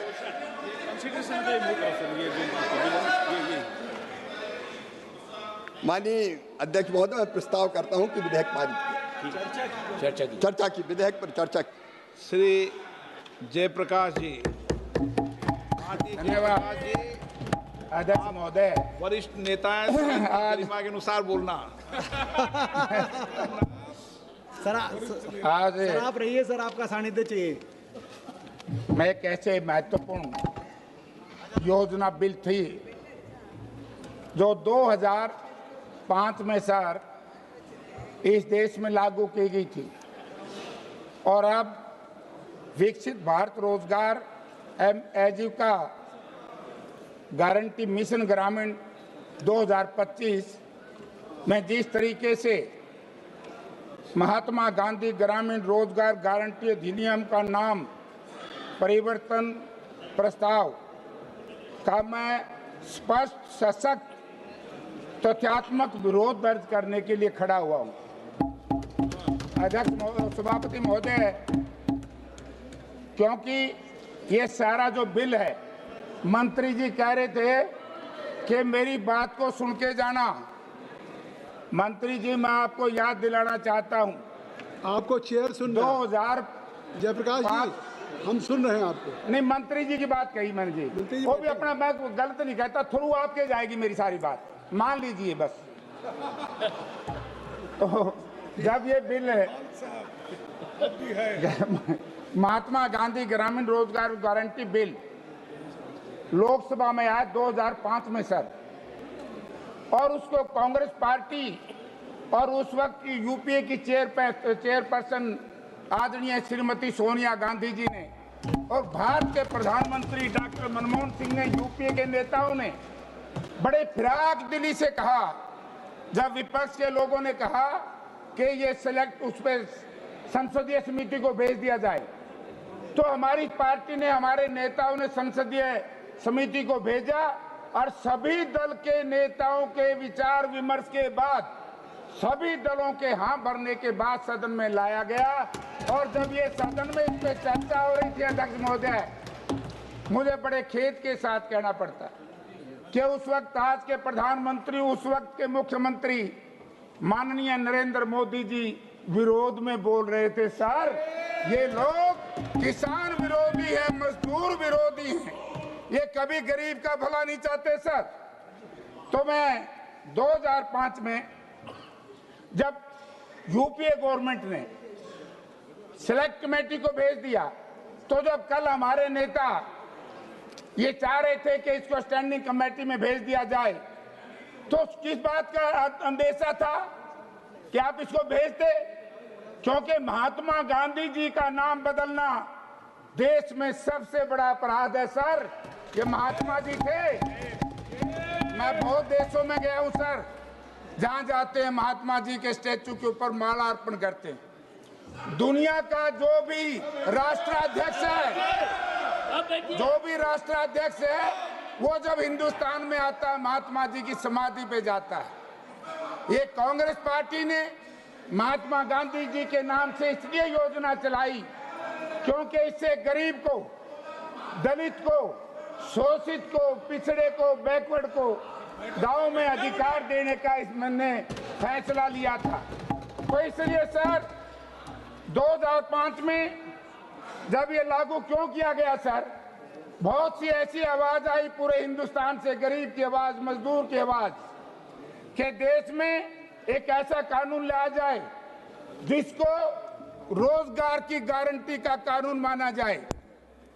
और मनरेगा से पहले सभापति महोदय, पूरी दुनिया में मंत्री जी मानेंगे कि कानून नहीं था। आज भी जिन देशों में कानून है ये, उनमें पूर्ण रूप से लागू नहीं है, जैसे भारतवर्ष में लागू किया था यूपीए गवर्नमेंट ने। लेकिन मनसा खराब है सर सरकार की। मैं आपको 2-3 चीजों की तरफ ध्यान देना चाहता हूं। 2005 में जब ये लागू किया गया तब गांव में बड़ी परेशानी थी। गांव से पलायन हो रहा था गरीब लोगों का, शहरीकरण बढ़ रहा था, गांव में आजीविका के संसाधन नहीं थे। और जब खेती में मशीनरी का उपयोग बढ़ता गया, जो गरीब आदमी है गांव में, दलित है, शोषित है, पीड़ित है, पिछड़ा है, उनको रोजगार नहीं था, तो उसको रोजगार की गारंटी का कानून बनाया। ये बात अलग है, हमने रोजगार को गारंटी दी। लेकिन बड़ा खेद है, मंत्री जी से आपके माध्यम से पूछना चाहता हूं, आपने तो एमएसपी को भी कानून की गारंटी नहीं दी जिसकी आपने हाँ भरी थी। तो इसलिए अध्यक्ष महोदय, इसमें क्या है, आदिवासी महिलाएं, दलित, भूमिहीन मजदूरों को केंद्र में रख करके, और सबसे बड़ा काम सर, सामाजिक समानता को बढ़ावा दे करके ग्रामीण इलाकों में ढांचागत कमजोरियों को दूर करता है, जो ये मनरेगा था। और आज आपने जो लागू किया है, पिछले कुछ सालों से सर, बजट की कमी, भुगतान में देरी, डिजिटल बाध्यताएं तथा जवाबदेही को सिस्टमैटिक तरीके से कमजोर करते हुए आधिकारिक आधारभूत ढांचा धीरे धीरे खोखला हो गया और इस मनरेगा को इतना कमजोर कर दिया सर। मैं मंत्री जी से यह भी जानना चाहूंगा, हमारे सांसद वरुण मुलाना जी ने प्रश्न रखा था मनरेगा को लेकर के, तो उन्होंने कहा कि हरियाणा में वो मनोहर लाल जी चले गए, 8 लाख मजदूर पंजीकृत हैं सर, केवल 2100, ये मंत्री जी का जवाब है, 2100 लोगों को काम मिला। जो मनरेगा थी 8 लाख में 2100, मेरे हिसाब से 25% लोगों को सर। इससे दुखदायी बात क्या हो सकती है सर? कानून की कमी कोई कसूर नहीं था, इच्छा शक्ति केंद्र सरकार की किसान विरोधी, मजदूर विरोधी, दलित विरोधी, पिछड़े लोगों के विरोध थी, इसलिए लोगों को काम नहीं मिला। फिर जो मनरेगा का कानून, उसमें ये लिखा है अगर 100 दिन का काम ना मिले 15 दिन के अंदर अंदर उसको बेरोजगारी भत्ता देंगे। मैं मंत्री जी से जानना चाहूंगा, सुनो ना, वो आ गया है, जो बेरोजगारी भत्ता जिन 6 लाख लोगों को काम नहीं मिला, हरियाणा सरकार ने, केंद्र सरकार ने उनको बेरोजगारी भत्ता कितना दिया, ये भी आप मंत्री जी बताएं, हम इसको भी आपसे सुनना चाहते हैं। तो सर धीरे धीरे करके इस मनरेगा को इतना कमजोर कर दिया। मंत्री जी भाषण देते हैं, मैं कई बार सुनता हूं, बार बार ये कहते हैं कि हमने ये कर दिया, वो कर दिया। मैं एक ही प्रश्न आपसे पूछना चाहूंगा, जब देश में 2006 में कुल 200 जिलों में था और 2 वर्ष के अंदर अंदर इतनी इच्छा शक्ति थी कांग्रेस पार्टी की, गरीब के प्रति पूरे हिंदुस्तान में लागू किया गया। और जब पूरे हिंदुस्तान में लागू हुआ, माननीय प्रधानमंत्री नरेंद्र मोदी जी ने, जो देश के प्रधानमंत्री हैं सर, आज इस कानून को लेकर के केवल महात्मा गांधी से है तो परेशानी है, या गांधी नाम से परेशानी है, या क्या जाने, वो तो ये बताएंगे। महात्मा गांधी जी का नाम बदलने की आवश्यकता नहीं थी। अगर मंत्री जी 100-125 दिन आपने करने थे तो इसमें भी ला सकते थे, लेकिन मैं मंत्री जी का ध्यान दिलाना चाहता हूं, धारा 5 के तहत रोजगार के दिनों की संख्या में वृद्धि, रोजगार की दिनों की संख्या में वृद्धि, मनरेगा में 100 दिनों के रोजगार को गारंटी को बढ़ाकर 125 दिन का प्रस्ताव है। ठीक है सर। हालांकि अपनी 2024 की रिपोर्ट में स्थायी समिति ने इसे बढ़ाकर 150 दिन करने की सिफारिश की थी। आपने तो अपनी स्टैंडिंग कमेटी की रिपोर्ट को भी स्वीकार नहीं किया। मैं अच्छा मानता अगर आप 150 दिन करते तो, इससे बुरी बात क्या हो सकती है। हालांकि एक्ट के तहत अनुमानित कामों की संख्या बढ़ाकर 266 होने का वाला दिया गया था। ये इंडियन नेशनल कांग्रेस चाहती है कि 266 दिन करते, तब तो नाम बदलने का कोई लाभ था। क्या लाभ, केवल नाम बदलने से काम नहीं चलेगा। धारा 6 के तहत सर किसान के साथ बड़ा अन्याय है सर। इसमें आप भी किसान है सर और मंत्री जी भी किसान है।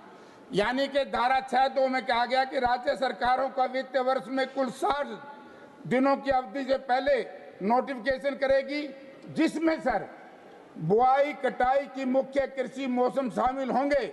इस दौरान इस एक्ट के तहत कोई काम नहीं किया जाएगा। जब खेत में काम होगा तो नरेगा के लोगों का लाभ किसान को नहीं मिलेगा। इससे बुरी बात क्या हो सकती है। यानी कि इसमें बदलाव किया जाए और इसमें जो हमने पहले भी बात उठाई थी कि इस मनरेगा को खेती के साथ जोड़ा जाए, और खेती के साथ जुड़ेगा तो किसान को भी लाभ होगा सर और मजदूर को भी लाभ होगा।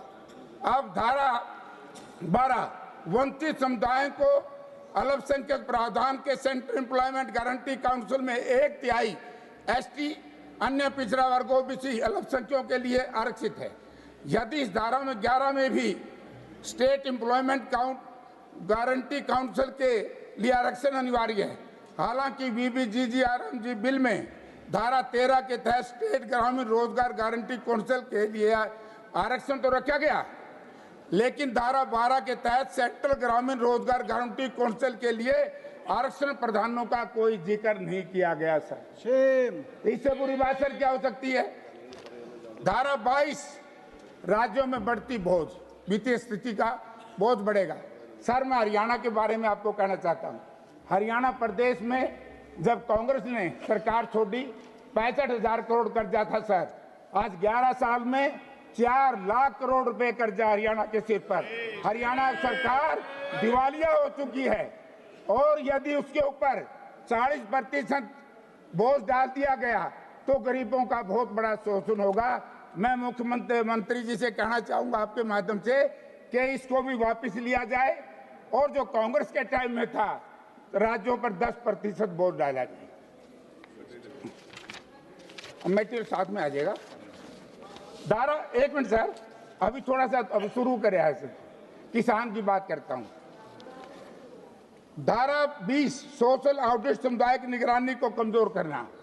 सर जो धारा इनकी 20 है उसके तहत बिल में कहा गया कि सभी मजदूरों को सोशल ऑडिट ग्राम सभा द्वारा किया जाएगा। हालांकि सोशल ऑडिट करने का तरीका, प्रक्रिया और तौर तरीके बिल में तय नहीं है किए गए सर कि उसका ऑडिट कैसे करना है। इस सारे बिल को एक थोथा रखा गया, एक डरावना रखा गया, एक बहकाया गया। तो इसलिए मैं इस बिल की इसलिए निंदा करता हूं क्योंकि आज हालत क्या है सर देश की। देश में मनरेगा के समय मजदूरी मिलती थी, मजदूरी नहीं मिलती तो 15 दिन के अंदर अंदर परिवार को बेरोजगारी भत्ता मिलता था। मंत्री जी ये भी बताएं कि जिन परिवारों को वो नहीं मिला तो भत्ता कितना मिला। हमारे जो वेट है सर, 1 मिनट सर, 18 स्पीकर हैं आपके। 1 मिनट सर, मैं तो सर मनरेगा वेटों की आज तक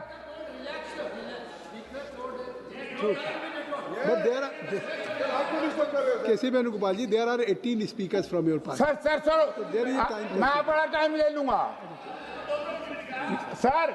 ये सरकार गरीब विरोधी है। दलित विरोधी है। इस कानून में मैं आपको बताना चाहता हूं कि मेटों को, मंत्री जी ये भी बताएं सदन को, 2 साल से नरेगा मेटों को तनख्वाह नहीं दी जा रही। इससे बड़ा गरीब के साथ अन्याय क्या हो सके। इसलिए सर हम इस सरकार को हमेशा कहते हैं, गरीब केस की पार्टी, इस पार्टी को जिसमें सब लोग शामिल हैं, ये जो सामने वाले हैं, गरीब केस का मतलब ये साहूकार की पार्टी है, धन्ना सेठों की पार्टी है, बड़े लोगों की पार्टी है, गरीब का, मजदूर का, पिछड़े का, अल्पसंख्यक का, किसान का इस सरकार से कोई लेना देना नहीं है। और ना इस सरकार उनके हित में, इस गरीबों के हित इनके यहाँ सुरक्षित रह सकते। इस करता हूं और महात्मा गांधी जी का नाम बदलने का जो षड्यंत्र रचा गया है, एक योजना नहीं सर, अगर आप इसमें देखोगे सभी योजनाओं के नाम बदल दिए। इंदिरा आवास योजना का नाम बदल करके प्रधानमंत्री आवास योजना। क्या नाम बदलने से कोई लाभ हो सकता है? क्या नाम बदलने से अर्थव्यवस्था ठीक हो सकती है? अर्थव्यवस्था को आपने बिल्कुल बर्बाद कर दिया है। रोजगारी चरम सीमा पर है, महंगाई चरम सीमा पर है। इसलिए मैं इसका पुरजोर विरोध करता हूँ। ब्रिजमोहन जी, गांधी जी भी राम का नाम लिया करते थे। हाँ, ब्रिजमोहन जी। माननीय सभापति महोदय, मैं इस देश के इतिहास में पहली बार एक ऐसा बिल लाया गया है जो ग्रामीण अर्थव्यवस्था को ताकत देगा, जो ग्रामीण अर्थव्यवस्था को मजबूत बनाएगा, भारत के गांवों को स्वावलंबी बनाएगा, भारत के गांवों को बेरोजगारी से मुक्त करेगा, भारत के गांवों को साधन से युक्त करेगा, भारत के गांवों को सिंचाई से युक्त करेगा, भारत के गांवों को संसाधन से युक्त करेगा, भारत के गांवों में सड़क, पानी, बिजली ये मिलेगी, भारत के गांवों में जल संसाधन मजबूत होंगे। बाढ़, सूखा और भूकंप आने पर भारत के जो गांव हैं, अगर कोई ऐसी महामारी आएगी तो उसका सामना करने की शक्ति प्राप्त होगी। ऐसा एक विधेयक इस सदन में 2005 के मनरेगा विधेयक को विलुप्त करके और नया विधेयक लाया जा रहा है। मैं इसके लिए देश के प्रधानमंत्री जी को और ग्रामीण विकास मंत्री शिवराज सिंह चौहान जी को बहुत बहुत बधाई देता हूं, बहुत बहुत शुभकामनाएं देता हूं। माननीय सभापति महोदय, अभी माननीय जयप्रकाश जी बोल रहे थे, देखिए प्रभु राम जी अगर चाहते हैं, 500 साल तक प्रभु राम जी का मंदिर नहीं बना था। प्रभु राम जी ने जब चाहा तो राम जी का मंदिर बन गया। अब प्रभु राम जी चाहते हैं कि गांव का विकास हो, प्रभु राम जी चाहते हैं कि विकसित भारत के साथ साथ में विकसित गांव बने, और इसके लिए प्रभु राम जी ने, शायद शासन ने भी नहीं सोचा होगा।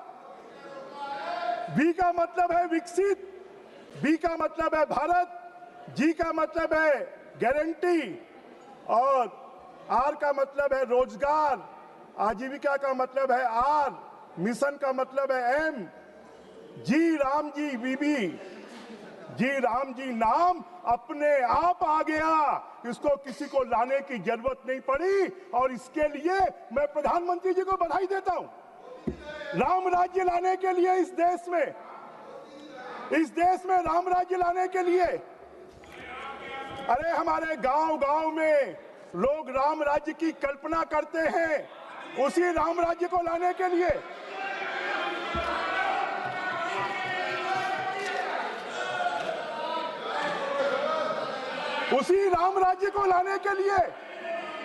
और यह विधेयक लाया गया गांधी जी के सपनों को पूरा करने के लिए। आपने तो गांधी जी के नाम, खाली गांधी जी का नाम लिया है, उनको ब्रांड के रूप में उपयोग किया है। अगर गांधी जी के सपनों को साकार करने का काम कोई कर रहा है तो ये नरेंद्र मोदी जी की सरकार कर रही है। इसके लिए मैं बधाई देना चाहता हूं। माननीय अध्यक्ष, माननीय सभापति महोदय, देश के गांवों के बारे में 1960 में भी सोचा गया, 1971 में भी सोचा गया, 1980 में भी सोचा गया, 1993 में भी सोचा गया, 1999 में भी सोचा गया, और 1977-78 में तो एक अजूबा हो गया कि काम के बदले अनाज देंगे। इस देश के प्रमुख अर्थशास्त्री अमृत्य सेन ने कहा था कि गांव के लोगों को दवाई खरीदनी होगी तो कहां से खरीदेंगे? सभापति जी, मैं आपके माध्यम से आग्रह करना चाहता हूं। एक second. My request to the members of the House is that we will extend the time until 10 p.m. if everybody agrees. Please carry on. माननीय सभापति महोदय, मैं आपके माध्यम से जानकारी देना चाहता हूं। 1977-78 में इन्होंने एक बड़ा काम किया जिसको पूरे देश के लोगों ने आलोचना की कि काम के बदले अनाज देंगे। अमर्त्य सेन जो इस देश के बड़े अर्थशास्त्री हैं, उन्होंने कहा कि गांव के लोग दवाई के बदले क्या अनाज देंगे, उनको दवाइयां मिलेंगी, इलाज करवा पाएंगे। देश के आयोग ने कहा कि आप 1 रुपए के अनाज के पीछे 3 रुपए आप खर्चा कर रहे हैं, 2 रुपए उसके ट्रांसपोर्टेशन में खर्चा हो रहा है। इतनी अनीति करने वाले लोगों के साथ में अन्याय करने वाले लोग आज यहां पर खड़े होकर बात कर रहे हैं। मैं आपसे कहूंगा, माननीय अध्यक्ष महोदय कोटा से आते हैं, जरा अगले महीने की जो तनख्वाह है वो जरा कोटा की कचौड़ी के रूप में इनको दे दीजिए तो ज्यादा अच्छा होगा। और राहुल गांधी जी को तो हरियाणा की जलेबी पसंद है, उनकी तनख्वाह जलेबी के रूप में दे दीजिए। क्या आप इसको स्वीकार करेंगे क्या? जब आप इसको स्वीकार नहीं करेंगे तो आपने इतना घोर अन्याय क्यों किया था कि लोगों को काम के बदले अनाज देकर उनके रोजगार छीनने का काम किया था? उनके साथ में उनकी अर्थव्यवस्था को आपने ठप कर दिया था। आपके पॉइंट वाइज बोलिए, सुनना मत उनको। माननीय अध्यक्ष महोदय, मैं नरेगा में ही बात कर रहा हूं। माननीय अध्यक्ष महोदय, ये जो नरेगा है ये 100 दिन की जगह 125 दिन का रोजगार देगा। इसका क्या आप स्वागत नहीं करते हैं? इसका क्या आप स्वागत नहीं करते हैं? माननीय अध्यक्ष, माननीय सभापति महोदय, ये आजीविका की सुरक्षा की गारंटी देगा। क्या आप इसका स्वागत नहीं करते हैं? क्या ये उनको अगर रोजगार नहीं मिलेगा 15 दिन के अंदर में उनको रोजगार देना पड़ेगा? अगर उनको रोजगार नहीं मिलेगा तो उनको बेरोजगार भत्ता देना पड़ेगा। क्या आप इसका स्वागत नहीं करते हैं? क्या विकसित ग्राम पंचायतों को बनाने का आप स्वागत नहीं करते हैं? माननीय सभापति महोदय, डिजिटल तकनीकी के माध्यम से शासन की जवाबदेही तय होगी। क्या आप इसका स्वागत नहीं करते हैं? माननीय सभापति महोदय, टिकाऊ परिसंपत्तियां बनेंगी। क्या आप इसका स्वागत नहीं करते हैं? पहले तो क्या होता था, गड्ढे खोदते थे, गड्ढे भर देते थे, क्या निर्माण का काम हुआ इसके बारे में कोई जानकारी नहीं होती थी। उसमें कितना भ्रष्टाचार हुआ, कितनी जांचें हुई, कितने लोगों के खिलाफ में कार्रवाई हुई। मनरेगा को खाली कांग्रेस ने अपने जेब भरने का साधन बना लिया था, फर्जी मास्टर रोल का साधन बना लिया था। आज उसमें सुधार करने का काम हमारे शिवराज सिंह चौहान जी कर रहे हैं। वो ग्रामीण परिवेश से आते हैं, वो खेती किसानी से आते हैं, वो 4 बार मुख्यमंत्री रहे हैं, अभी सांसद हैं। मैं उनको बधाई देना चाहता हूं। आज वो मंत्री हैं, उनको मैं बधाई देना चाहता हूं कि उन्होंने बहुत अच्छा विधेयक लाया है। पहले फर्जी हाजिरी के रजिस्टर होते थे, वो फर्जी हाजिरी के रजिस्टर को समाप्त कर डिजिटाइज मास्टर रोल बनाने की प्रक्रिया प्रारंभ हो रही है। क्या आप उसका स्वागत नहीं करते हैं? माननीय सभापति महोदय, टिकाऊ परिसंपत्तियों का निर्माण होगा। क्या आप इसका स्वागत नहीं करते हैं? माननीय अध्यक्ष महोदय, माननीय सभापति महोदय, यही मोदी जी की सरकार है जिसने राज्यों की सहायता को 42% से बढ़ाकर 42% किया। क्या आप उसका स्वागत नहीं करते हैं? यही मोदी जी की सरकार है जिसने ग्रामीण परिवेश को मजबूत करने के लिए प्रधानमंत्री आवास दिए। यही मोदी जी की सरकार है जिसने सौर सुजला के माध्यम से ग्रामीण क्षेत्रों में गैस के कनेक्शन दिए। यही मोदी जी की सरकार है जिसने ग्रामीणों को 5 लाख रुपए का इलाज मुहैया करवाया। यही मोदी जी की सरकार है जिसने रूफटॉप बिजली लगाने के लिए, सौर बिजली लगाने के लिए लोगों के लिए व्यवस्था की। यही मोदी जी की सरकार है जिसने जल जीवन मिशन के तहत ग्रामीण व्यवस्था को मजबूत करने के लिए घर घर में नल जल योजना का प्रारंभ किया। क्या आप इसका स्वागत नहीं करते? अब ये जो रोजगार गारंटी जी राम जी योजना आ जाएगी तो ग्रामीण अर्थव्यवस्था इतनी मजबूत होगी, गांव में सड़कें बनेगी, गांव में बिजली मिलेगी, गांव में पानी मिलेगा, गांव में पंचायत भवन बनेगा, गांव में स्कूल भवन बनेगा, गांव में अगर किसी प्रकार की पहले इसके लिए पैसे की आवश्यकता नहीं थी। अभी जयप्रकाश जी बोल रहे थे कि आपने 60-40 कर दिया। अरे हमने 32 से भी 42 किया है। और इस योजना के माध्यम से राज्यों की बाध्यता होगी कि ग्रामीण के विकास के लिए राज्य भी अपना शेयर दे और केंद्र सरकार भी पैसा 60% देगी तो गांव की अर्थव्यवस्था मजबूत होगी। माननीय सभापति महोदय, गति शक्ति योजना और विकसित भारत योजना के तहत सभी कामों को एडजॉइन किया जाएगा। सबमर्जेंस के तहत वहां पर विकास के काम किए जाएंगे। गांव को आजकल हम देखते हैं कि शहरों की अर्थव्यवस्था खराब हो रही है, शहरों की ट्रैफिक व्यवस्था खराब हो रही है, लोग अपने काम के लिए, अपने रोजगार के लिए शहरों में पलायन कर रहे हैं। जब विकसित गांव होंगे तो फिर वहां का नौजवान शहरों में नहीं आएगा, वो अपने गांव में ही काम करेगा। जब खेती के लिए सुविधाएं होंगी तो अपने गांव में ही काम करेगा।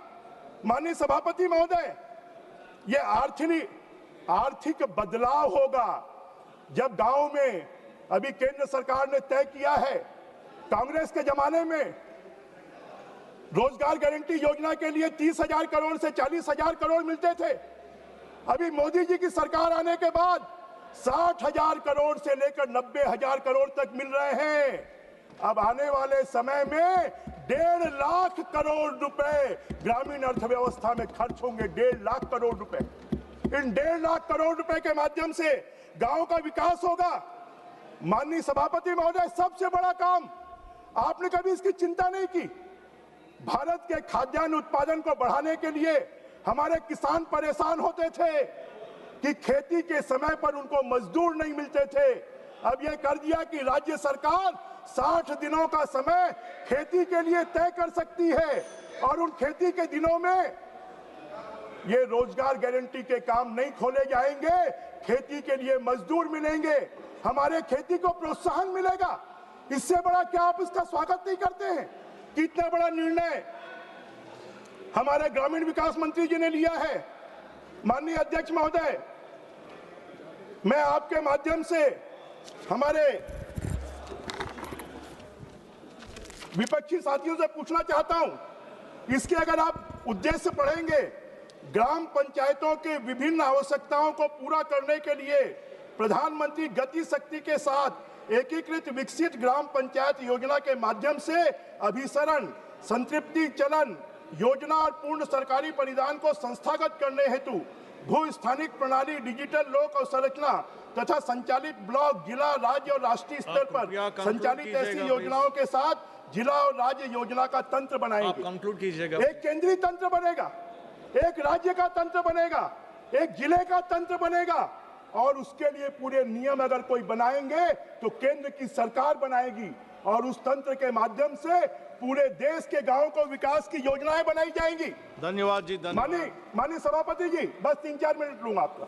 धन्यवाद जी। मैं पहला वक्ता हूं तो कृपया मुझे समय देंगे तो अच्छा होगा। नहीं, आप समय। माननीय सभापति महोदय, नहर, बाढ़, विपतन जलमार्ग, चेक बांध, मोहरबंद तथा भूमिगत बांध का निर्माण, तालाब, टैंक, रिसन, पुनर्भरण, गड्ढे, पुनर्गरण, साफ्ट, अंतर सबसेक्शन, कुएं, सहबद्ध जल संचयन संरचना का निर्माण, पुनरुद्धार, खुले कुएं द्वारा सिंचाई, सूक्ष्म सिंचाई, जलमार्ग तथा क्षेत्रीय जल वितरण प्रणाली, सामुदायिक। धन्यवाद मानवर। माननीय सभापति महोदय, मुझे विकसित भारत गारंटी और रोजगार। एक सेकेंड मैं समापन कर दूं। आप कंक्लूड कीजिए। माननीय सभापति महोदय, मैं इस जी राम जी विधेयक के लिए अन्य प्रधानमंत्री जी को, शिवराज सिंह चौहान जी को, कि उन्होंने एक ऐतिहासिक बिल लाया है और पूरे सनातन की भावना, पूरे हिंदुत्व की भावना कि जी राम जी का ऑटोमेटिक नाम उभर कर सामने आ गया। इसके माध्यम से जब जी राम जी का नाम लेंगे तो इसमें भ्रष्टाचार रुकेगा, इसमें गलत काम रुकेगा और जो गांव की अर्थव्यवस्था है वो मजबूत होगी। मैं प्रधानमंत्री जी को और शिवराज सिंह चौहान जी को धन्यवाद देते हुए आपने समय दिया, इसके लिए मैं आभार व्यक्त करता हूं। जय हिंद। और छत्तीसगढ़ का भी विकास तेजी से होगा क्योंकि छत्तीसगढ़ के भांजे हैं प्रभु राम और वहां का।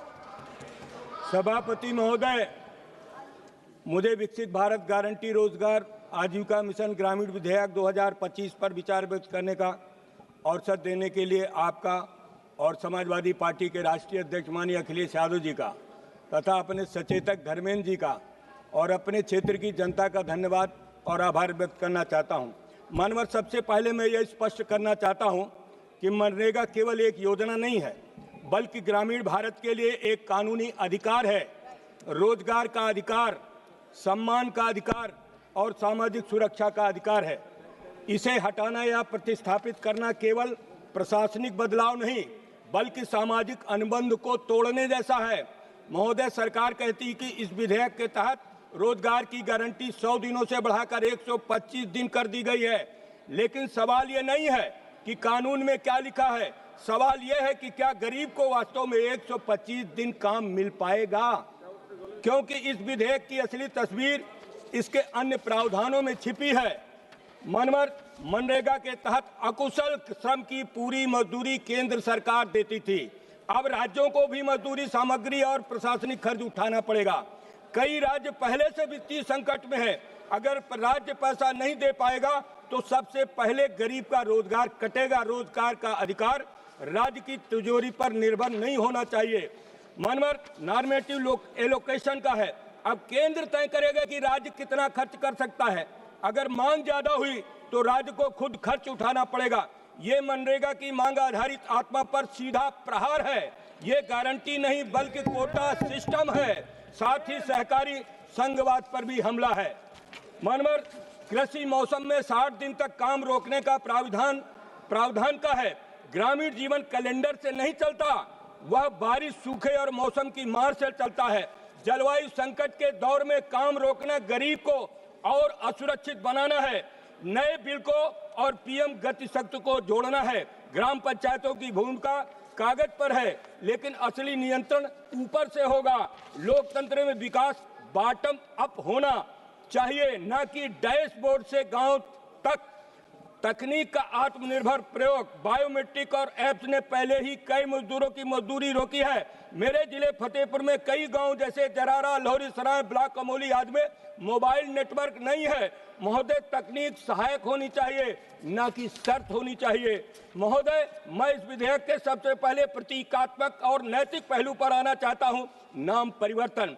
जब भी कोई विदेशी राष्ट्राध्यक्ष भारत आता है या जब हमारे प्रधानमंत्री विदेश जाते हैं तो भारत की पहचान महात्मा गांधी के नाम से होती है। अहिंसा, सत्य, करुणा और यही भारत की आत्मा के प्रतीक है। लेकिन जैसे ही बात गरीब के रोजगार की आती है, आप उसी गांधी के नाम को योजना से हटा देते हैं। मैं सरकार से पूछना चाहता हूं, अहिंसा के पुजारी से इतनी नफरत क्यों? गरीब के अधिकार के साथ जुड़ा गांधी का नाम इतना असहज क्यों लगता है? महात्मा गांधी के रिप्लेस करने के लिए आप राम का नाम तो ले सकते हैं, सावरकर से रिप्लेस नहीं कर सकते हैं। मनवर, गांधी कोई पार्टी नहीं थे, गांधी विचारधारा नहीं थे, गांधी भारत की नैतिक चेतना थे। माननीय अध्यक्ष महोदय, यह विधेयक सिर्फ नाम नहीं बदलता, यह दृष्टिकोण बदलता है। अधिकार से योजना की ओर और न्याय से बजट की ओर और गांधी से सुविधा की ओर। ग्रामीण भारत को नारे नहीं चाहिए मनवर, उसे काम चाहिए, मजदूरी चाहिए और सम्मान चाहिए। जब तक ये विधेयक इन तीनों की बिना शर्त गारंटी नहीं देता और जब तक गांधी के विचार को योजनाओं से हटाया जाता रहेगा, मैं इस विधेयक का पूरे दृढ़ संकल्प के साथ मानवर विरोध करता हूं। मानवर, एक बात कहना चाहता हूं, इस बिल को प्रस्तुत करते हुए माननीय मंत्री जी ने कहा कि ये ईंट गारे का भवन नहीं है, ये लोकतंत्र का मंदिर है। मानवर, पूज्य महात्मा गांधी के त्याग और बलिदान से देश आजाद हुआ और हमको लोकतंत्र मिला, जिसकी वजह से हम सब इस सदन के सदस्य बने, मंत्री बने। आप नाम बदलते हैं भवनों का, रंग बदलते हैं, लेकिन आपका ये ढंग ठीक नहीं है, जिसको पूरा देश देख रहा है। जनता आपकी नीतियों को और ढंग से बेहद दुखी है। उत्तर प्रदेश में शराब के गांव-गांव ठेके खुलवा रखे हैं, युवा पीढ़ी को बर्बादी की तरफ लिए जा रहे हैं। माननीय सभापति महोदय, मैं उत्तर प्रदेश के फतेहपुर लोकसभा से जीत कर आया हूं। करोड़ों रुपया मजदूरों का बकाया है, उनके भुगतान का क्या होगा मनोहर, इस बात को मैं माननीय मंत्री जी से स्पष्ट करना चाहता हूं। आपने मुझे समय दिया, मैं आपका धन्यवाद करते हुए अपनी बात को विराम देता हूं। माननीय श्रीमती महुआ मैत्री जी। Thank you, Honorable Chairperson, sir.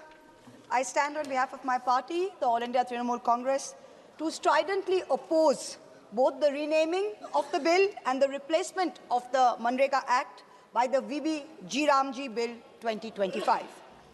In 2005, the Union government enacted the National Rural Employment Guarantee Act, which revolutionized rural India's idea of livelihood security.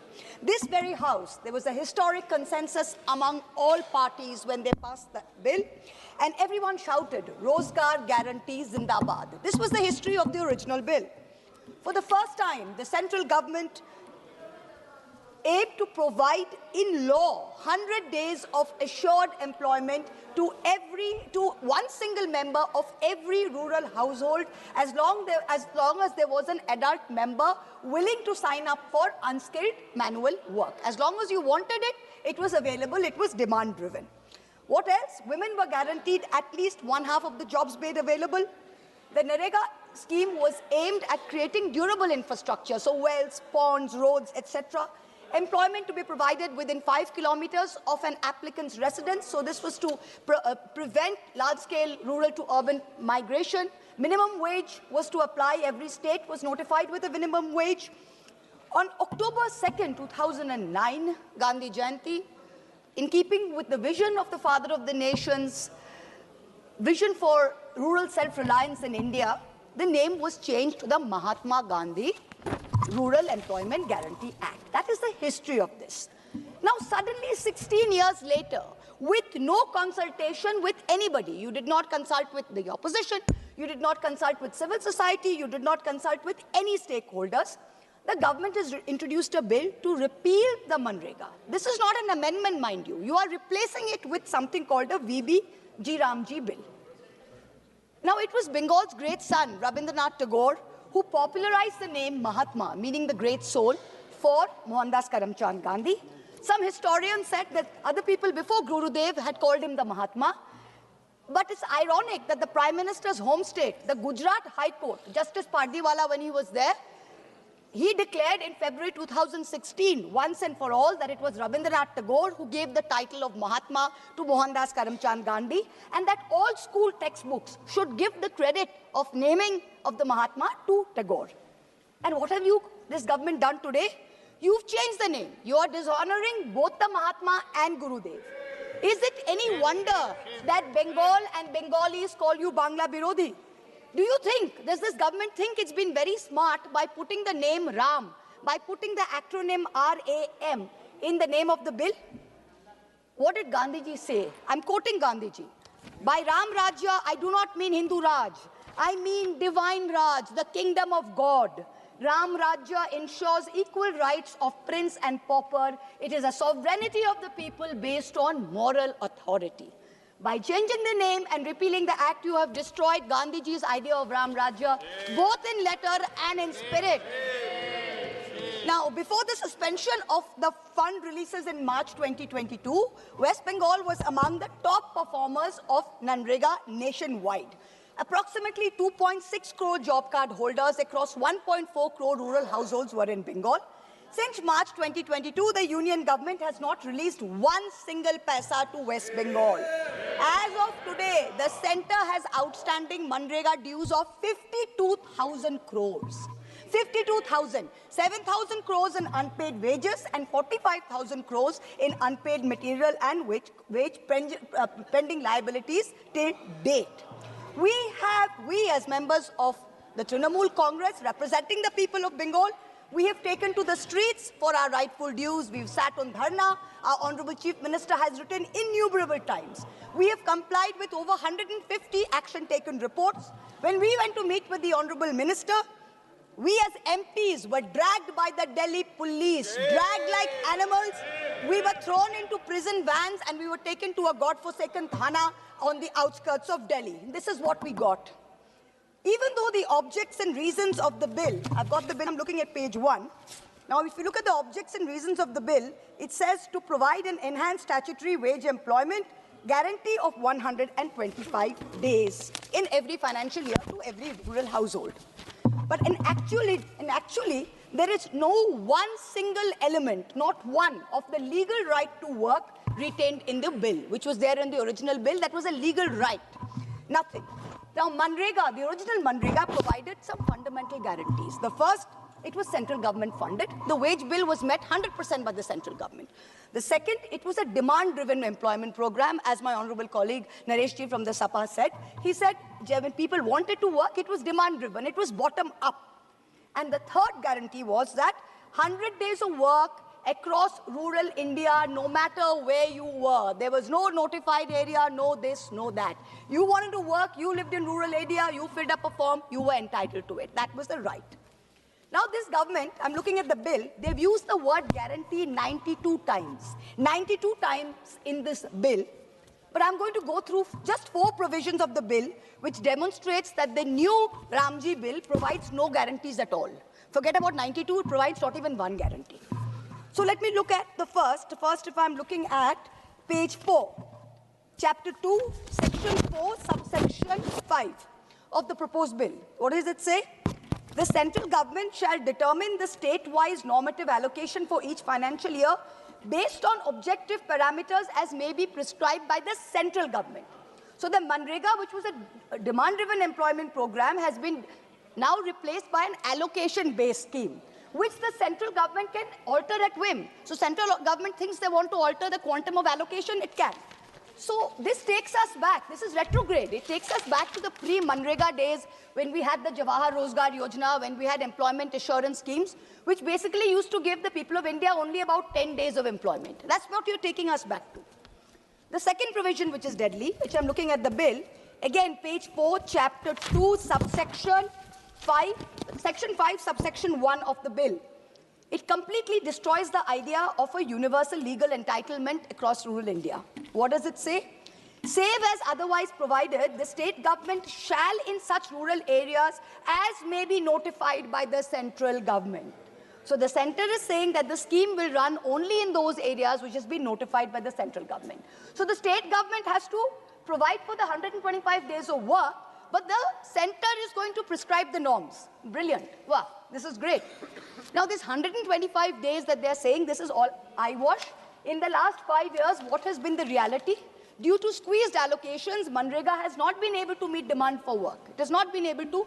Average in India has been between 50 and 55 days work on average. In Bengal, in the last 5 years, no matter what the demand was, you could not give even 1 day of work because you stopped the program. The third provision, the same chapter, chapter 2, page 4, section 4, subsection 6. What does this state? Any expenditure incurred by a state in excess of its normative allocation shall be borne by the state government. So suppose any state government has more demand, its people want more work, and it gives it more work, the state government is on the hook for the bill. The central government is not going to go beyond the allocation. Exactly what my colleague pointed out. The fourth, the most deadly, this is the death knell for the Manrega scheme. This is why Manrega is not going to go forward because of this provision. Let's look at page 11, chapter 5, section 22, subsection 2. For the purposes of this act, the fund sharing pattern between the central government and the state government shall be 60-40. In the northeastern states, states and union territories, 90-10. Now, under section 22 of the old Manrega, 100% of the wages was central government, and in terms of materials and admin, 75 was central government, 25 was state government. Now, let me give a very small example so you understand what this means. Let me illustrate the funding comparison. Now, let's just state for any state, the total Manrega expenditure per annum is 10,000 crores. Out of that, say wages is 7,000 crores and materials is 3,000 crores. State government in the old situation, central government is picking up 100% of the 7,000 crores, and of the materials 3,000 crores, central government is picking up 75%, that's 2,250 crores. State government is picking up 750 crores. So what is the situation? Central government's total bill is 9,250 crores. State government pays 750 crores. It's the old Manrega. The new VRAMG, what is it looking at? Same expenditure of 10,000 crores. Sir, I've got 12 minutes, sir. I'm the first speaker, 12 minutes. Please don't ring the bell, sir. Okay, now under the new situation, what is happening? It's same expenditure of 10,000 crores. In the same expenditure, it is 60-40 of the total. Center spending 6,000, state has to spend 4,000. Old situation, state for the same expenditure was only liable for 750 crores. Now the state is liable for 4,000 crores. So the state share has gone up by 3,250 crores, which is 430% more. Now for the same level, the state has to give additional 3,250 crores. Now for the states, what does this mean? This is a loss of wage protection because you're on the hook for the wage bill. There's a budget cap risk where if there's expenditure beyond the allocation, the states have to borne it.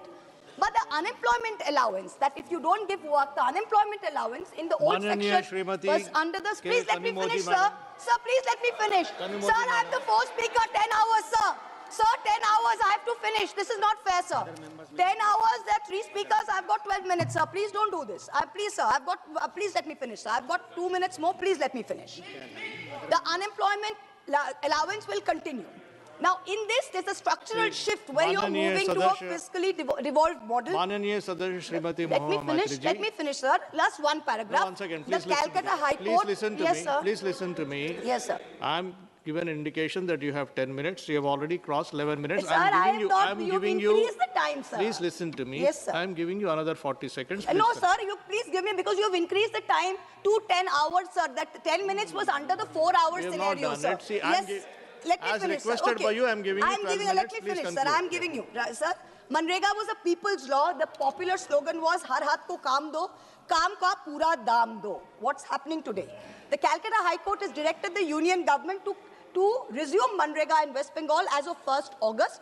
Not only did you not do it, you went to Supreme Court. Supreme Court dismissed your petition, said Calcutta High Court's order stands. Even till today, the legal position is clear. You have not increased it. When I will request the Honorable Minister who is present here, when you reply, sir, please give us a very clear indication to the state of West Bengal, to all of us sitting here.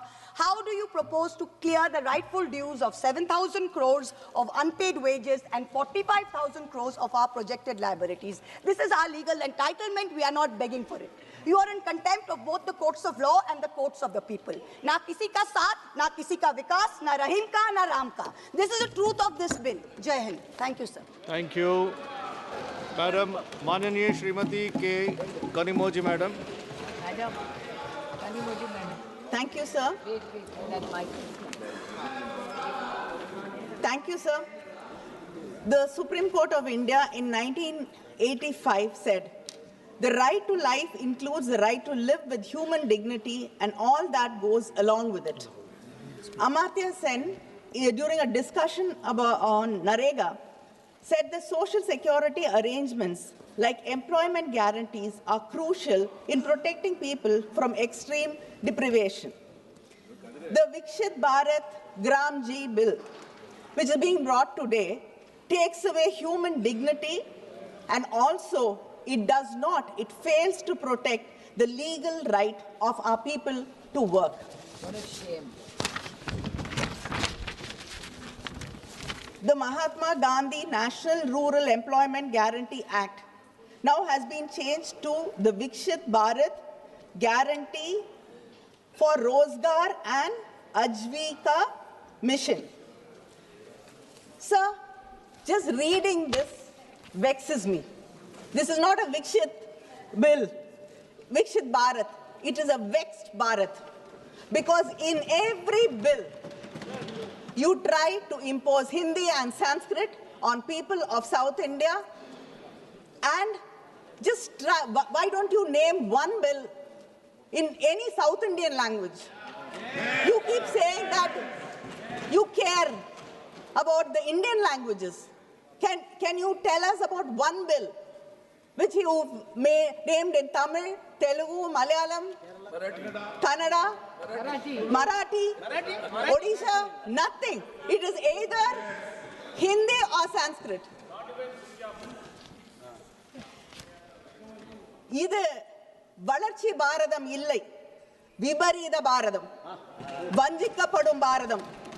தொழிலாளர் விரோத அரசு விவசாய தொழிலாளர்களுக்கு எதிராக கொண்டு வரப்பட்டிருக்கக்கூடிய இந்த மசோதாவை நான் திராவிட முன்னேற்ற கழகத்தின் சார்பிலே முற்றிலுமாக மறுதலிக்கிறேன், எதிர்க்கிறேன். மகாத்மா காந்தி ஊரக வேலை வாய்ப்பு உறுதி திட்டம், அந்த திட்டத்தின் பேரிலேயே வேலை வாய்ப்பு உறுதி என்பது தெளிவாக சொல்லப்பட்டிருக்கிறது.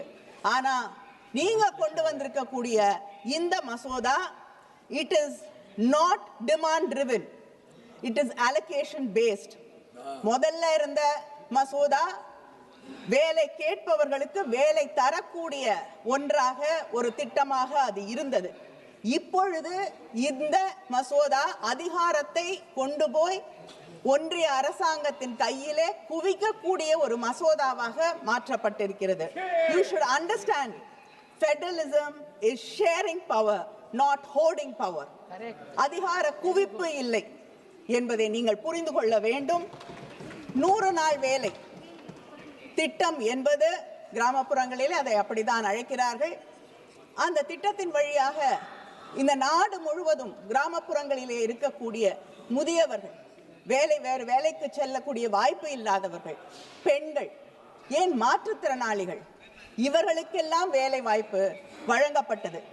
ஆனால் இன்று நீங்கள் கொண்டு வந்திருக்கக்கூடிய இந்த மசோதா இவர்களுக்கெல்லாம் எதிரான ஒன்றாக, மாநில சுயாட்சியை கெடுக்கக்கூடிய ஒன்றாக, மக்களுக்கு எதிரான, ஏழை மக்களுக்கு எதிரான ஒரு சட்டமாக இந்த மசோதா